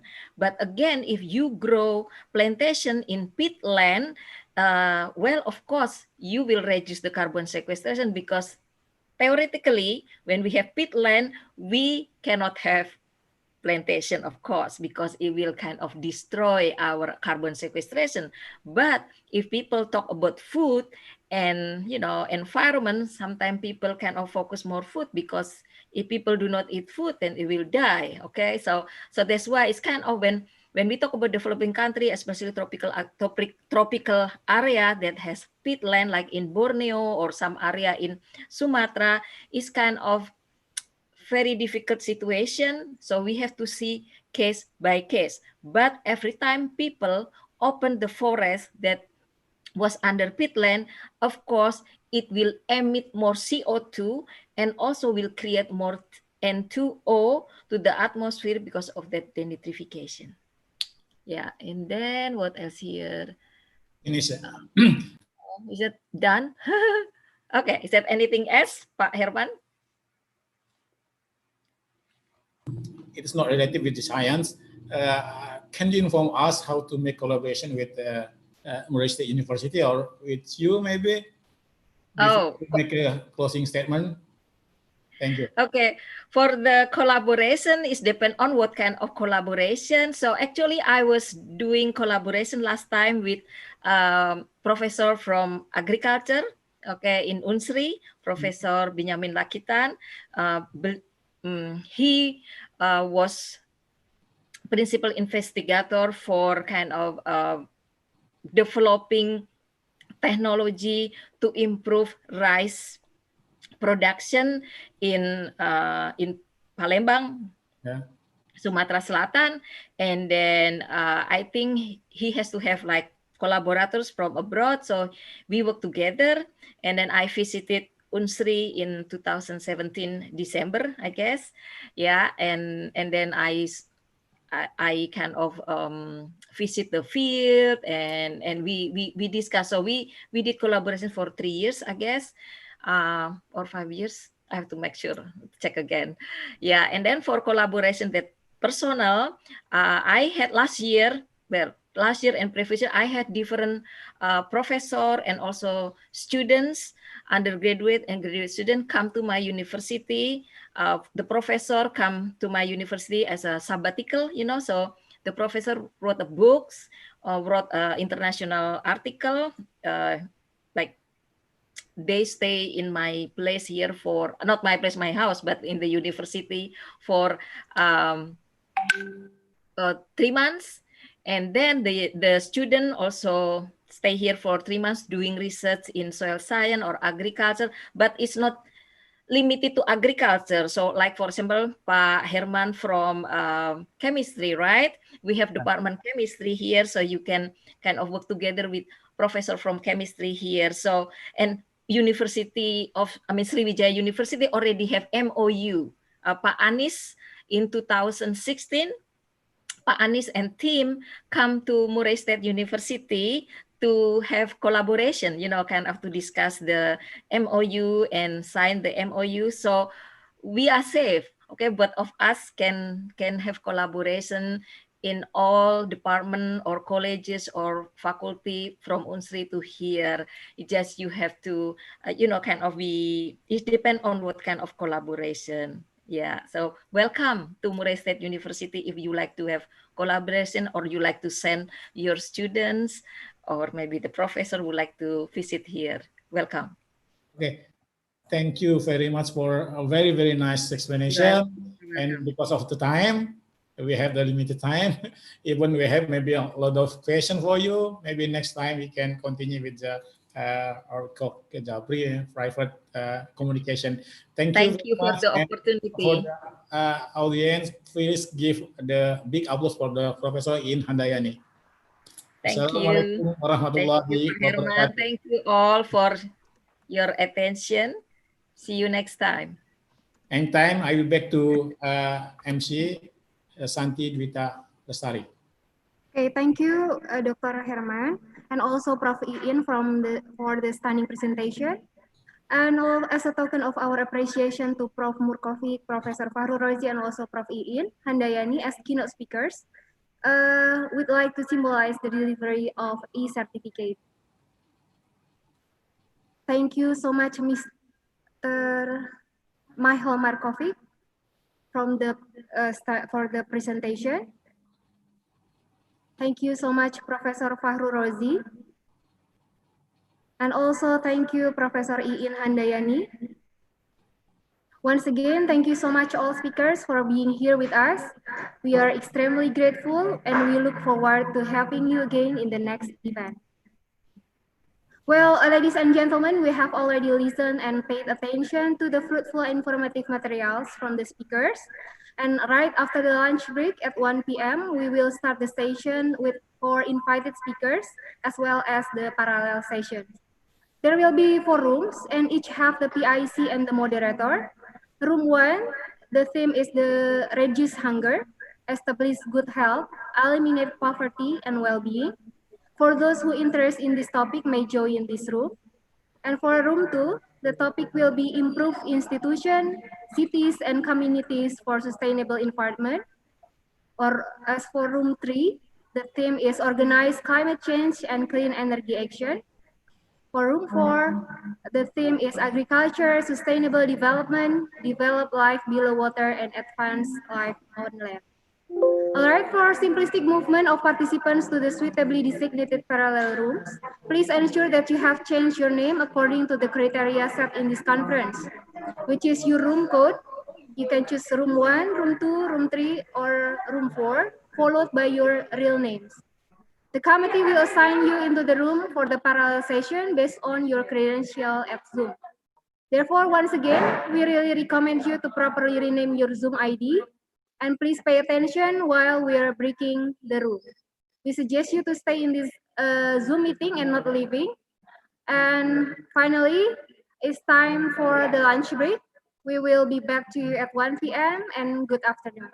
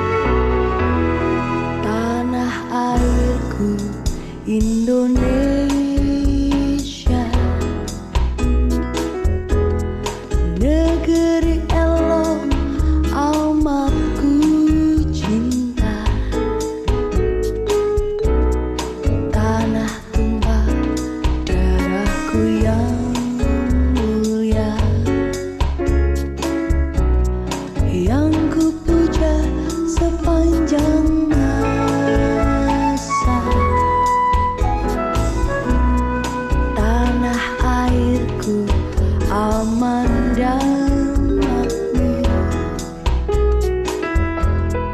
Pulau kelapa yang amat subur, pulau melati pujaan bangsa sejak dulu kala.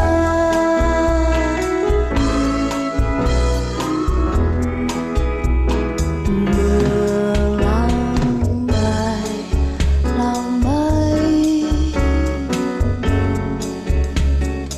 liur di pantai, berbisik-bisik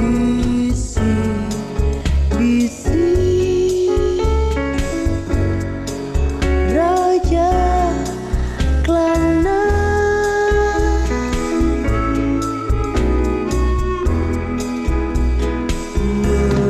memuja pulau nan indah bermain, tanah airku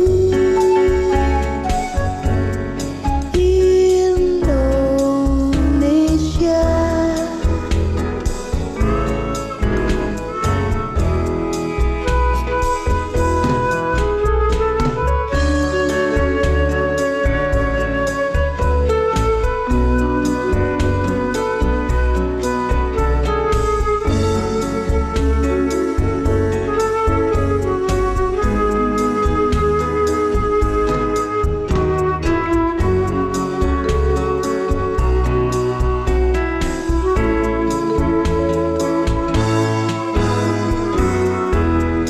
Tanah airku aman dan makmur, pulau kelapa yang amat subur, pulau melati pujaan bangsa sejak dulu kala.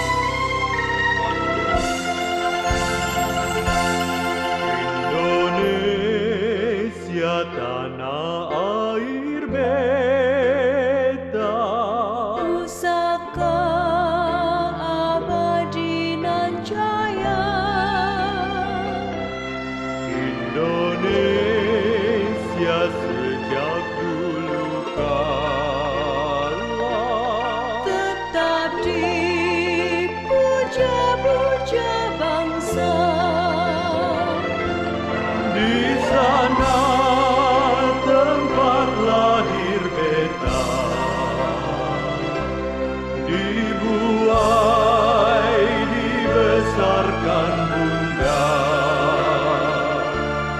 Tempat berlindung di hari tua sampai akhir menutup mata.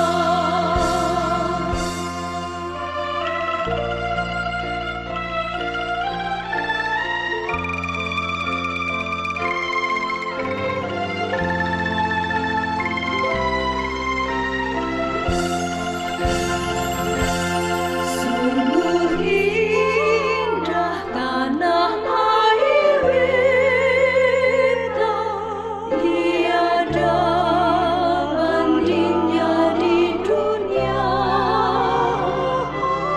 Karya indah Tuhan Maha Kuasa bagi bangsa yang memujanya. Indonesia Ibu Pertiwi, kau ku puja, kau ku kasihi. Tenagaku bahkan pun jiwaku kepadamu rela ku beri. Indonesia Ibu Pertiwi, kau ku puja, kau ku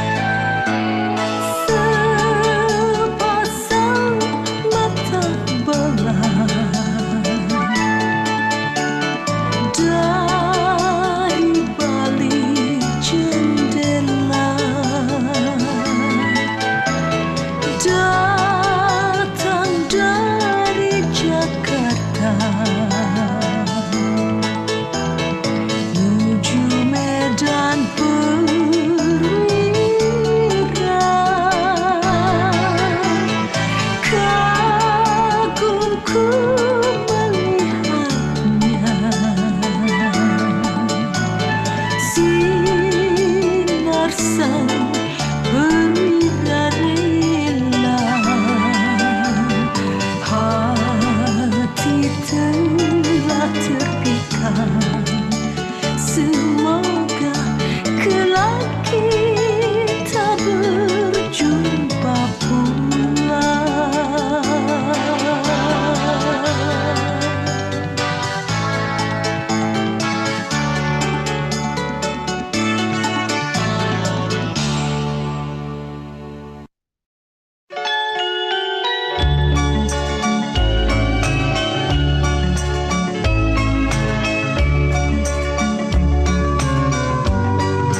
Jembatan merah sungguh gagah, berpagar gedung indah.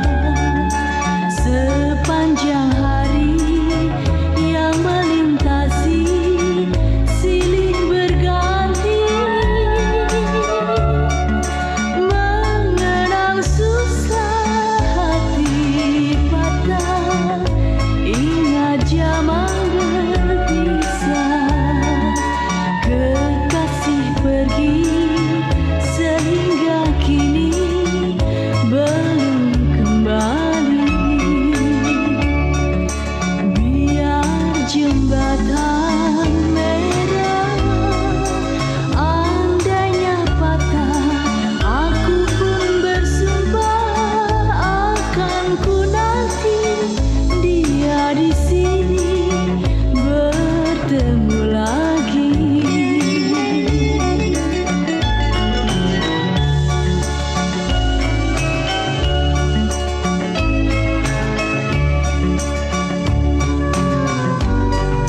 Jembatan merah sungguh gagah, berpagar gedung indah. Sepanjang hari yang melintasi silih berganti,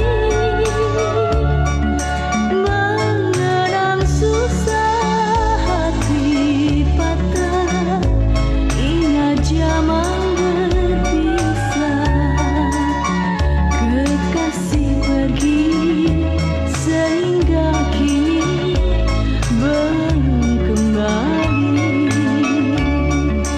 Biar jembatan merah andainya patah, aku pun bersumpah akan ku nanti dia di sini bertemu lagi.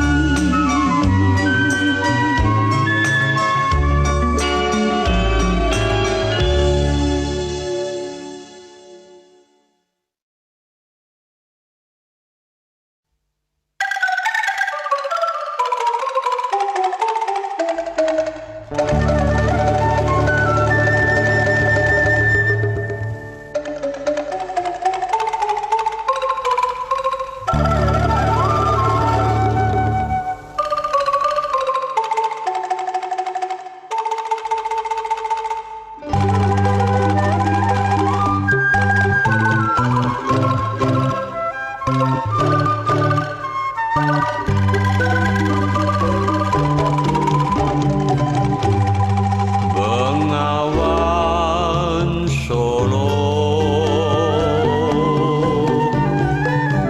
riwayatmu ini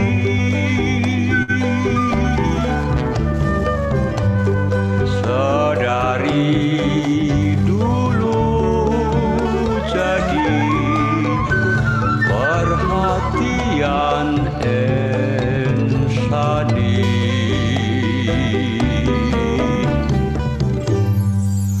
Musim kemarau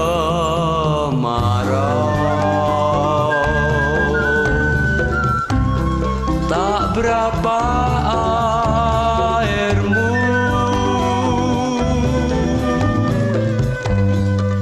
di musim hujan air meluap sampai jauh.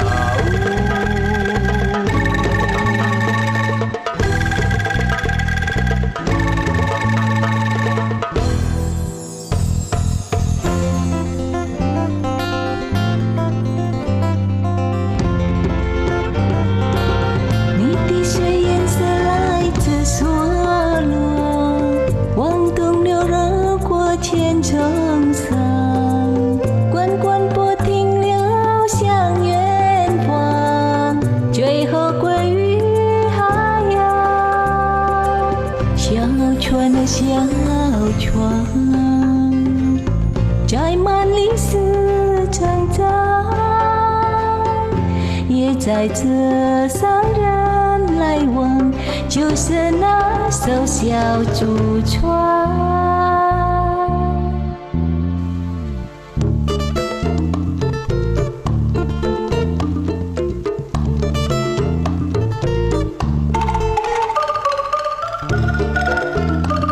The song is flowing like a river to the oceans, to the world, for all generations, from time to time, no limit, no doubt. Mata airmu dari Solo terkurung gunung seribu, air mengalir sampai jauh, akhirnya ke laut. Itu perahu riwayatmu dulu, kaum pedagang selalu naik itu perahu.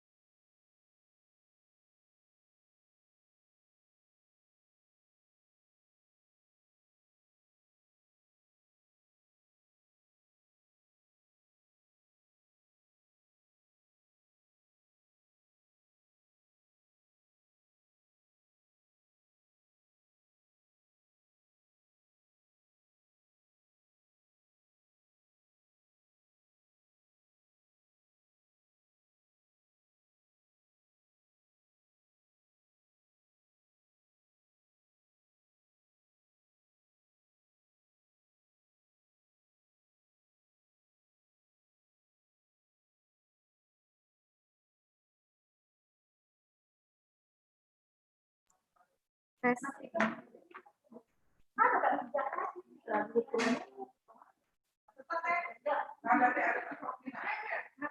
Tes, tes. Suaranya nggak masuk ya? Cek.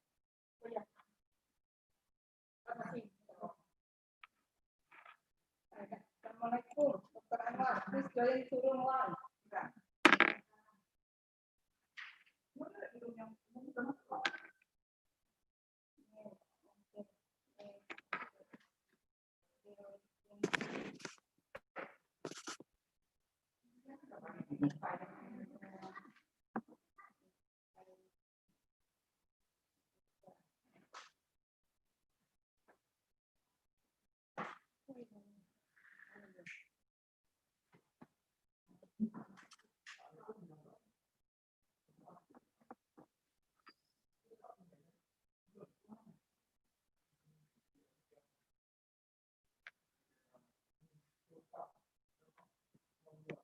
Tes, tes. Suara aku nggak masuk ya? Apa kenapa nggak tahu nggak masuk? Mau ngasih pengumuman. Masuk suaranya tuh. Cek, cek. Bagus, bagus. Bagus.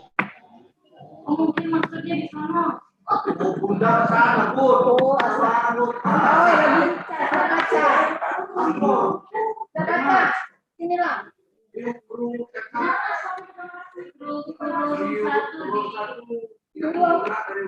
Ya, tidak mau bergerak dari ruang utama. Dari mana? Ya, buka.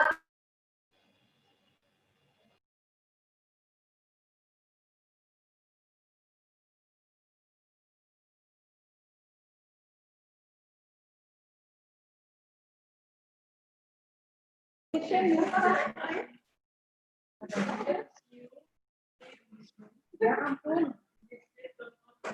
Oh, itu room 1 udah masuk. Main roomnya? Main roomnya hilang akses ya?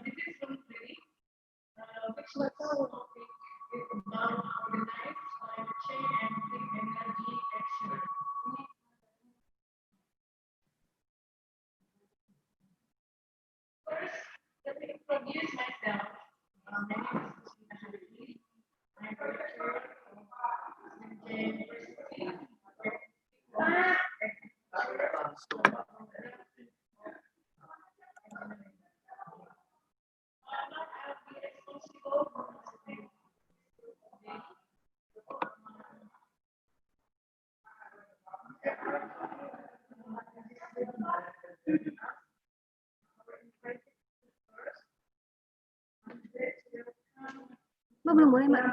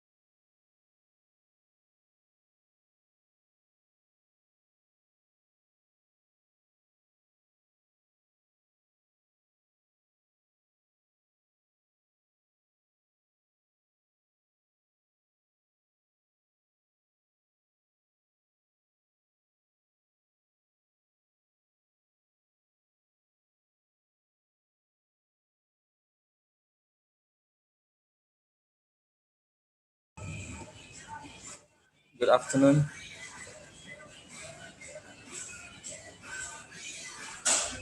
Good afternoon, Pak Muhammad Anwar. Yeah, thank you. Sorry for being late. Just arrived to the Zoom session due to the traffic congestions here.